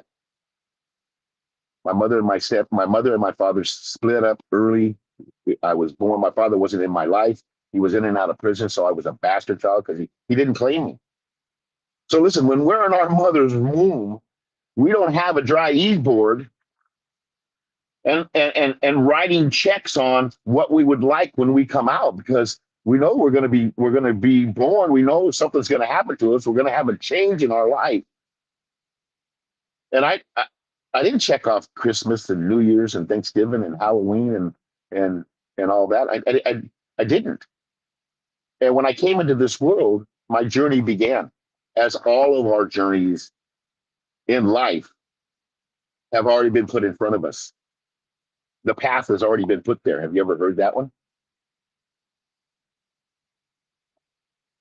Mine did not start out good. My stepfather almost killed me twice by strangulation and drowning. He tortured me. He would, if he didn't like answers, because I had lied a lot. If he didn't like the answers, he would put a broom behind my legs, make me squat down and put two canned vegetables in both arms and make me do an iron cross. If anybody's into gymnastics, and have me do an iron cross until I couldn't take anymore, and then I had to come to. So tortured, or being told you're gonna get it, and then leave for hours to go drink with my mother, and come back at 2, 3, 4 o'clock in the morning and beat me. So leaving me at 7 in the evening with "you're going to get beat," and then be gone for those many hours, that's not a good thing. So that's where my PTSD came. Trauma. I was traumatized for 13 years until I ran away. And I got adopted by a widowed Japanese lady that put me through the remainder of my high school years. Prior to high school, I had attended 18 elementary, 9 junior, got into one high school, stayed there, and graduated. and it wasn't easy. 18 elementary schools, bouncing around because we got kicked out from fighting, yelling, loud music, alcohol. At a very young age, I learned how to roll a refrigerator down a flight of stairs. There was a time that they dropped me off at my grandmother's house. I was raised by 3 grandmothers because they kind of sort of dropped me off, and I thought it'd be a weekend, and they went away for days sometimes, like days. They left and went to Hawaii for 2 years and abandoned me. So all of these things that have been talked about today, I have been through in my life: depression, anxiety, PTSD, domestic violence, child abuse, alcoholism, incarceration, drugs, all of these things, thinking about suicide. All of these things have come through me in my life. And then I started working in the schools. And because I had great counselors and great coaches, I led it in 5 sports. Sports kept me in school. Football, track, water polo, wrestling, and swimming. On my sophomore year, I actually joined the marching band that played at the games.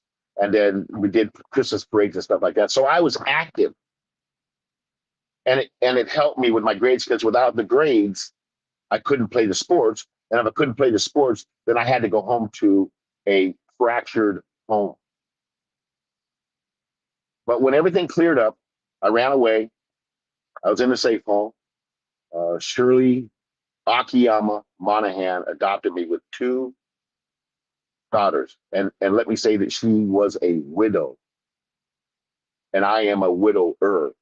So there's a connection here with Elena and I, her being a widow, me being a widower, and then me being raised in a foster home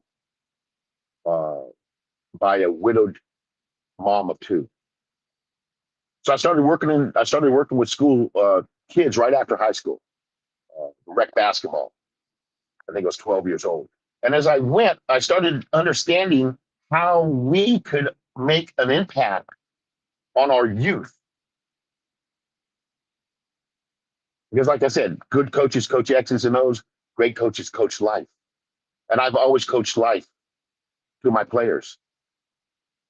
So as we went on, I got into high school football, I got into Pop Warner, middle school basketball, track, flag football. I actually have young men that I have coached that are playing in the NFL today or the USFL. And I had one call me last year and said, "Hey, coach, I need for you to come help me." Help you what, Mike? I need for you to come help me. I'm going to campaign for mayor. Mayor? Really? Where? Compton. On my way, I drove 400 miles from Northern California to Southern California. I went right into Compton, helped him campaign, and got straight out of Compton. You heard that one, right? Straight out of Compton. So all these years, I've been dealing with athletics, talking to players, developing them, and even today, decades after, I have young men and young women that have families now that listen to the lessons, listen to the game plan, and they changed it. And now that they're parents, so this is something very special to me. However, as I was going through my life after I left, I was 26 years old. I was 26 years old. I was doing drugs. I was drinking. I was playing a lot of softball, staying away from home and stuff. My own thing. And the relationship our relationship that I was with my daughter's mother, my second daughter, started being a little fractured also. So things were starting to come together in a negative way. And then one day my stepdaughter, remember my stepdad, we're talking about traits now, okay? Get ready for this. Because generational cycles of negativity will continue to cycle from generation to generation to generation until somebody breaks them. And that somebody in my family and in my life and others is me. Because at 26 years old, I threw my stepdaughter across the room and I hurt her. And I was already in that rage, the PTSD, something triggered me the same way that my stepdad got triggered when I accidentally peed on him at 3 and he beat me severely, where the cops came and put him in jail for 6 months and put me in a safe house. And in that safe house, I was back in the backyard one day swinging on the swing set, and I looked up and I said, I know you're up there because they teach me this in Sunday school. Jesus loves me. So do me a favor if you're listening to me. Let me get old and I will make it right. So here I am today, fast forward, we're talking about traits.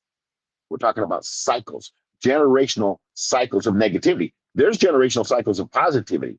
That's good stuff. That's a good home. However, if you're in a generation of negativity that's being passed down, like from my stepdad, those traits or those leeches are going to attach themselves to you, and you don't even know that they're there until they appear. Have you ever heard you sound just like your mother? Or you look just like your father? Or you act just like somebody else? It's true. That means that you have, whether it's a positive or negative, you have a trait that's attached to you. My traits were domestic violence and child abuse. So when I did that, mom came in, I was already in a rage. I probably was high or drunk, been drinking. I got triggered and I hit her. Whoa, wait a minute. That was a thought that I had. How can I have been through what I have been through in my life? How could I have done that? I see my mother stabbed with knives. I saw her cut with a sword once with 85 stitches around her knee that she had to have because my stepdad. But you know what? My mother stayed with that man for 23 years until she died on Mother's Day at 44 years old. There's another number that is connected. She was 1 month away from her 45th birthday, and she died because her body gave out of 22 years of alcohol and severe Rocky Raccoon stuff, broken jawbones, stuff. I endured that. I saw that. I think I was 5 the very first time I saw my mother stabbed. And my stepdad was so drunk, he's like, what are you looking at? There's nothing wrong with her. While her blouse was filling up with blood. I lived this. So how can I have put my hands on a child? I think at that time she was probably 7. And then turn around and slap my significant other. I went and seeked help. Something was wrong with me. And I needed to know what it was because I could not allow myself to do that. So I'm talking to the psychologist and he's listening to my story as they do. And then he tells me, he says, okay. He says, you have traits. I said, excuse me? He says, you have traits. I said, can you say that like in a more of a, explain that in a different way that I can understand that because I don't understand what traits are. And he explained to me about traits. I call them cycles. And he says, your stepfather is coming out in you. Excuse me? Wait a minute. How can that be? He's not my blood. Yeah, this is not hereditary. I didn't get anything from me. He says, yes, you did. You got traits. He says, you're domestic violent, and you're drinking alcohol, your child abuse, okay? Something's wrong with you. And at that moment, I realized that something that had definitely was going on with me, and I had no idea. See, here's the whole thing about traits. They will attach themselves to you, and you have no idea, none whatsoever. Why? Because we are sponges as kids. We are sponges of the environment that we live in, and we will soak that stuff up, those traits, those cycles, those negativities. We will soak them up, and someday they will come together. It'll come out, and there it was. I cut the line right then, right there. And from that day on, I have been an advocate for, and that's how I am the CEO and founder of Me Inc. Now Consulting. Me expressing I need change now. And I work in high schools, middle schools. I speak in prisons, anywhere I can go. Because listen, if I change at 26, maybe I can get somebody to change at 20. And I have. Some of the kids that I've worked with over the years, I now see that they're parents. One of them, Elena, knows very well. They're starting to become closer. Very beautiful young lady. She's now a mother of 2. But I remember her when she was a freshman and what she was dealing with. And I gave out nuggets. I gave out lessons. I talked stories. I was a campus supervisor at a high school, and I was also a track coach and a football coach. So I have given back to and understand how our youth are being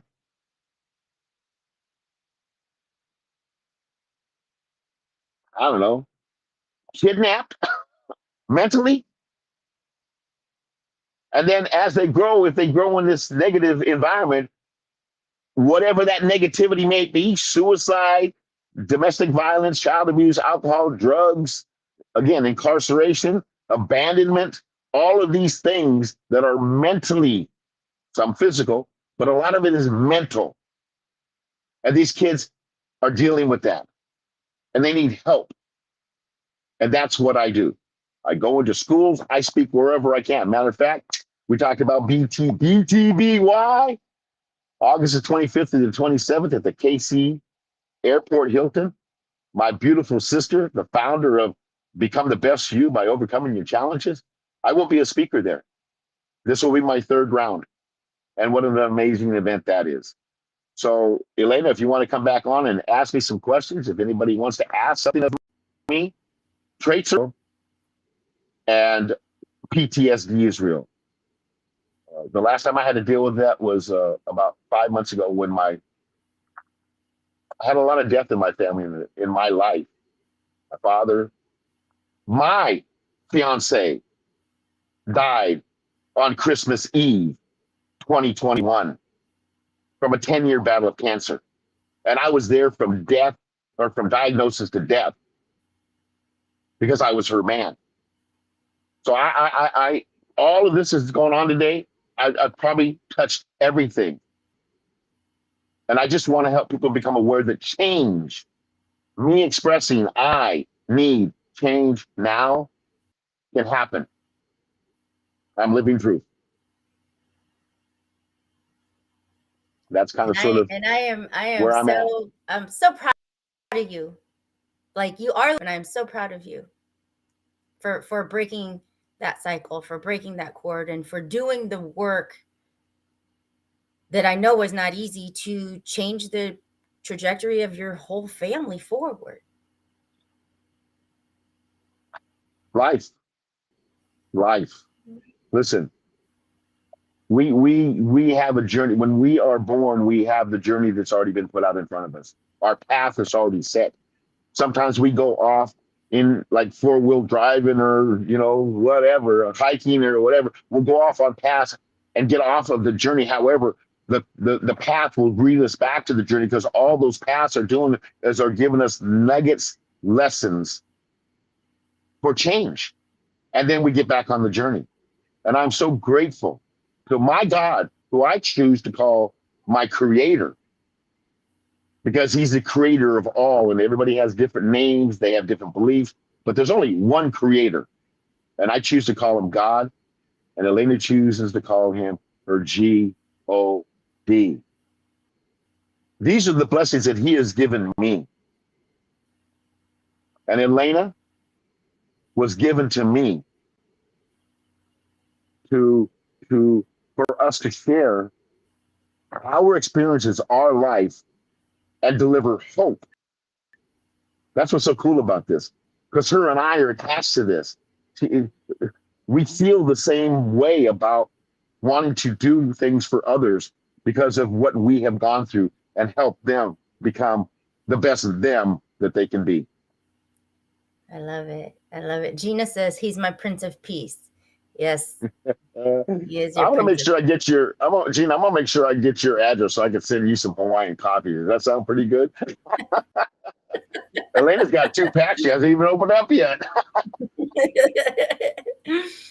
No, like, so where does someone begin? Like, let's say that there's a couple, okay? Maybe they're in a marriage and maybe it's like family life is just not vibing very well.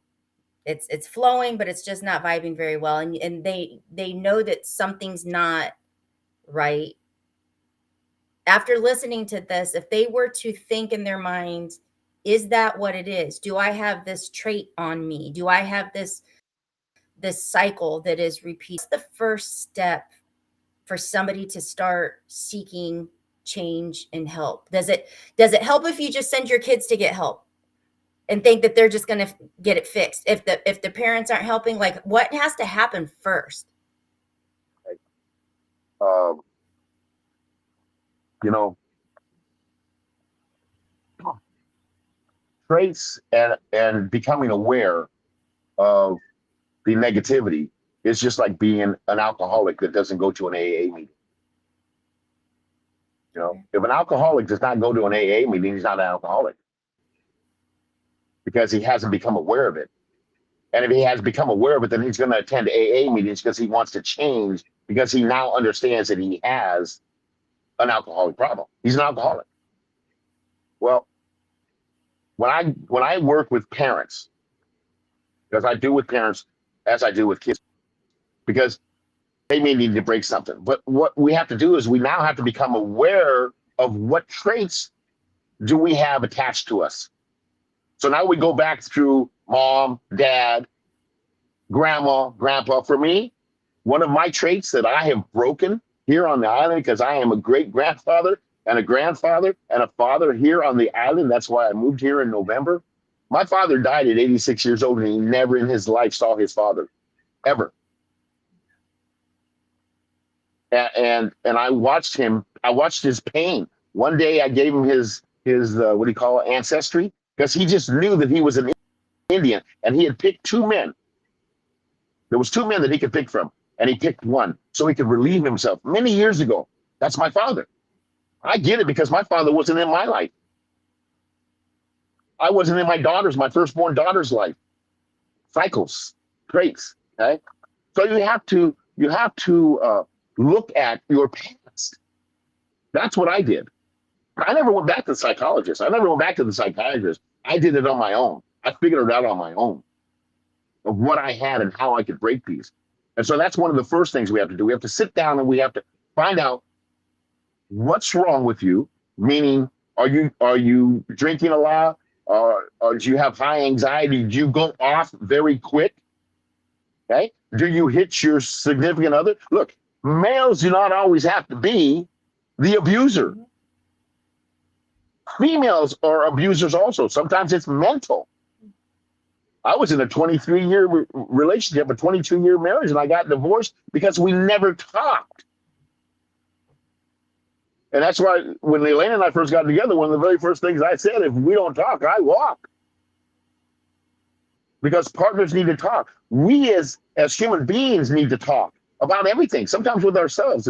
There's one of my workshops, The Man in the Mirror. I put on Michael Jackson's song, The Man in the Mirror, and I talk to that person in the mirror. So if you're having a problem trying to figure it out because nothing will come out, then start talking to that person in the mirror.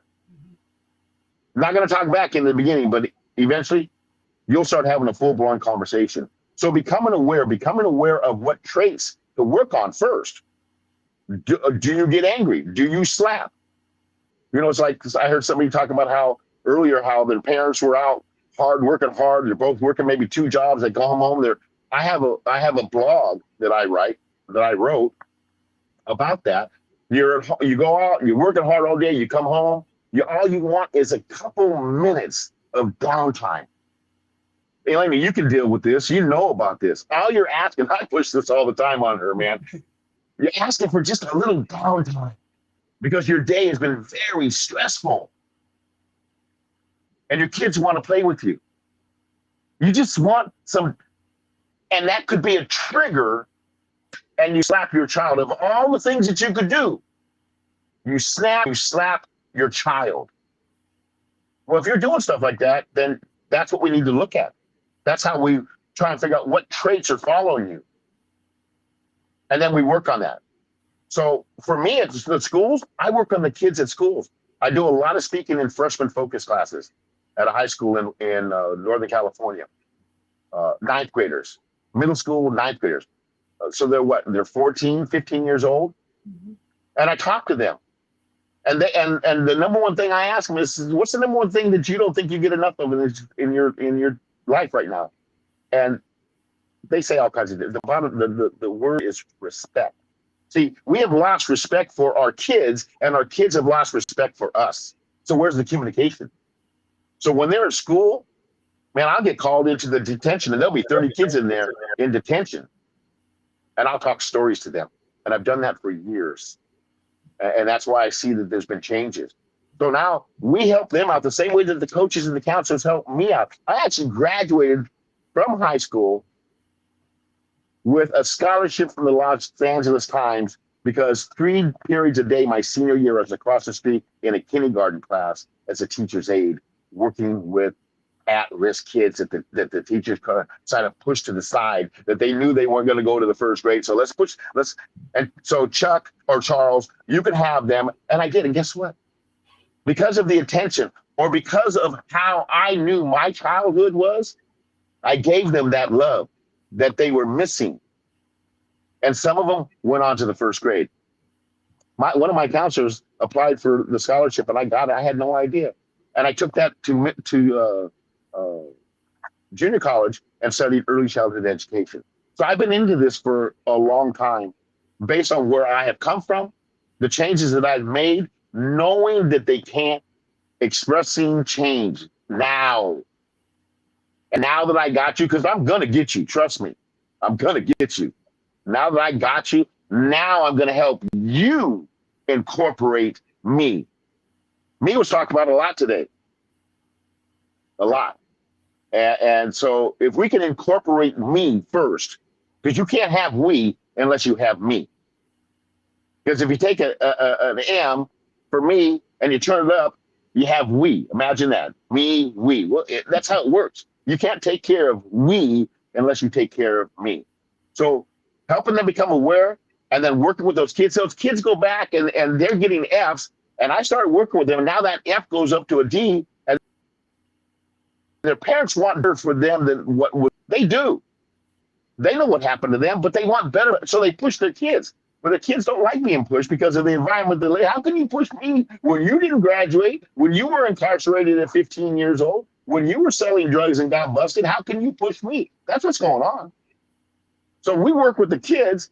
The kids now take that F and turn it into a D, and they go home and their parents see that it got changed. Wow, you're not failing? I'm not a failure no more. You cannot call me a failure no more, Mom, because I got a D. Okay? And we bring their self-esteem, their self-worth, and their self-respect for themselves, taking care of the inner me in them, and they go home with a different attitude. Their parents go, wow, your grades are a lot better. What's going on? And now their kids, because I teach it, now their kids can put the finger on the parents and say, guess what? You may have a problem that you don't even know you have. Bam, we just put the seed in a household. And maybe we can make a change. And it has happened. I love that. That's what we live now. So when you talked about kindergarten being like a teacher's aide in kindergarten, I was 18. What's that? I was 18. So is it like, should we start looking at behaviors at that young of age? What we should start doing is giving a little respect. See, when these kids come back on me, because I'm in the full classroom, and when they talk about the number one thing, and I tell them, because sometimes they don't give the answer, so I have to give them the answer. Respect. And they go, yeah. My parents don't get, well, I don't need to give them respect. You're right. They don't. Why? Because their parents probably aren't respecting them. So what do? The very first thing is I plant the seed. And I said, look, I'm a grandpa. I'm a great-grandpa. Okay? I'm old. Look at all this wisdom and knowledge that I have. I go through all of this stuff. And I'm going to give you the respect that you don't get. Now, when we were growing up, when I was growing up, and maybe some of the listeners are the same way, we were told, you have to earn my respect. Times have changed. Decades have gone past. Changes, look at what's going on in the world today. There are changes everywhere. We got cars that can park themselves, right? So when we do this and we become aware and we plant seeds, those kids now go back to their parents because I showed them how to respect. See, as an elder, I need to lead by example. As a coach, I need to lead by example. I need to make sure I draw the right plays. And sometimes I go out there and actually run the plays and stuff to show them. And I've taken that philosophy and put it into my coaching life. So I instilled in our kids that there is respect. But in most cases, sometimes you have to be the better person and give respect first. Mm-hmm. Mm-hmm. It's almost like if you say hi to somebody, they don't say hi back. You just walk by them. But today I walked through and I let some lady walk in front of me and I opened the door for her and she just walked through. Well, that's cool because I know that I opened the door for her, but it would have been nice if she would have acknowledged some positivity. See, there's not enough positivity in this world, but there's way too much negativity. And we meaning all of us that have been on here today, we need to keep fighting, doing what we're doing right now to share the love and share the positivity. Because what the world needs now is love, sweet love. And it's the only thing that there's just too little of. So you show them, you put a smile on their face, almost like you're walking down the street and you're sucking on a pickle, one of those dill pickles. Have you ever look? I'm a person. I like to go in the crowds. I like to do shit. And Elena knows this. Okay, I have a BS major, bullshit major in conology from the street. Okay, we learn from the street, but we learn how to respect. My stepdad, when he beat me, I have forgiven my stepfather because he was a victim of the environment that he lived in. Now that I understand that. So the beatings, he taught me how to say yes, sir, no, sir. Yes, ma'am, no, ma'am. He taught me manner. He taught me how to do the dishes and do chores and stuff like that. But he didn't show me the right way. He did it in physicalness. So now we take that and we put it into love and children, because it's our children that are going to be the future tomorrow. I love that.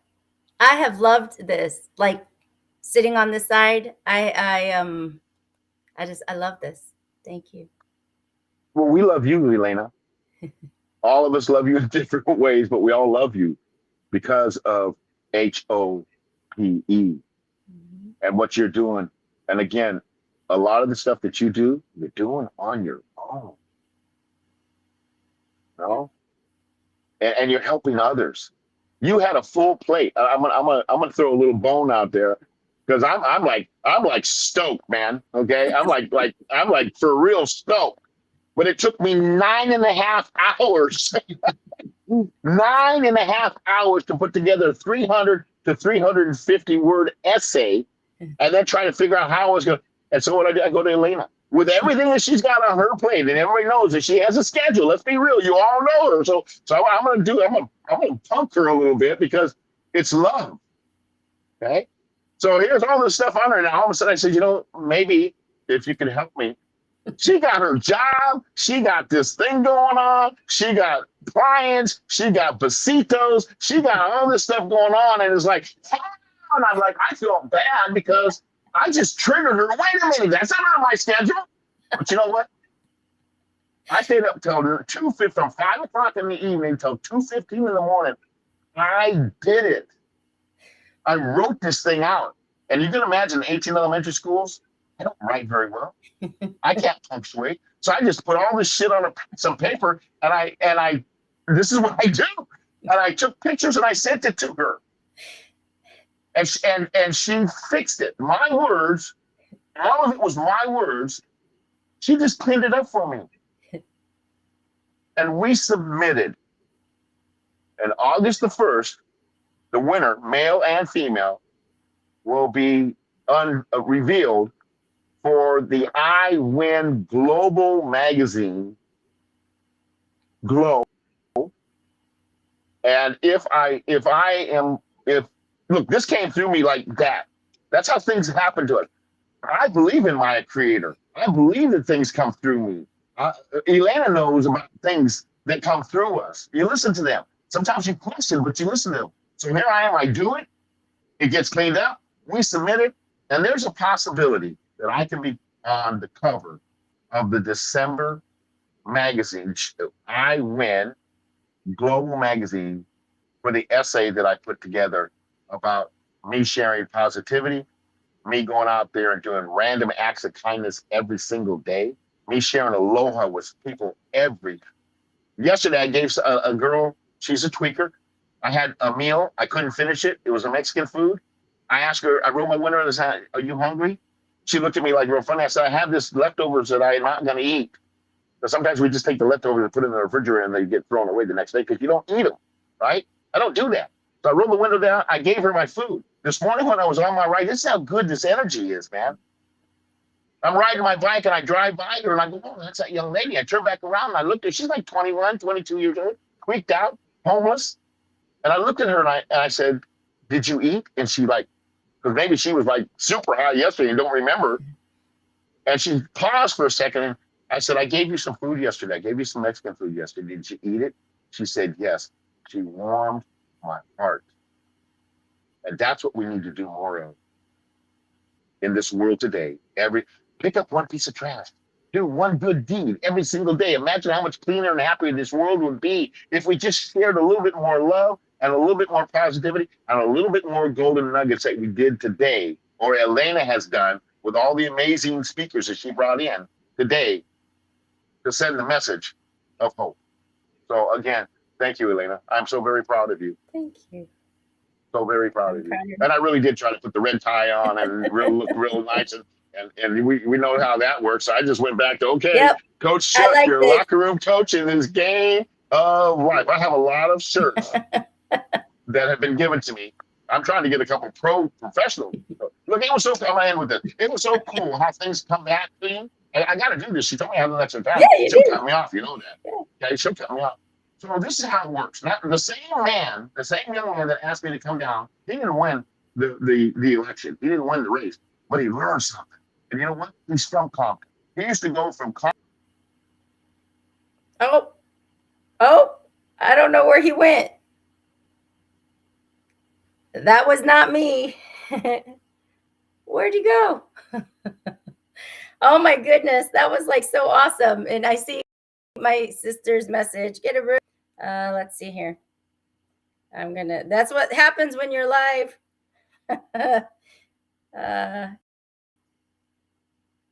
But where did you go?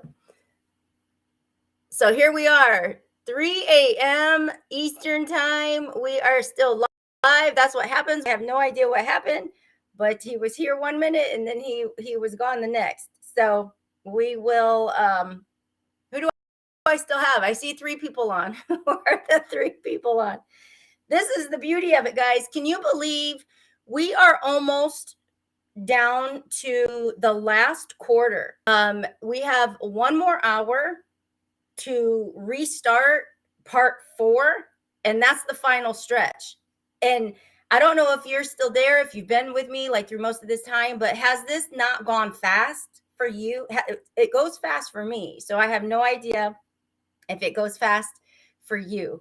But yep, I'm not sure where he went. So I'm just going to take that as a wrap up, and we're going to go ahead and hear from one of our other guests. Let me go ahead and get this going here so that you can hear.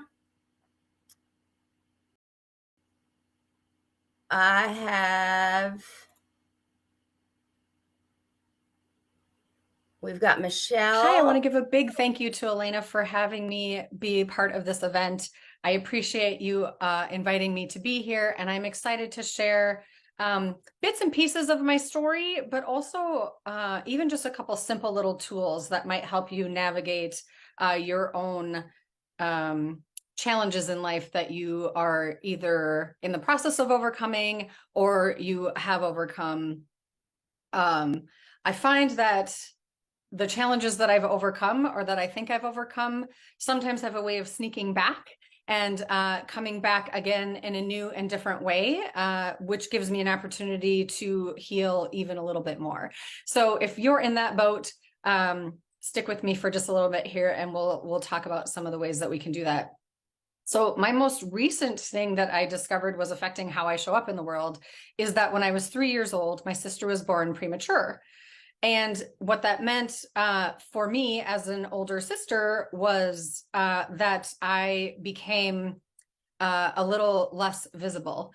And me now understands that that was required because my sister needed attention. She had medical issues, and it was scary time for my parents.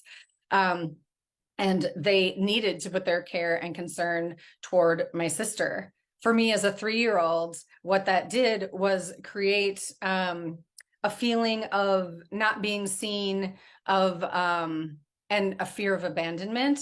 And I had this feeling that, like, I should be feeling love from my parents. And to be fair, my parents are incredible people and they love me dearly. And this isn't about that. This is about how 3-year-old me related to or experienced this time in my life. And I've had this feeling like I wasn't unlovable, or that I wasn't lovable, that I was unlovable, and that I wasn't receiving love from the places that I thought that I should be receiving love, is how it manifested in today's time. And so I had this experience in a healing session where they invited me now to go just have a conversation with 3-year-old me. And in meditation, I went and visited 3-year-old me, and I told myself that the universe would always provide, that divine will always provide love for me, and that it might show up from unusual places in times when where I need to feel it in a certain kind of way isn't possible. And so that was just a really profound experience for me, and an example of, you don't always know what's there that's affecting how you're showing up in the world, but then also you can be clever and creative in how you choose to heal. So for me, it was like this experience of, I have that 3-year-old part, that 3-year-old self within me, but I'm not still in that pain. Like, I've had several years, I'm 53 years old. I have had, 50 more years where I have received love and been shown that I matter and I'm lovable and all of those things. And there's been many other points along my journey, some a little more intense, that required some different kinds of healing. But that's just a perfect example of how something that you might not even know about, and that doesn't seem like, everything about that seems like it played out in a way that makes sense. My parents needed to focus on my sister, and it's still okay for 3-year-old me to have needs. And to be fair, I feel like they balanced it really well. Like, when I look back and think about my childhood, it's like I was right there protecting my sister too. So, when I was 3, my sister was born preemie. When I was a young girl, I found out that someone I had considered my best friend had been inappropriately touching me in my sleep. And so that was a big, huge thing to unpack, and took years for me to swallow that and figure out how to navigate the healing around that journey. Which I believe led to my divorce. I struggled with that healing. And because I had been telling myself the story of that healing led to my divorce, that also then led to me attaching deep healing work to divorce or separation from partner, right? And so that was an interesting little story. And finding out these pieces and learning how to navigate them, and going through that process of the healing journey, that was a longer journey than it had to be. I feel like I resisted. I feel like I had a lot of anger, and I feel like I maybe didn't have the best tools right out of the gate. And then fast forward to the point where I was 41 at the time. and I started my Thai massage training, and that community taught me so many different skills of ways to look within, ways to choose to heal, and ways to find the people around you that can support you on that journey to heal. And that's the journey that led me to healing, and also finding the tools and resources to heal, perhaps, well, not even perhaps, more quickly than I had any of my previous things.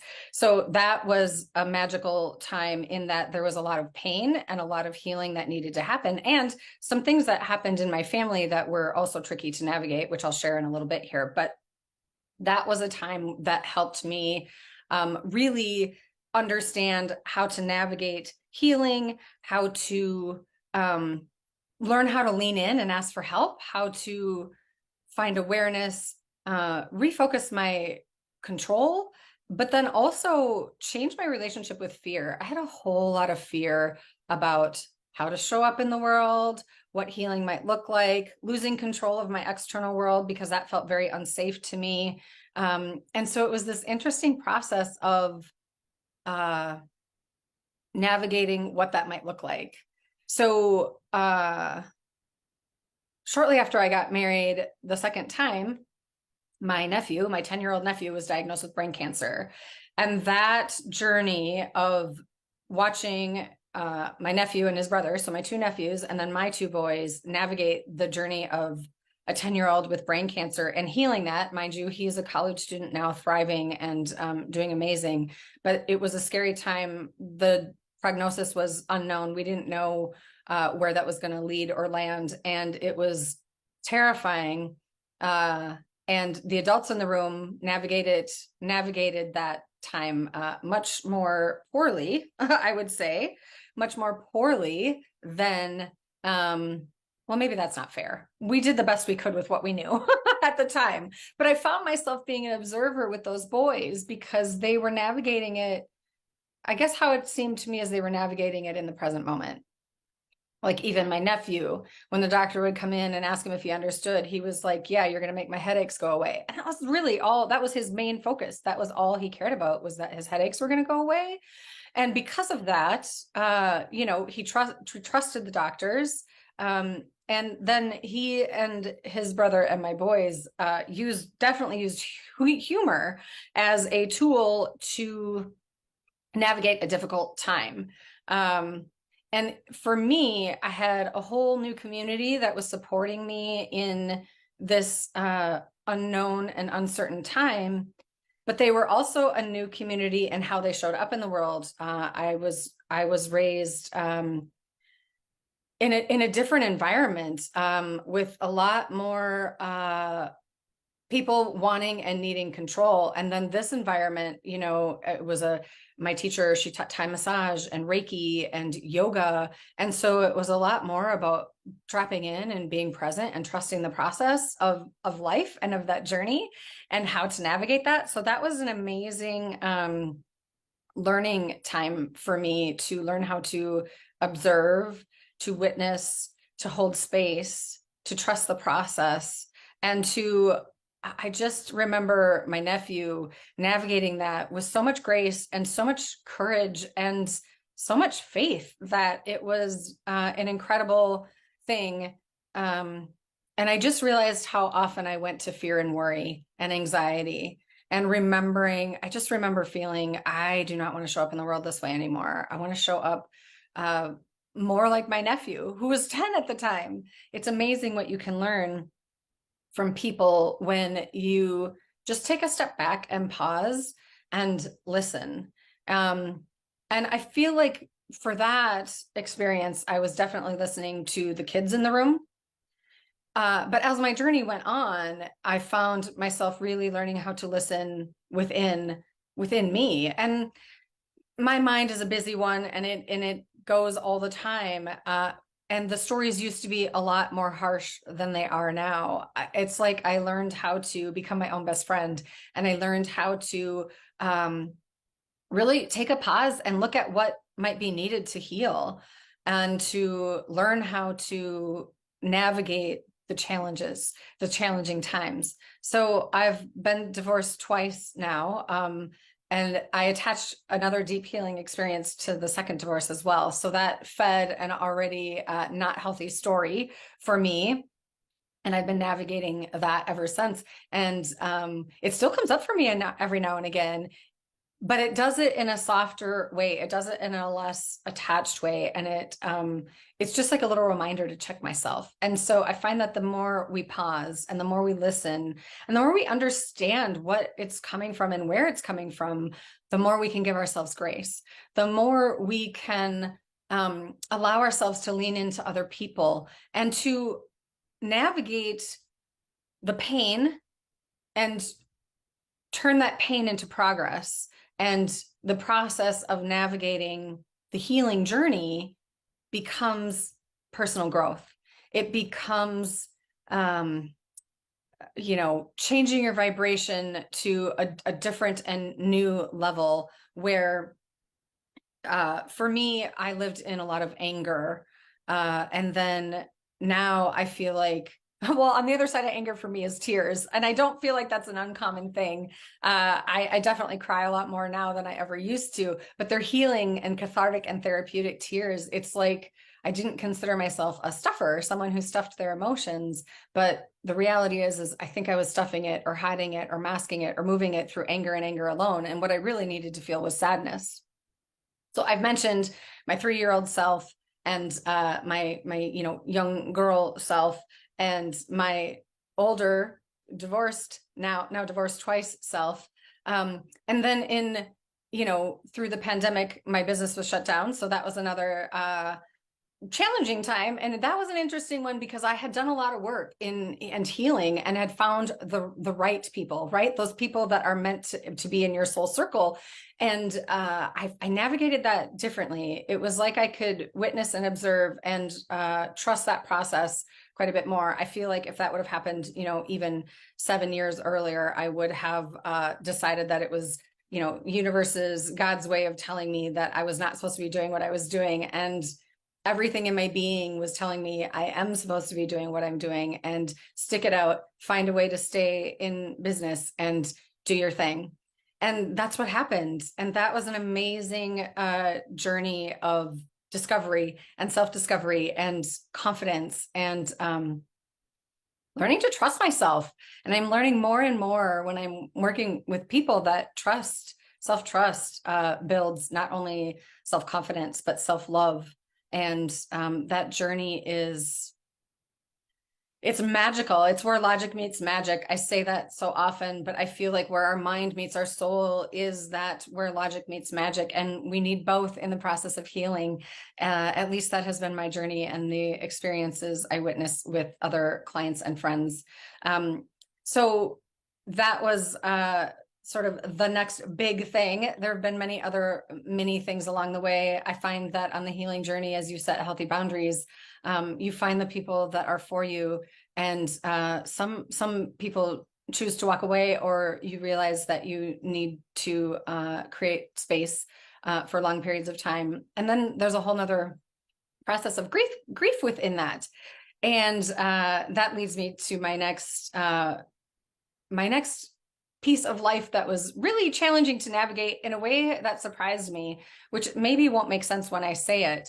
But my mom died in 2021, and I thought I knew what grief was, but boy, I tell you what, I did not. I've never experienced anything like that. It took me a very long time to navigate through that. And I don't believe grief necessarily goes away. But I believe it's much like fear. You change your relationship to it. And when you change your relationship to fear, it feels like you feel it in your body, you accept that it's there, and then you choose what your next step is. And I felt very much that same way on my journey in grieving the loss of my mom.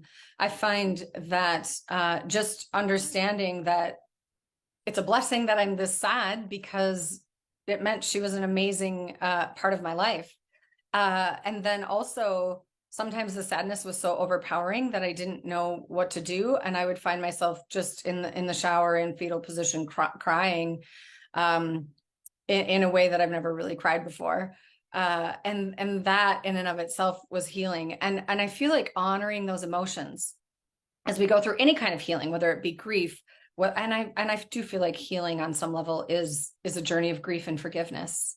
It is a journey of finding the things that you're beating yourself up for, even though you might not realize you are, and offering forgiveness and grace for yourself within that, much like you would your best friend or your partner, right? Like we offer so much grace and kindness and love to others when they're on their healing journey or going through a hard time, but doing that same thing for ourselves can be something we put last. And over and over again, as I help other people on their journeys to get unstuck from the suck, as I say, or even my own journey of getting unstuck from the suck, I recognize and realize that offering grace and looking for what the real cause is will help you navigate your journey on a level that I can't even explain. So I think in all of that, I think I would like to invite you to take a breath with me, because I definitely find that the breath is one of the biggest, most powerful tools that I've used on my healing journey. And it seems so simple, and it is certainly not the only tool. There are layers upon layers upon layers of the things we can do to help ourselves heal. The breath is a big one. I would say knowing who your people are is another one.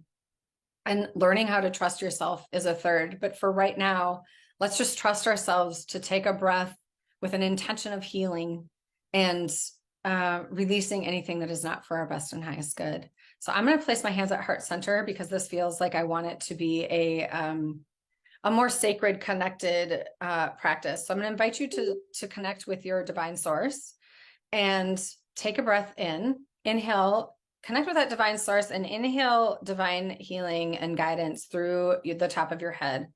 And on your exhale, send it through your body, almost like that divine light is just collecting all the things in your body and energy body that are no longer for your best and highest good. And then they travel throughout your body, go all the way down through your legs and out your feet into the earth's core. And that's where they can be transformed or neutralized for the best and highest good.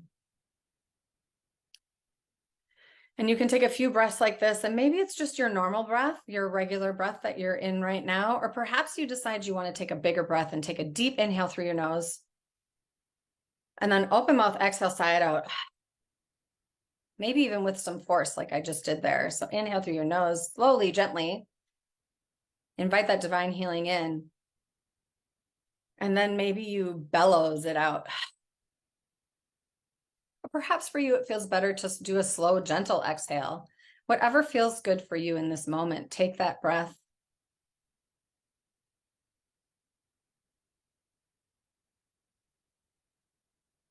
Know that you are worth the healing. You are worth the pause. And trusting the process and allowing yourself grace is amazing, and it will change your life. And using your breath in that way to just take a few minutes of giving yourself that love and that attention and that appreciation is life-changing. Thank you for joining me today. I really appreciate it. And I hope you found some benefit of this. Thank you. Bye.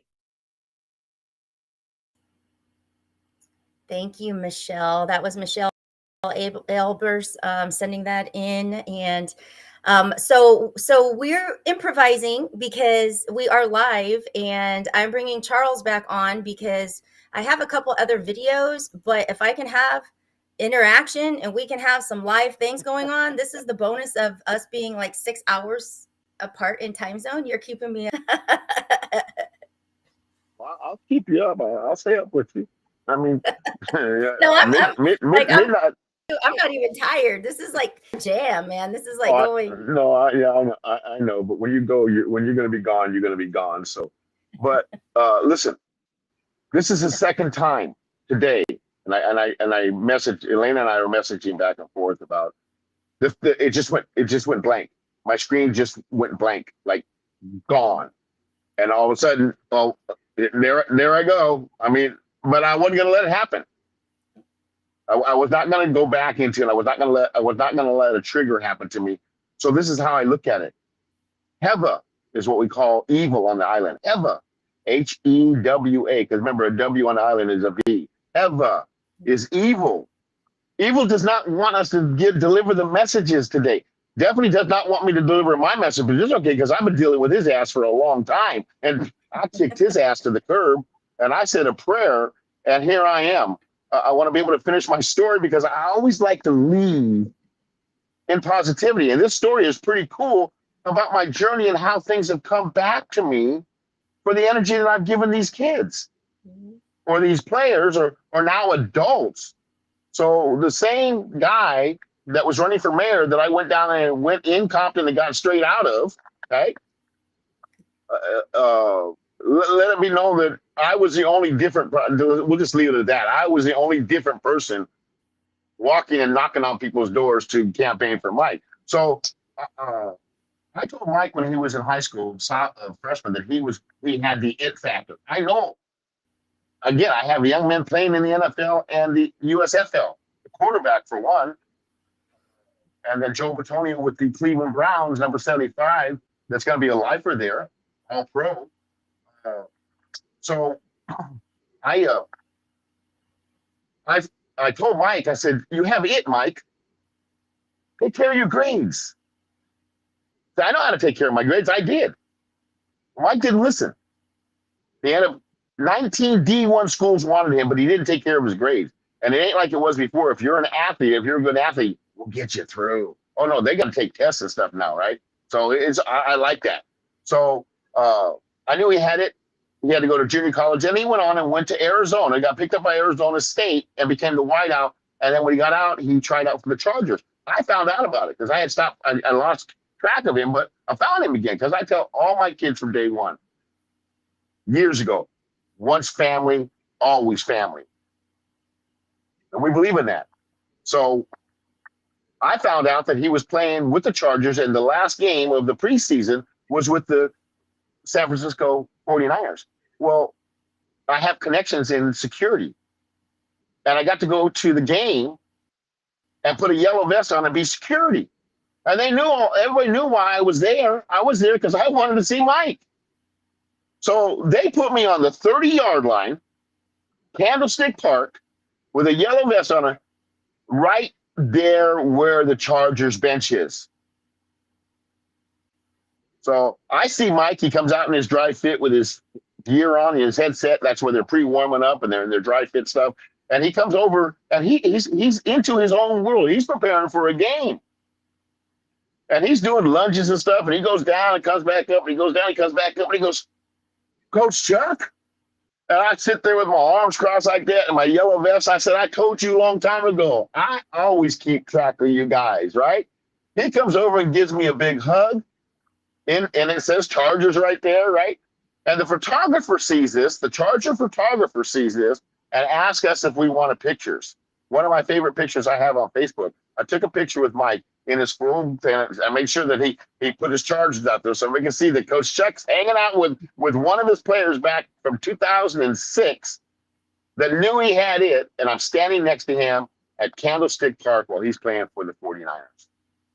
That's why I do what I do, not just for athletes, but I do it for people. I do it for families. I do it for our youth.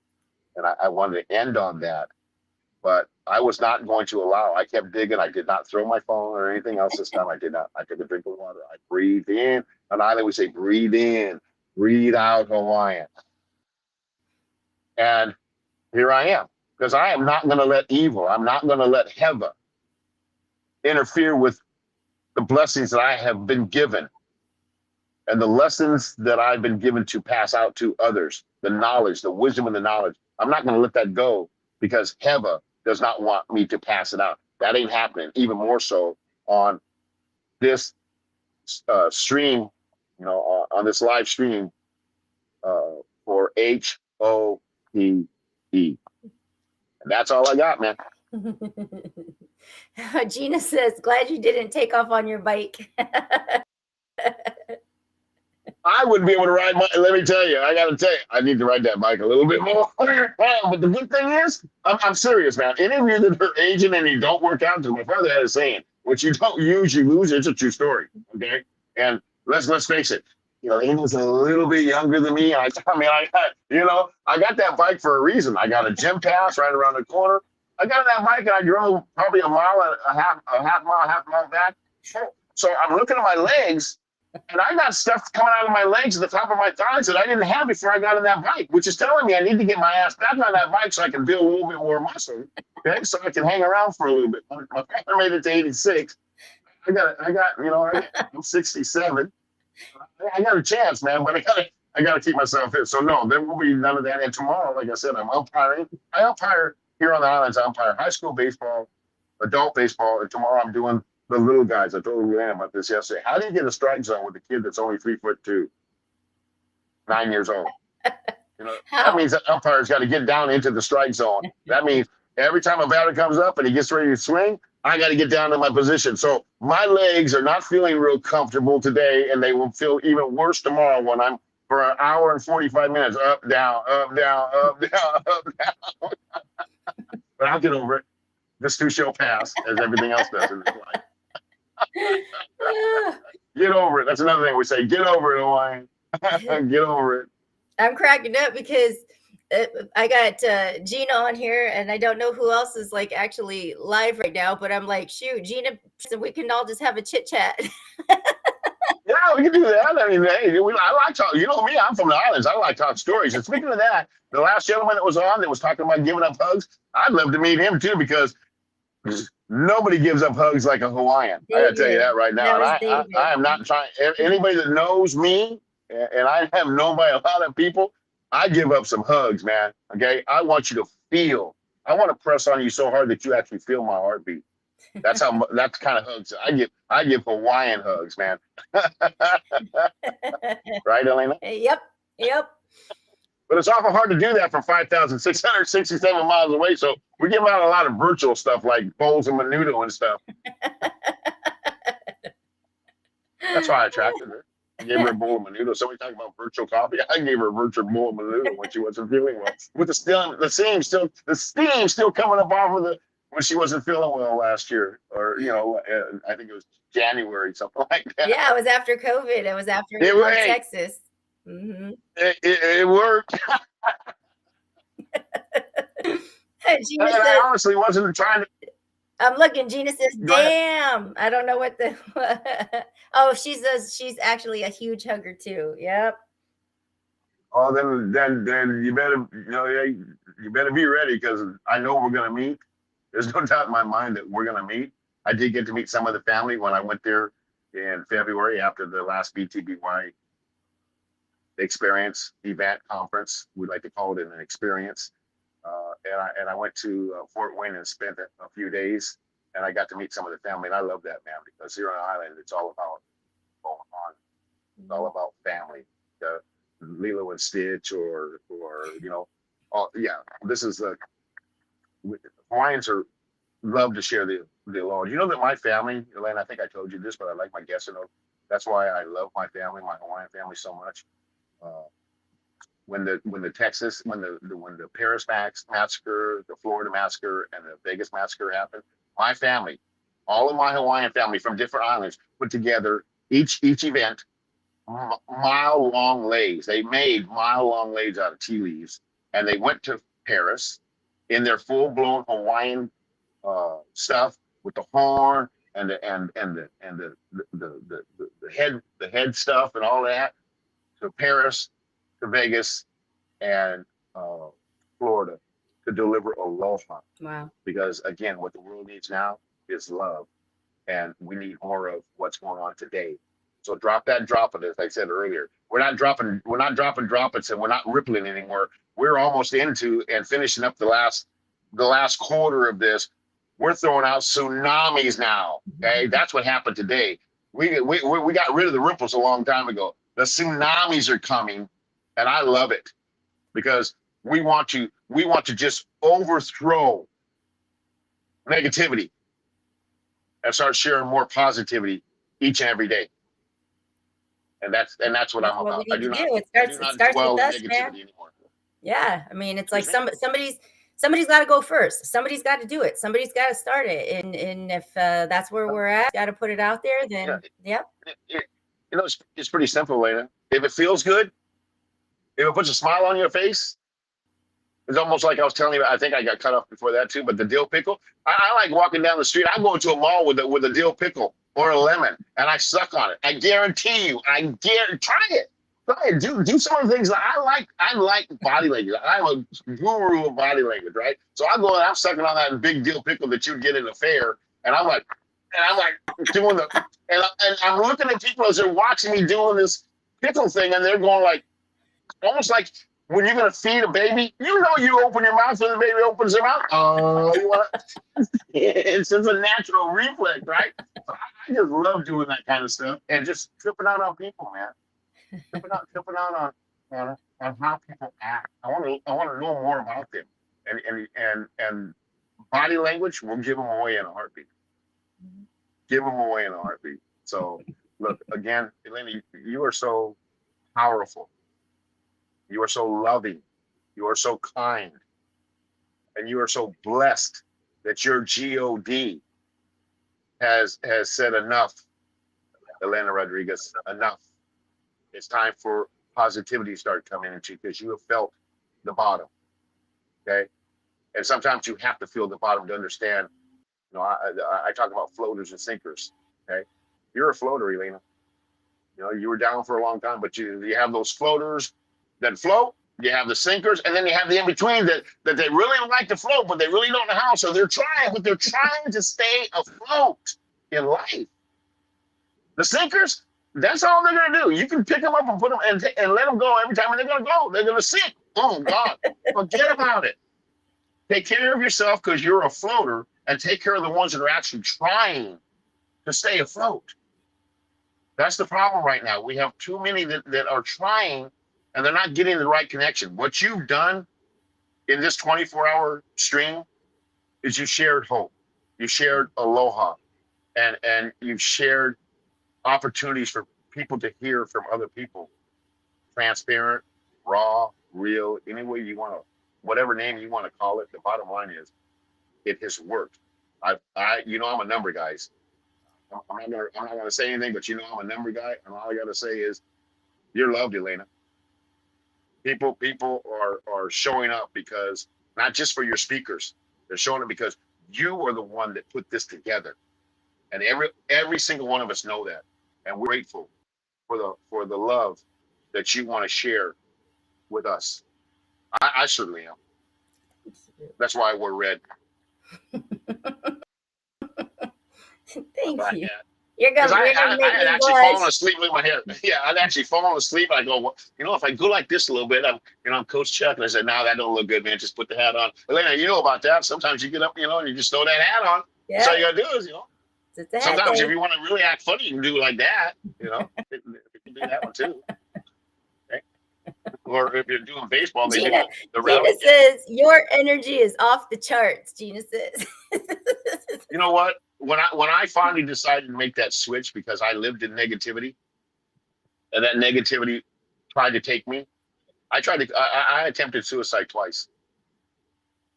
The last time I was 50 Can you years talk old. about that a little bit? I lived in it. My mother cut her wrist many times. I had to call the paramedics many times because she was in a bathtub full of hot water because maybe she just finally gave up. But God said, no, you're not gone. So I have a couple uncles who committed suicide. I just lost my grandson. He did not commit suicide. Well, he did because he got addicted, and fentanyl took him down at 26 years old. I lost him February the 6th, I believe.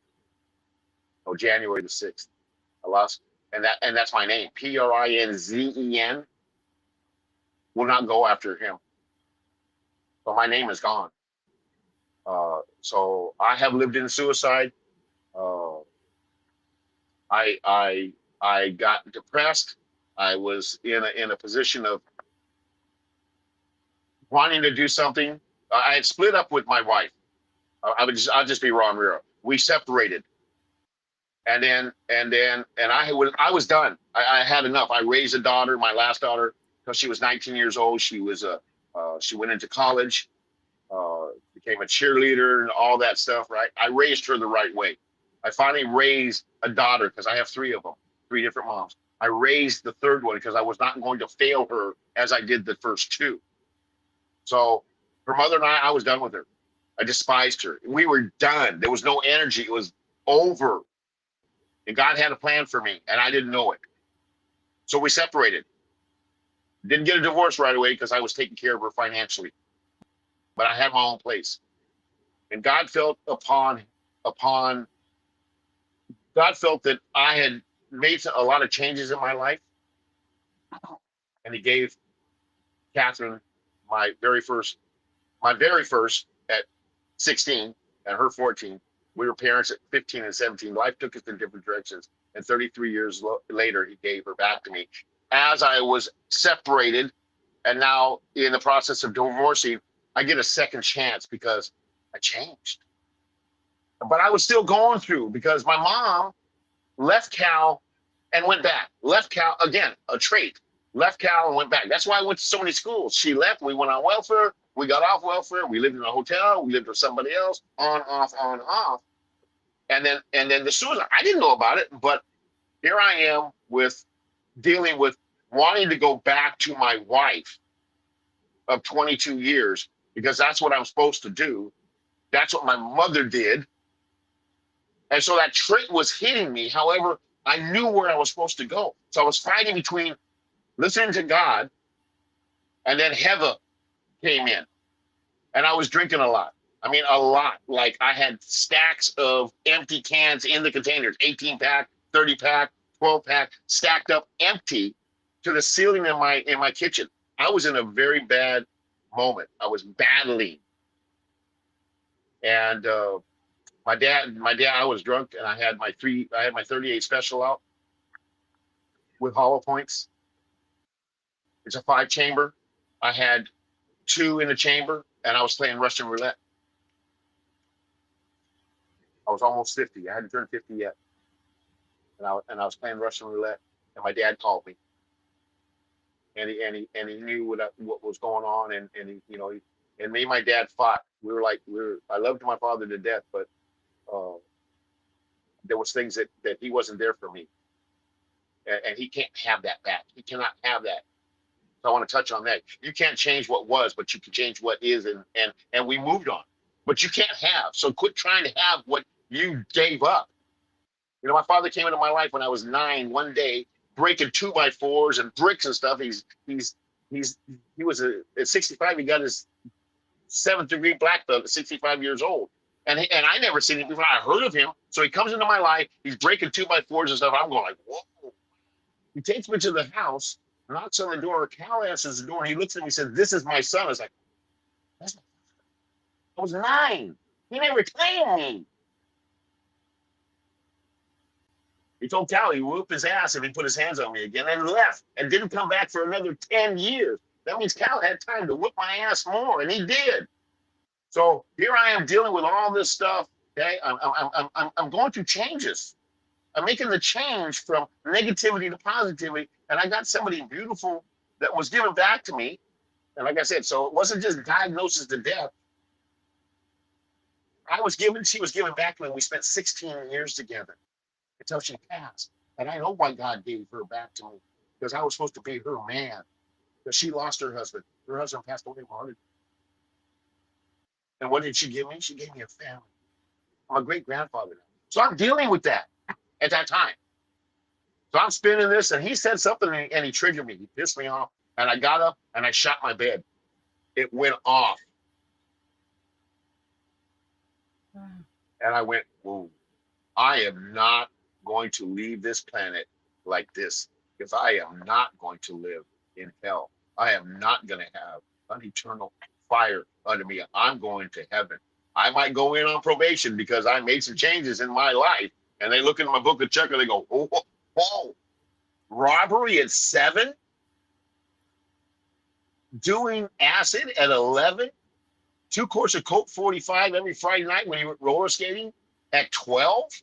Whoa! And then, kindergarten teacher's aide? Oh, meeting now? I actually wanted to open up Princeton's preschool. I had a dream of opening up Princeton's preschool. But there was no money in the education at that time, especially for males. And Princeton's preschool would be where deaf, blind, no limbs, wheelchair, handicapped We'd all go to our classes through the course of the day, but we would come out for recess. We come out for lunch, and they'd all play together. Do you know what prejudice starts? It starts with your parents. It starts with the people that came here before you. That's called a trait. And so I was blessed. That's sweet. But the suicide, that was a trait that came out at I was almost 50. And then last year, 2 years ago, I lost her. I almost died in West Virginia. Prostate issues. I was drinking a lot. I was in depression. I was mourning, and I almost died.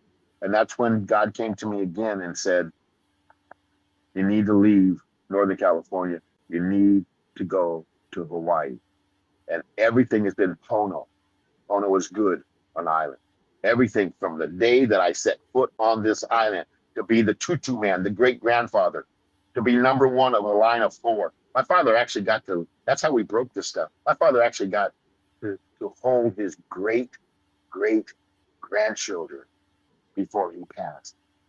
So what did she give me? What did God give me through her? I learned how to have a family. We share 17 grandchildren and 6 great grandchildren. So yes, I have been on a lot of playing fields, from suicide to all, everything. I've witnessed it. I've actually lived it. I've been on that playing field. So again, thank you for having me on, Elena.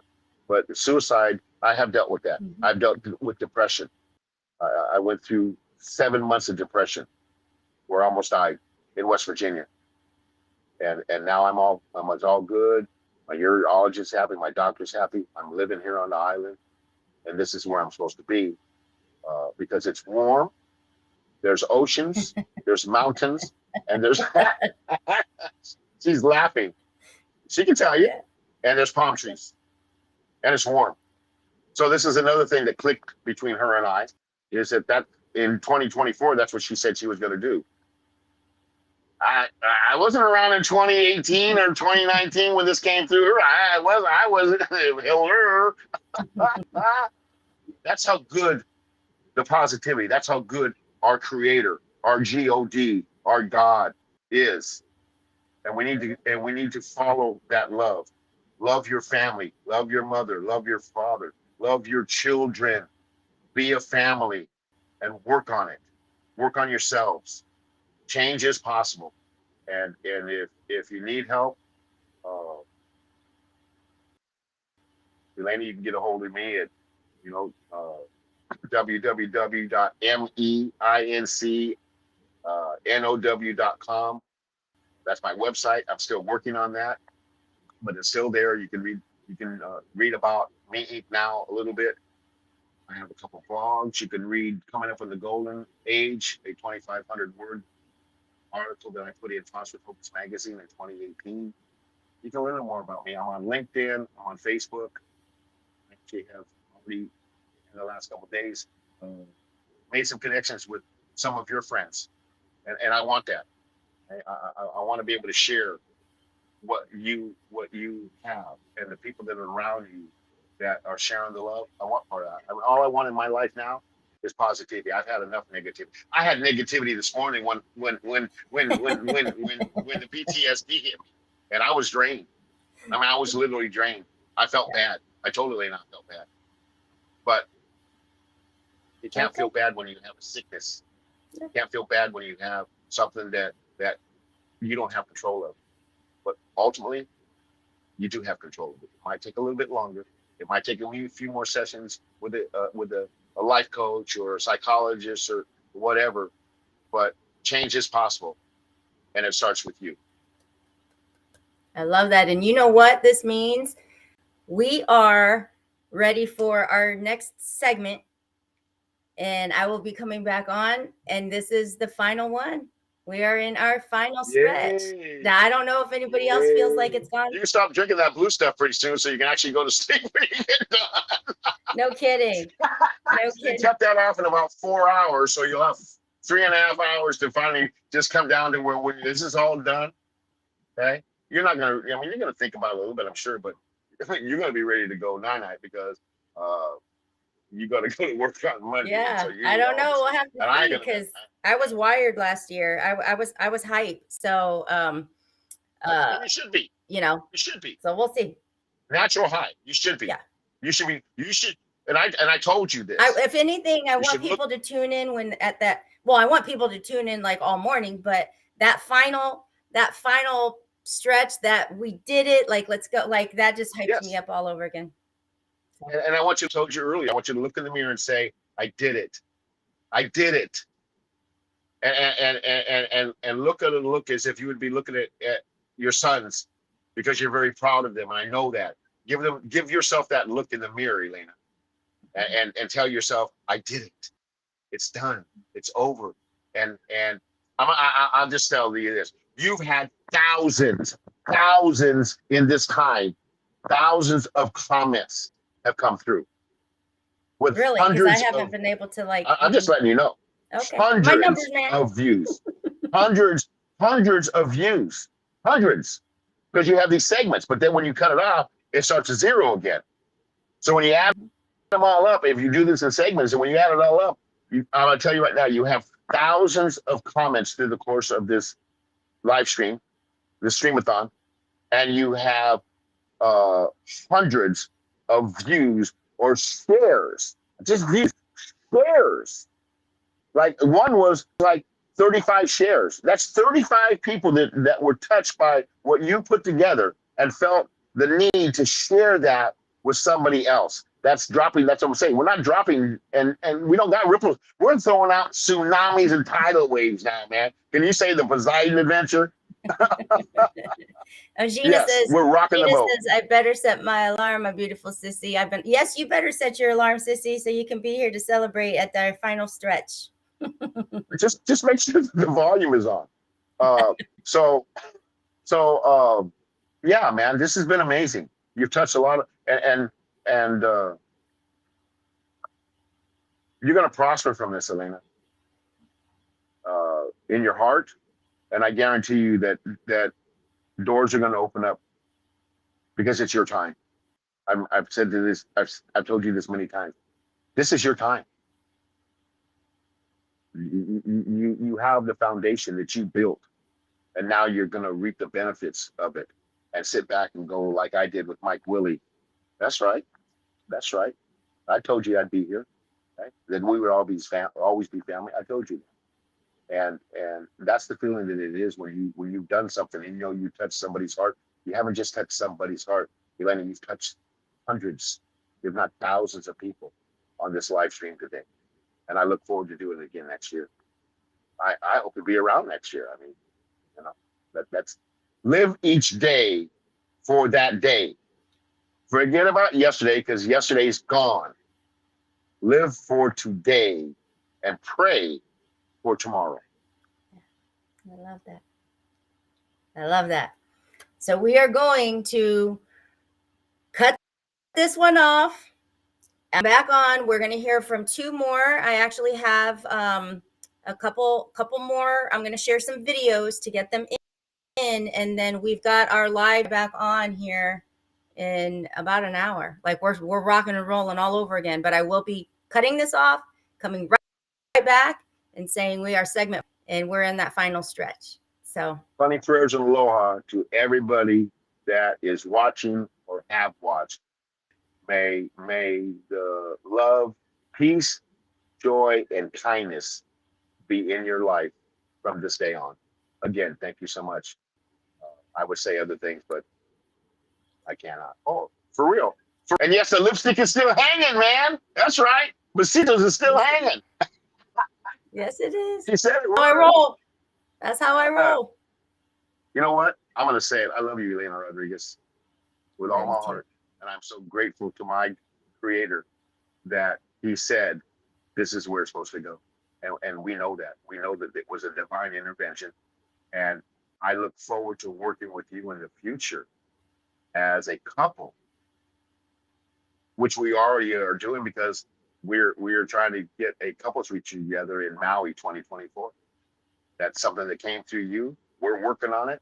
We're waiting to see how things go. If it's meant to happen, it's going to happen. But we will move forward as a couple and start sharing with other couples about real relationships, raw and real. Amen. Take care, sweetheart. Okay. I'll talk to you later. Okay. I got my eye on you. Okay. Hello, everybody.